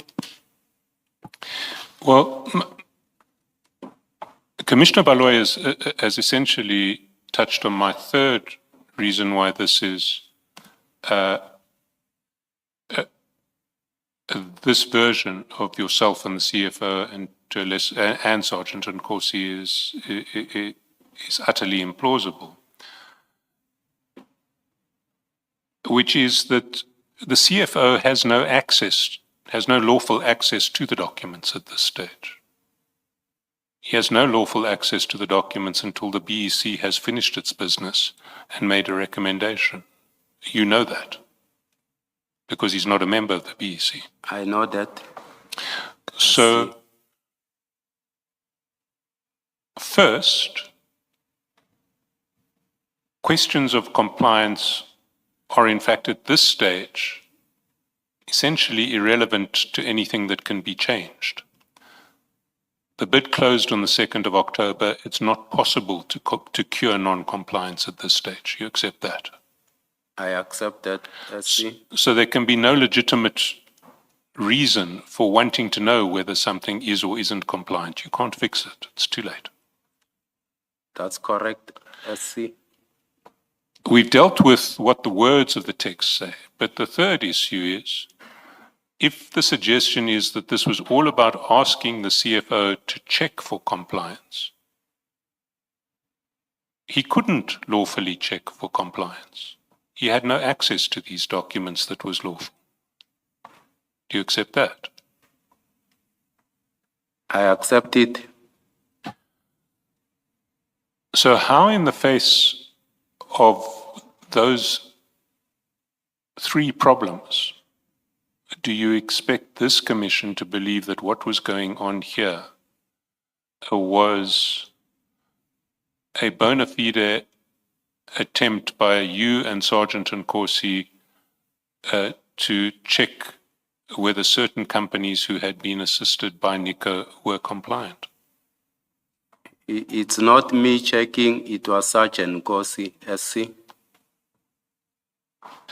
Well, the requests come from you. They say, Captain, find below our vehicles for land to be given Mfowethu in order of priority. But let's assume we accept your version that you're really just responding to Sergeant Nkosi. Why should this commission believe that what was really being sought here was a list of companies that Nico had assisted, so that that list could be given to the CFO to check for compliance? If you follow my text with Sergeant Kosi, SC, you'll realize that this matter back dates from the 9th of March. There's no way in the text, if I had, these were mine, I could have one way or the other checked for progress or inquired about these matters. There's no way in my text where I made a follow-up or inquired about this to show that I don't have, an interest in them. Deputy Chief, you are contradicting yourself. Because when it suits you and the text don't show what you are trying to say, your escape is that, oh, I called him and clarified with him. So why should we not accept that where the text don't show you following up is because you called him and you followed up using a normal phone call? I did not. I think I might have either tapped on the messages to check either follow-up if they were mine.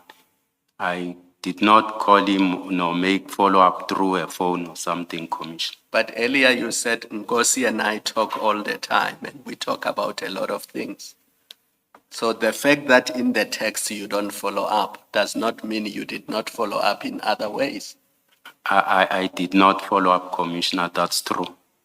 Thanks. Let's now look at what happens with your messages that you sent to Sergeant Nkosi, and can we go to page 177 in file 3?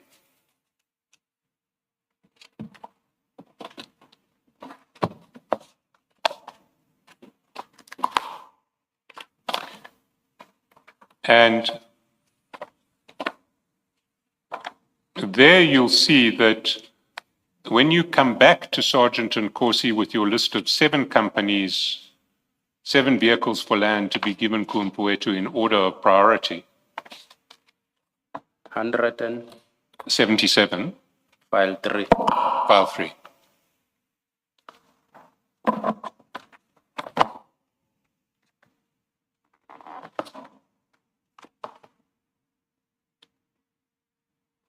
You recall that the first list that you sent to Sergeant Nkosi had only 6 names on it, and then there was a voice call, then you sent him a revised list with the 7th name, Shumile Security Service, added.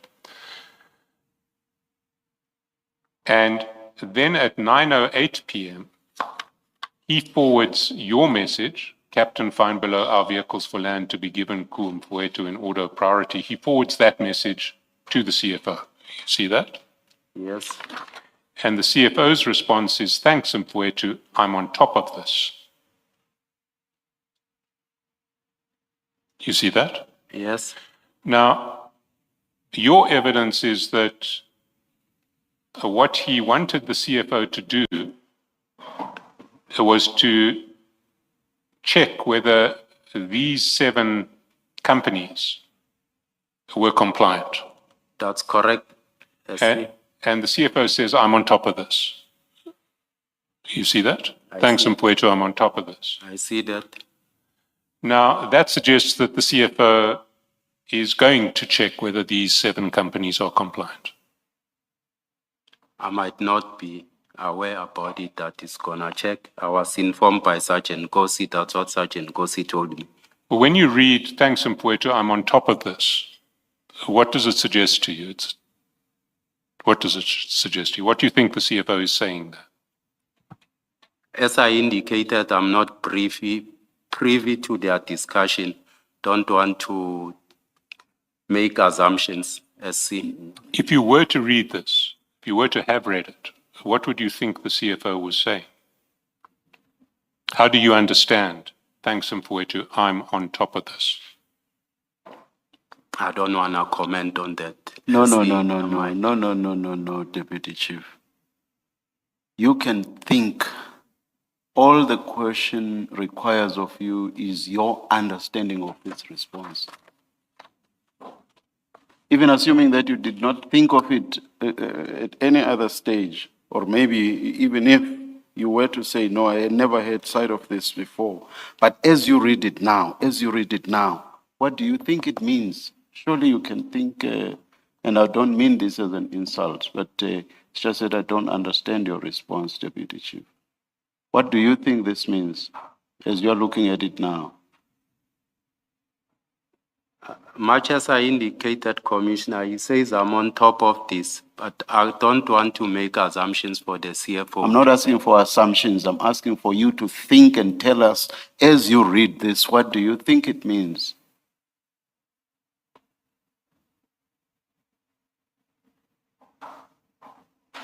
In the context of everything else that you know, that you have said, and even the purpose for which you had forwarded this to Sergeant Kosi, in the context of all that,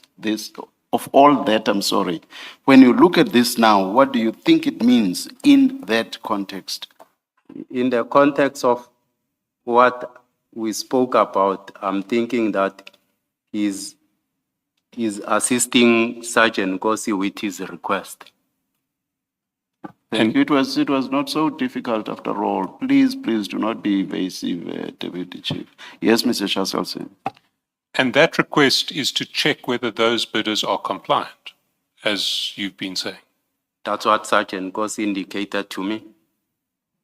Now, how could the CFO lawfully check whether those bidders were compliant? The CFO wasn't entitled to look at any of the bid documents at this stage. You've accepted that. I accept it that he can't do that. So, on the face of it, it's looking like even on the benign version that you want to give to Sergeant Nkosi's request, the CFO and Sergeant Nkosi are agreeing that the CFO will do something that he may not lawfully do. The CFO is doing what? He may not lawfully do. He's going to look at the bid documents to see if these bidders were compliant. And he's not allowed to do that. He's admitted he cannot see any of these documents until the first meeting of the BAC. Yes, the CFO, he might not have access to the document.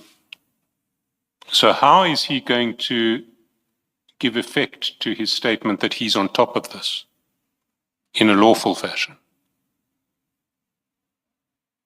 I can't answer that, SC. Would you agree with me that there is no lawful way that the CFO can give effect to that statement at that time? That's correct. Let's look at the next chats. A minute later, he writes back to Sergeant Nkosi saying, this is ours, Mfowethu. This is ours. This is the final list, right? What does that suggest to you? And Sergeant Nkosi responds, yes, it's our final list. I think the CFO explained to say that's how they speak with Sergeant Nkosi. Then he indicated it's ours because that's how they refer to each other. The CFO gave a bit of an Alice in Wonderland version of the pronouns our and we. You know, sometimes they mean you, sometimes they mean he, sometimes they mean I, sometimes they mean they. But you're saying that in this case, he meant it in the ordinary sense, which meant him and Sergeant Nkosi. That's correct.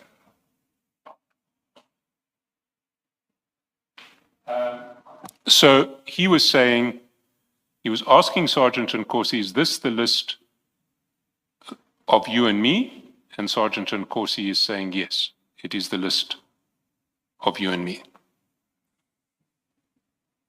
Is that correct? Is that how you read it? He said that's how they refer to each other. It might not be for the CFO, but as I heard him explaining to say, it doesn't refer to yours or they refer to each other as ours. Yeah, so he's saying that was the list that they wanted. Sergeant Nkosi wanted.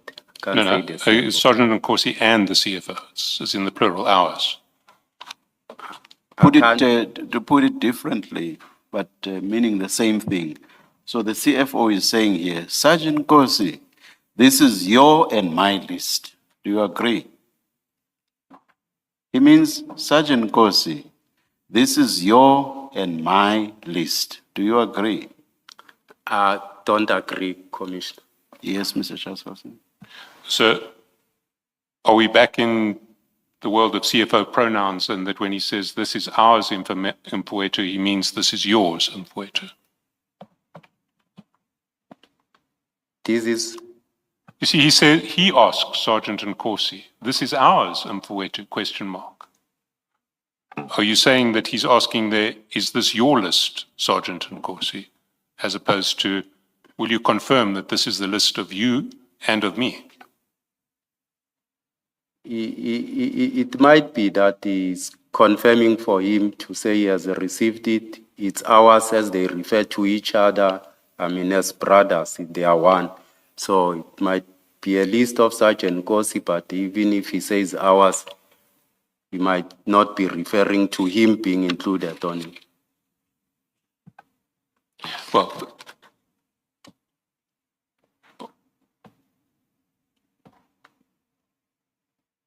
what I want to put to you is that the ordinary meaning of what the CFO said is, this is yours and this is mine, this is ours. That's how one normally understands ours. I don't agree to it because we sometimes adopt a way of communication with people, how we communicate, refer to each other, a particular set of standards when we communicate. It might not mean what I mean you are suggesting, SC. And at the time, were you aware that the CFO and Sergeant Nkosi referred to each other in ways that involved strange uses of pronouns like ours, that when they said to each other ours, they didn't mean ours?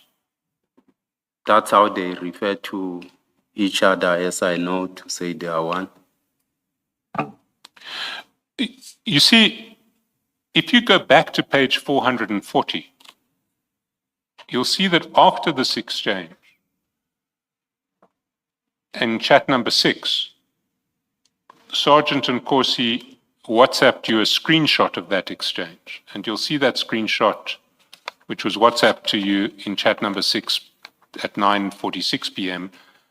That screenshot appears at page 526.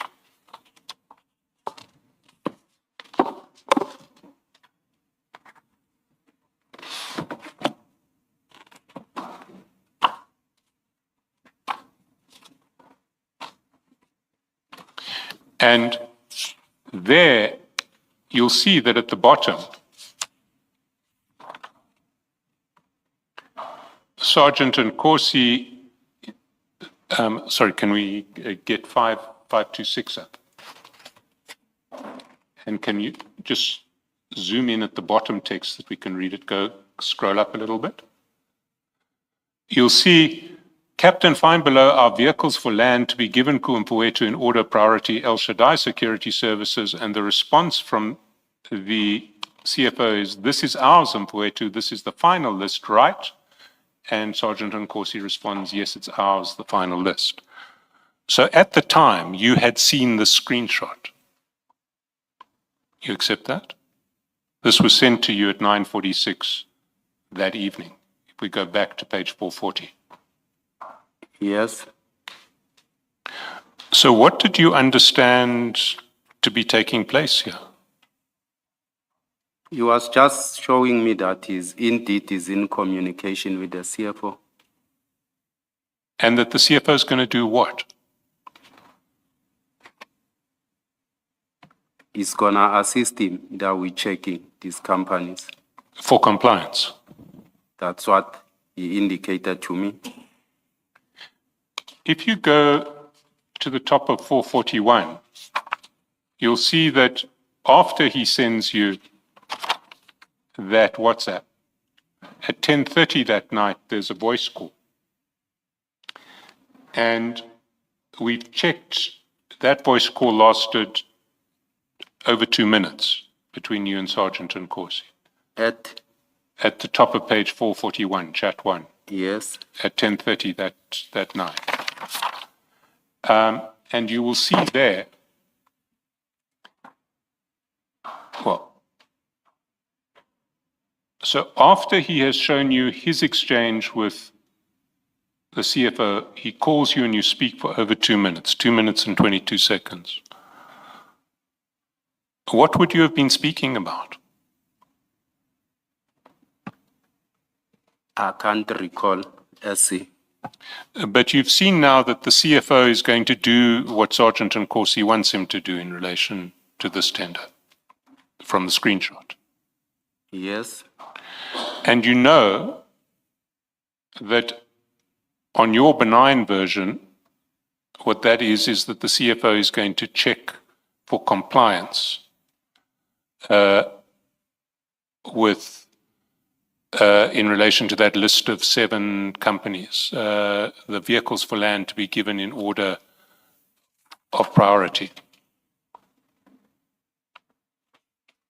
yes, And to do that, he will have to look at the bid documents or the documents that are supposed to be under lock and key at the BEC in order to check for compliance with those 7 companies. yes. But he cannot lawfully do that. He's not supposed to have access to those documents. Which is impractical for the CFO to do that. It's not impractical, it's unlawful. I'm saying it's impractical because I don't think he has the keys for. So how can he be telling Sergeant Nkosi that he's going to be checking for compliance of those 7 companies? I'm not sure about it, SC. He can't lawfully check for compliance with those 7 companies. You'll accept that. I agree with you that he can't check compliance. So I want to come back to you in your role as head of internal affairs at Tshwane. You now, on your version, have a situation where the CFO is communicating with Sergeant Nkosi, is undertaking on your version to check for compliance of 7 companies in a pending tender. And you know that he cannot lawfully do that because he cannot lawfully have access to those documents. Did you take this further? No, SC. Why not? The CFO is committing to Sergeant Nkosi to do something which is unlawful in relation to a tender at Tshwane, on your version. Much as I'm saying, I'm not privy of what are they talking, what is it that the CFO might have committed to Sergeant Nkosi. You know what he's saying. You've seen all of this correspondence, including this communication between the 2 of them, where they're talking about this being a final list and him saying, I'm on top of it. You know that is a fact because that correspondence is shared with you. So you should be able to answer that question. You now have the facts. Yes, That list came from you. it did not come from me, Commissioner Kumar. Give it to Nkosi. I passed it to You passed it Nkosi on, as he yes. requested, yes. So you know that because you got the list from Nico, you gave it to Nkosi with a clear request that he must give it to the CFO. So you know what's going on. Much as I indicated to say, I'm not privy to the discussions of Sergeant Nkosi and the CFO. And even if Sergeant Nkosi shows me many things that he speak to this one, he speak to this CFO and so forth. So, and I could not, say either that's doable or whatever the case it might be, what Sergeant Nkosi is saying. No, but you are privy to their communication. You are, yeah. One, you pass on lists and you say it's from 482.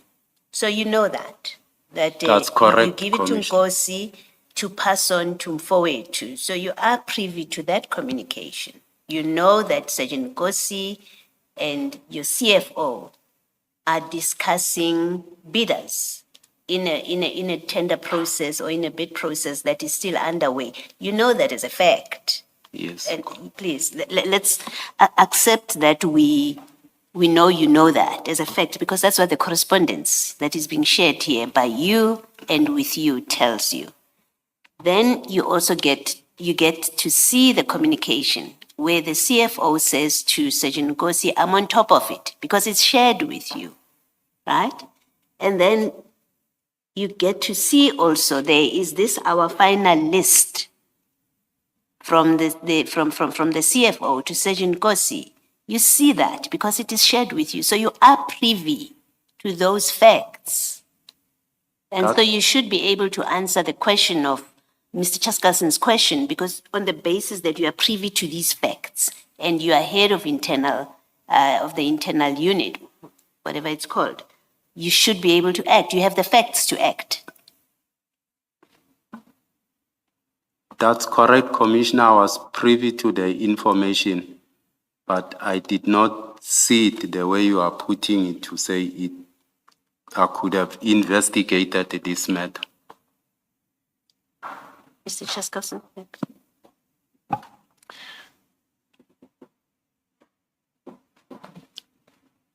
Can we go to your statement at page 11, file 1, page 11?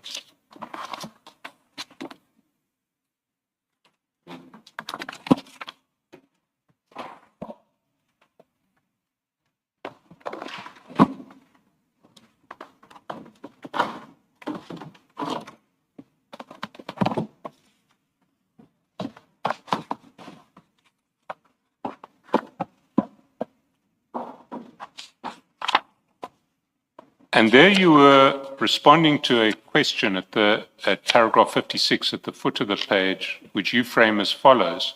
Reasons for me to discuss issues / matters relating to procurement of the City of Tshwane and or the TMPD, particularly in relation to TMPD 2, 1, and 3, with Sergeant Nkosi.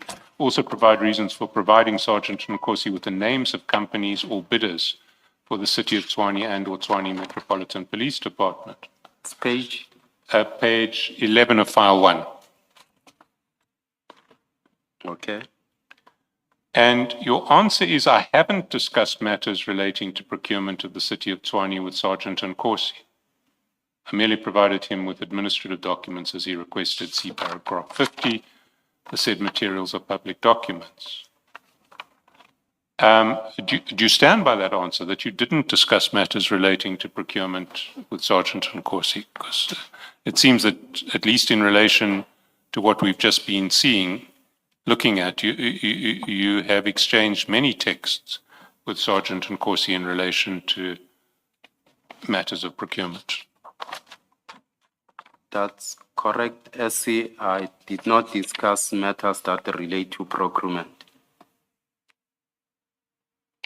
So how do you characterize what's happened here, where we've seen a constant back and forth in relation to messages concerning TMPD 1, and on your version, although the messages say one thing, you've had lots of calls with Sergeant Nkosi where he's explained that he doesn't want to rig the tender in favor of Ngapesheya and El Shaddai. He actually just wants you to check for compliance of those two companies and to check for compliance of other companies that were assisted by Nico.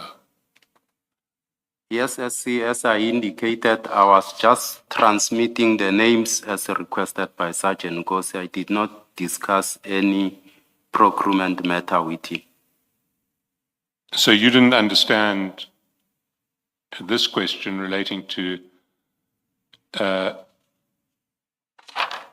matters relating to procurement to include your exchanges with Sergeant Nkosi concerning which companies Nico had assisted on the bid, which companies were compliant, which companies weren't compliant. You didn't understand it to fall within the ambit of the question. When it says procurement matters, it's matters either that relates to issues, of ensuring that I help me with the document compilation, also, discussing pricings and so forth, or what transpire, those matters are confidential and so forth.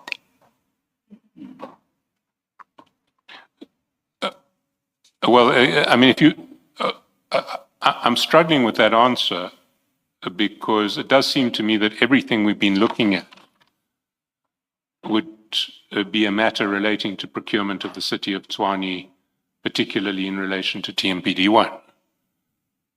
Which bids are compliant in relation to TMPD1 must surely be a matter relating to procurement of the city of Tshwane in relation to TMPD1. It was only me sharing what he requested, the names of bidders. I did not have any discussion with regard to any procurement matter.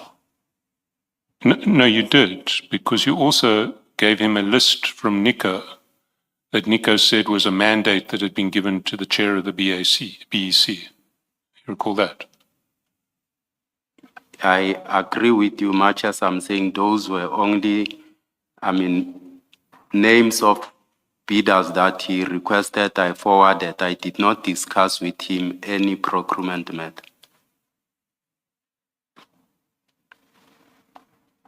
Well, is it not a procurement matter if what you're sending to him is a message saying that Nico tells me he's given a mandate to the chair of the BEC to rig the tender in favor of these 7 companies? Is that not a matter relating to procurement? It's not a procurement matter, SC. What is it then? How would you describe it? I'll describe it as an allegation that one is indicating and the names of bidders. You might have found them, on their website and so forth and indicated that. But this is not a random selection of bidders pulled off the website. It's a list of 7 bidders specifically identified as by Nico as the 7 bidders he has mandated Victor to rig the tender in favor of. And there are bidders who had submitted bids in respect of this tender. So it's not random bidders. Please respond to the question by Mr. Chaskalson. It's not a discussion on procurement matters, commissioners. It is a discussion on procurement matter. There's an undergoing procurement tender process or evaluation process that's happening. And Victor is the chairperson of the BEC, and these companies are participating in that tender. It is a procurement matter. I stand by what I indicated, commissioners, that it's not a procurement matter to. Why do you say that? Why do you say that, Deputy Chief? Why do you say it's not a procurement matter? Sorry. Why I say that, Commissioner, because the bid documents, if I was discussing either bid document, the question of the specifications, the scope and so forth, that would be procurement matters that I'm discussing with him. Isn't the entire process starting from the specification through to the preparation of the tender document itself, through to the publication of the tender, the submission of the bids, the bid evaluation? Well, we hear from Tshwane that they have something they call probity. So through the probity process, through the evaluation, through to the recommendation to the municipal manager in this instance, and the final award, isn't all of that a procurement process? That's correct, Commissioner, that it's a procurement process. Yes. Then something that relates to Any stage during that process would be something relating to the procurement process. Here, for example, it's about names being forwarded or at least required to be forwarded to the CFO about this same process that I've sketched from the beginning all the way to the end. And the CFO responds after those bidders, the names of those bidders have been given to him, and he responds. And these are bidders, they are part of the process in the sense that their bids are to be evaluated and eventually considered if they have been referred to the later stage and to be evaluated by the bid adjudication, and to be adjudicated by the bid adjudication committee if they have gone to that stage. All of that surely is part of the procurement process, Deputy Chief. I don't agree, Commissioner, because bid register get loaded on a website, it becomes public. So names of bidders does not amount to a procurement process. This was not just about the names. It was not just about the names. It was about these are our bidders, basically. I'm paraphrasing. And that's the upshot of it all.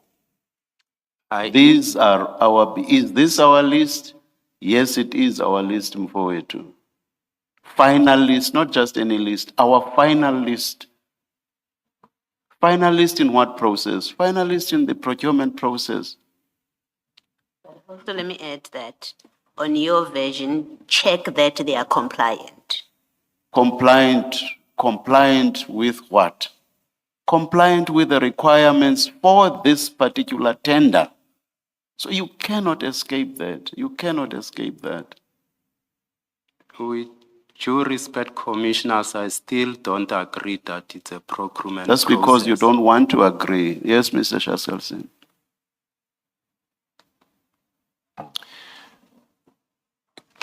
Can we go down to page 444?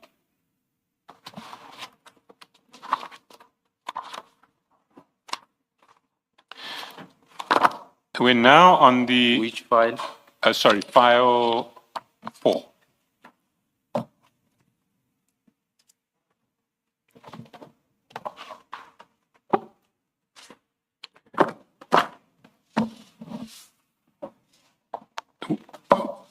We're now approximately 2 weeks later. It's the 13th of April. And in chat number 3, you send to Sergeant Nkosi at 6:03 p.m. a list of 5 issues, followed by an explanation at 6:04. So your 6:03 message says lease agreement for both company and director for rates and taxes. Interpretation of PI Act. 3 years financials must be done by independent auditor and signed or certification that they've been audited. 4, lease agreement of vehicles. The document submitted of Avis is a quotation. We need an agreement with photos of vehicles, including a 5-ton truck. 5, public liability insurance for 10 million. And then at 6:04, you say, afternoon, Captain, I trust you are well and your family. Please push Becky to submit the above documents. What was this about? As it was indicated by Sergeant Nkosi to say they were dealing with a tender in Mpumalanga. Yes, Sergeant Nkosi said that it was for the Matthews Pausa municipality, but no such municipality exists. In fact, Matthews Pausa sent me a message to say there's no municipality named after me. Which municipality do you say it was? I don't know, SC. So you say this is a different tender. It's not your tender. That's not the TMPD tender. That's what I indicate, SC. Why were you getting involved in this process? Much as I indicated, I referred, Sergeant Nkosi to Nico, and Nico will usually send me, messages to either forward to Sergeant Gosi. You'll still get the same of 456, the message that I also sent around May or so. So he assisted them with different, I think, documents, tender documents. Can I just say my difficulty with this, you being the one that talks to Nico, is you were asked much earlier, have you referred other people to Nico to assist them with their tender documents? You said, no, I know him from when I was in the army and I came back and I was in the taxi business, so I really don't refer people to him. You refer Sergeant Nkosi. In fact, your evidence is you said to Sergeant Nkosi, tell Begi to speak to this person. If that is so, why is Nico talking to you or to Sergeant Nkosi through you and the other way around, if in fact you had absolutely no involvement other than to say to Sergeant Nkosi, here's the person that you should get Begi to talk to? Why are you the one that's the conduit between them? I think, as I indicated, to say it's a matter either of trust, to say maybe if they've spoken to me, Sergeant Gosi, Nico will do things very quick for them. And same applies with Nico. It's a thing of saying if he send me to inform, Fana, Sergeant Gosi will be able to indicate to me to say, Sergeant Gosi will be able to push Begi to ensure that these things are in order. Well, this is just a list. You don't have an interest in this. No. I take it you're going to say that. You have absolutely no interest in this. No, I don't. Okay. So why would you have an interest in pushing Begi to Ngosi to do this, to provide this information if it's not about Tswane and you have absolutely no interest in it? Why would any one of them think you will help push? I indicated, Commissioner, that I took interest on Sergeant Gosi on the early years while he was still at the primary school. So there are people you have compassion on. No, this is not Sergeant Ngosi's tender. You're telling us it's Begi's tender. And that's what you say, please push Begi in this. So I was Begi's telling not your Sergeant friend. Gosi. I was telling Sergeant Gosi to push back. Yes, I'm saying, why do you have an interest in Begi's business with another municipality? If this is not Tswane and it's another non-existent Matthews Posa municipality, which has absolutely nothing to do with you, Begi is not the one you've referred to as the one you took an interest in. Why would they be so keen for you to be the one that pushes Begi to submit? Commissioner, I think there are people you will have compassion on, of which you will adopt them. The manner in which, they grew up and so forth, it touched you such that you adopt them to ensure that you play a particular role in their life. So Nico knew that you have adopted. Did Nico know that you've adopted the people that you have compassion for, being Begi or Sergeant Gosi? He knows that the Sergeant Gosi, I helped him from there. But he has Sergeant Gosi's number. He could have sent this list to him and he sends it to you instead. Sometimes the voice of someone will make certain things to be able to be done, Commissioner. No, there's no voice here. Nico, out of the blue, sends you this list. He sends you this list, this list of things that relate to a Matthews Posa municipality to forward. There's no voice about it, and all you do is you forward it on to Nkosi, so your voice doesn't matter in the exchange of this information. When I say the voice, I'm saying he believes that if it comes from me, they'll be able to run. Okay. Let me, in fairness to you, make my suggestion to you lastly. This is a list from you, I'm suggesting. It's a list from you alerting Begi through Nkosi that Begi needs to provide this information for his tender to be compliant with your TMPD tender. That's what I want to suggest to you. Because That's- any other explanation, your explanation doesn't make sense. It doesn't make sense. Considering that these people have a direct relationship with each other, you have absolutely no interest in Begi's business. You have shown that you prefer Ngapesheya to be awarded a tender. And this list, I want to suggest that this was to assist Begi fix the shortcomings in his Pretoria, in his Tshwane tender. Do you want to comment? That's not true, Commissioner. Thank you. And Mr. then in Justice. the last chat where you say sharp, I'm also putting pressure. So this is now independent of what Sergeant Nkosi is doing. Who are you putting pressure on? I'm saying I'm putting pressure also to Nico to ensure that, he also speak to Begi. Why are you putting pressure on Nico?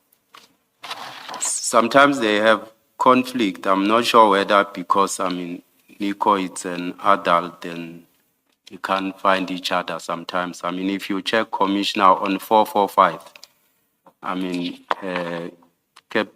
Sergeant Gossi comes back to me and indicate the following. I had to make a call with the two of them to try and work together, Who had to make a call? myself. So you were putting pressure on Nico to work together with Becky. To ensure that they find each other in terms of working together. But why? What was your interest in ensuring that they work together? Because all you were doing was to put people together. What was your interest? If they have a conflict, why does it matter to you? Much as I indicated that I took interest on Sergeant Gossi and I'll want to support him when. But this is not Sergeant Nkosi, this is Becky and Nico. Supporting him, if he support his brother, it's like, you'll support him.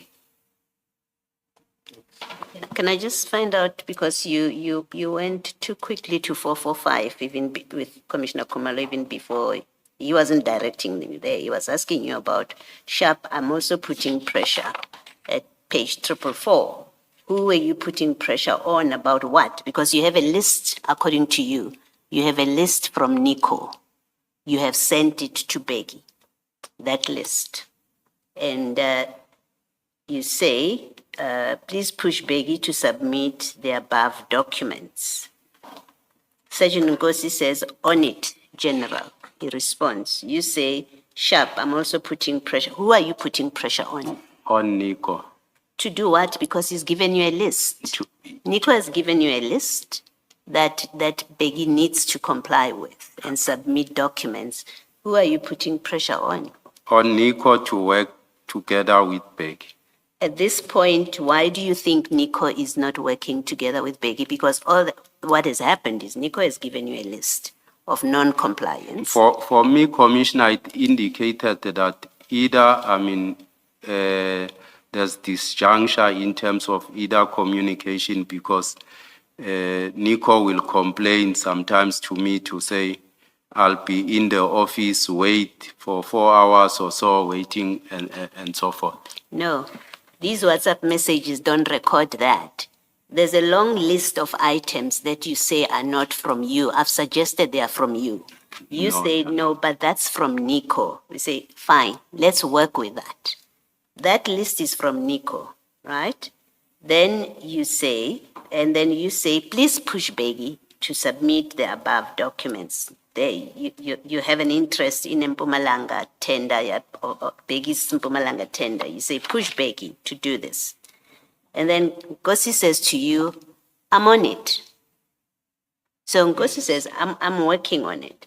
The next thing you say is, I'm also putting pressure. And what I'm putting to you is, it doesn't make sense that you get a list from Nico and then in a short while you say, in fact, you get a list from Nico at 6:15. And then at 6:27, you are putting pressure on Nico. To do what? It doesn't make sense. He's given you a list. You're putting pressure, I want to say to you, you're putting pressure elsewhere, not on Nico. That's not true, And the Commissioner. probability is you're putting pressure internally on your Tswane people about this tender.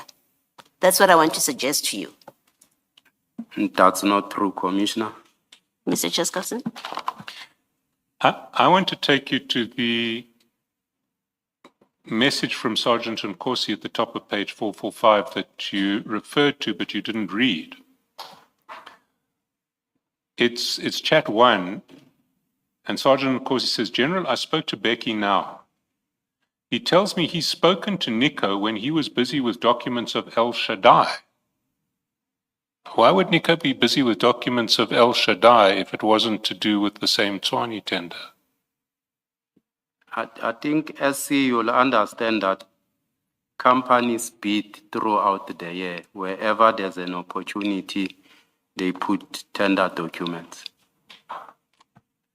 So, fortuitously, El Shaddai and Ngapeshea are both bidding for the Tswane contract tender, and they are on the list at the top of the priority list that you and the CFO and Sergeant Nkosi have been discussing, and quite fortuitously, in the context of this problem about the Mpumalanga, the alleged Mpumalanga bid, Nico is busy with El Shaddai documents when Sergeant Nkosi wants him to be busy with Ngapeshea documents.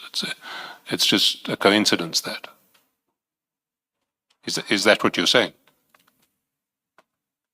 SC, I'm saying in most instances, companies that bid, they bid almost either weekly, monthly, and so forth in various municipalities and so forth. So I take they were busy with this one for other bidders also, assisting the other company and so forth. Let's read on. He's spoken to Nico when he was busy with documents of El Shaddai. Nico promised to help, but now he's no longer answering his phone.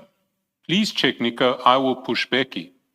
These people must know it's one thing and they must work as a team, not other way. And then, please, General, intervene. We can't lose now. We have been waiting for this for a while. Now, you're saying you're not talking about the Tswane tender. You're talking about a different tender. That's you're correct. nodding. Yes. Now, that tender, if it exists, would still not have reached the closing date for bids if what Nico and Becky were doing was lawful. There would still be an opportunity to submit a bid in the future. That's correct. How does that square with Sergeant Nkosi saying, please, General, intervene. We can't lose now. We've been waiting for this for a while. What would they have been waiting for if the bid deadline had not even reached yet, had not even been reached yet? I take SC that because the CFO is helping, Sergeant Nkosi in other areas. I take that, either they made arrangements somewhere and so forth, so much as he's saying that. You're listening to yourself. You've just said the CFO. Yes. Are you listening to yourself? Yes. But you are being asked about Nico here. No, I'm being asked about the statement of Sergeant Nkosi when he says, we have been waiting for this for a while. So you're saying this is what's happening at Tswane? No. Then how does the CFO get involved? Much as I'm saying, the CFO is assisting Sergeant Nkosi in other areas. How does he get involved in this one that we're talking about? Because here it's Nico and Becky. The issue is between Nico and Becky. How does the CFO get involved with this one? Commissioner, Unless it's a Tswane tender that we are talking about here. it's not a Freudian. A Freudian slip, Deputy Chief. Sorry, Commissioner. Never mind. Mr. Chasselson? You see, Deputy Chief, what I want to put to you is that if one looks at all of these texts that we've been going through, the texts between yourself and Sergeant Nkosi, the texts between Sergeant Nkosi and the CFO, and one considers your answers, the only reasonable conclusion that can be drawn is that you, Sergeant Nkosi, and the CFO were in a conspiracy to rig a bid in favor of El Shaddai and Ngapesher. What's your answer to that? That's not true. And of course, we do know that at the end of the day, although there were 57 bidders who started, only 7 bidders got contracts under this tender, and 2 of those 7 were Ngapesher and El Shaddai. You accept that? Yes.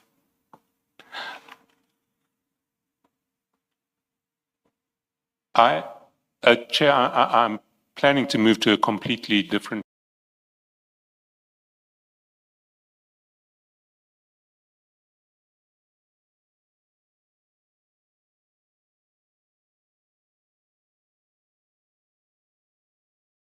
topic at this point. I wonder if it might not be a good time to break for the long weekend. It is. It is. And when do